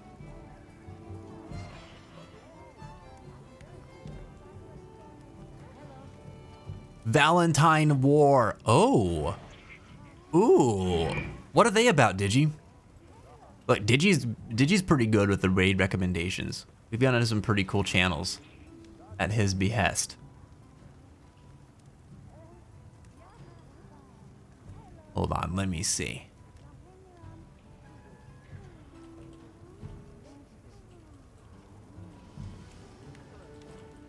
Reference to Summer War, which is also a Digimon movie reference. Was Summer Wars a Digimon reference? I didn't realize that. I seem to remember watching that. That's a movie, right? It's an anime movie. I seem to remember watching that with Soapy and thinking it wasn't very great. I thought it was cool, but it wasn't like my favorite thing, you know? Unless that's something else that I'm thinking of. I thought it was Summer War.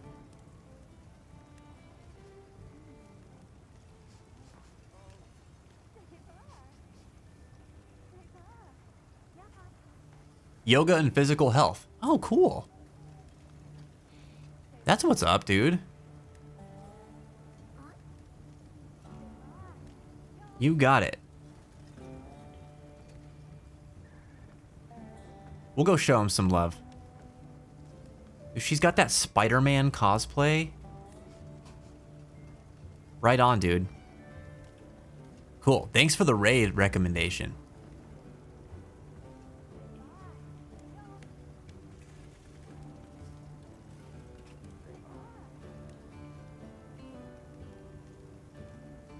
What the heck does this just popped up? Wait.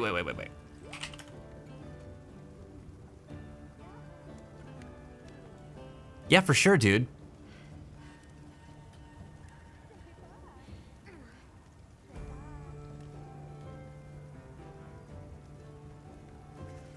I'm kind of checking out their profile and seeing like stuff that they do. Looks like they play some games too.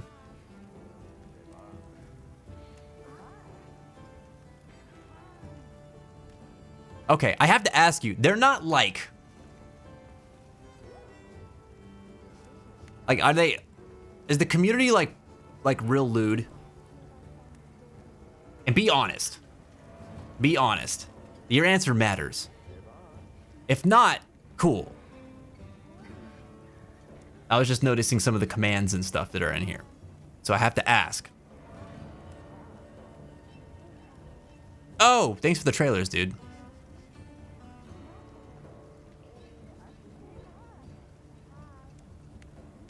I myself like to help people through things, but when I do that, I tend to swap to a horn and primarily just buff and heal. Otherwise, I stand by and act when needed. That sounds awesome, Gil.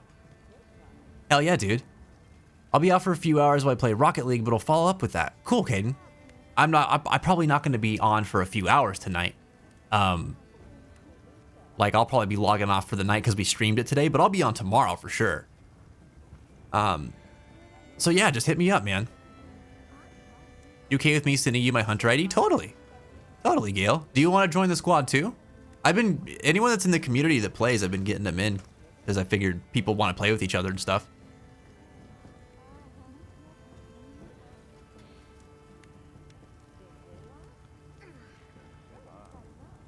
Yeah, VIPs can send links. Yep.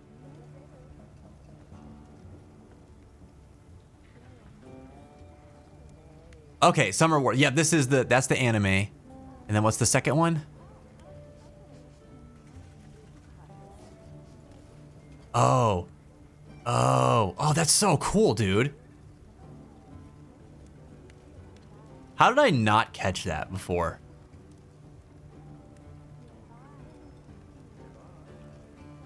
I don't know how I didn't catch that before. Because the Digimon movie was like one of my favorite things when I was growing up. That's crazy. Unhinged but not lewd. I can give you an alternative. Okay, V-Arc is an alternative. Let me check them out too.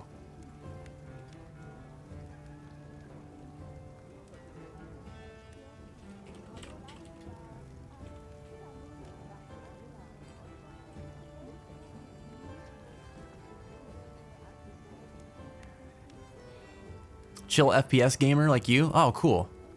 What are they playing right now? The Finals. Oh, I had a buddy who was telling me about this game, and he asked me if I played, and I did not.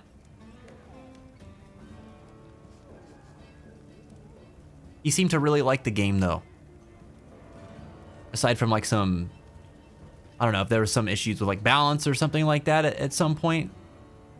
I don't know. He was saying something like the game at launch was in a really, really good state. He didn't like the way some things were changing or something like that. But I've never actually even looked at this game. It looks pretty cool.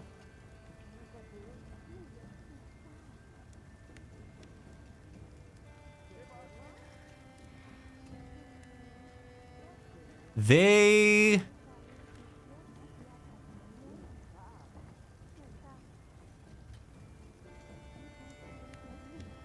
might be a bit more our speed, V-Arc.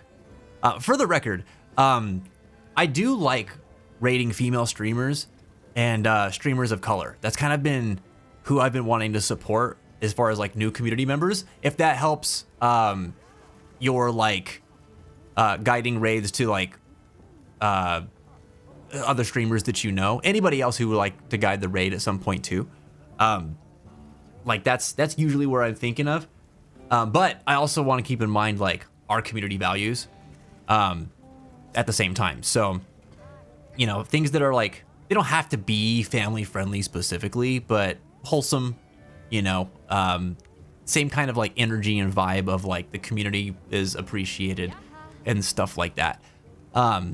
Just to add some like context for kind of the communities that we're looking to connect with. I think it will raid V-Arc.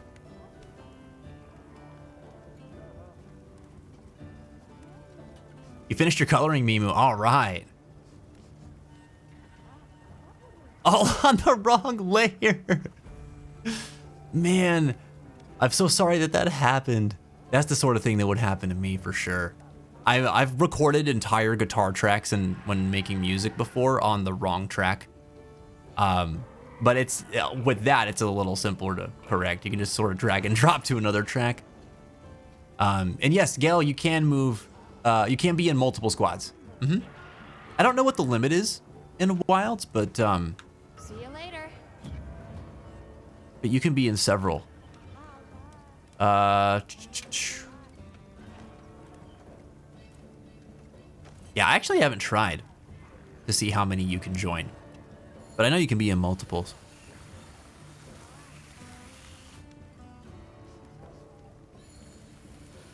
The Digimon movie held up well too. It did. I used to watch that movie when I was sick. Amongst other movies. The Matrix was also one of them, as was RoboCop. I don't know why those movies they just felt good to watch when I was sick. Oh, your friends usually invite you to play when you're asleep? Ah, it's a bummer, man. Different time zones and all that, huh? Cool. Cool. Thanks for understanding, Digi. I appreciate it, man. Yeah, I mean, it's an easy mistake to make. That just tells me that you were like really excited about what it was that you were coloring then, Mimu. Are you sharing any of it on Discord? Is it another like Monster Hunter thing? Or are you doing, what was it, the Digimon thing? I thought I saw Zach talking about that earlier with you. Okay, cool, Gale. Right on, dude.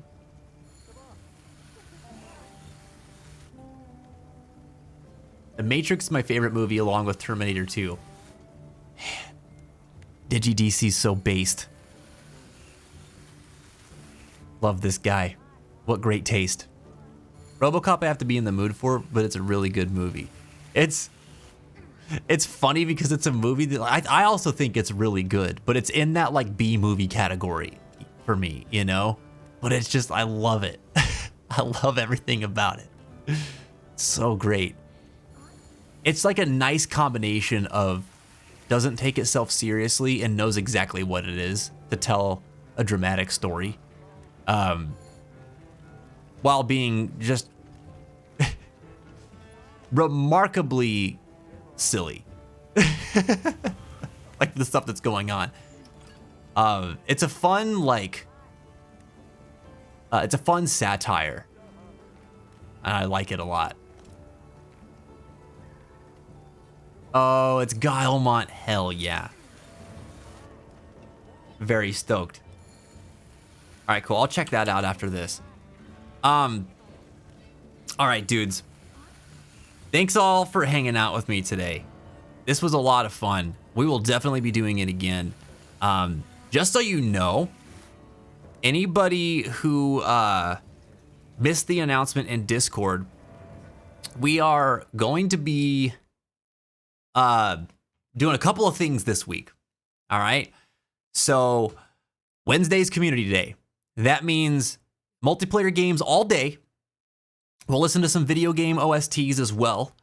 But you need to go and vote on the Discord server. Check the bulletin board. There's a poll there. Vote on the game that you want to see played for Community Day. The top 3 results will be on the games list for game tickets this week. And then don't forget that on Thursday, we're streaming Monday, Wednesday, and Thursday this week. So no stream tomorrow. But on Thursday, to fulfill the sub goal reward that we hit a couple weeks ago, we are playing Split Fiction. And by we, it's going to be Mrs. Fence and myself. So Faintest of Hearts. All right. So if you want to see Split Fiction and you want to see some co-op streamer action, man, tune in on Thursday. That's what we'll be doing all night. And that is going to be a lot of fun. I'm pretty excited about this one. Bro, I can't be president. That's too much responsibility for me. It would require me to make decisions that would be morally questionable. And I don't know if I could live with myself doing that. Well, we'll let the current one keep making a goof of himself until he's done. And we'll see if we survive. Dude, I missed you too, Reeps. I missed you a whole lot. I'm so glad that you're on the up and up and starting to feel better, man. Looking forward to catching up with some games and some chill time with you too soon. Thanks for supporting today, bro. I appreciate you. All right, so we're going to be rating V Arc tonight. Join me, why don't you? We're going to show them some love, help them keep their head up and their heart strong. You know how we do. We got a raid message here. One's for subs, one's for non-subs. Grab the one that you like the best. And we'll get in there and we'll drop some positivity before we head out for the night. If you're not already following us on social media, well, you should do that. Check it out. We've got Blue Sky. We're on Instagram. Check out my TikTok. All the stuff's there for you in the chat. And of course, the Discord, if you haven't already joined. We do lots of stuff in there all the time. Movie nights, game nights, D&D, all kinds of stuff, dude. Pop on in. We'd love to have you. Love to get to know you. And yeah, I look forward to seeing you all on Wednesday. I hope that you guys have a great night. Check out the merch shop. It's newly opened. Discounts for subs, 10% off. Get you a hoodie, get you a desk mat, get you some good stuff, man. But yeah, have a great night. I will see you all on Wednesday. But until then, keep your heads up, keep your heart strong. Let's get to raiding.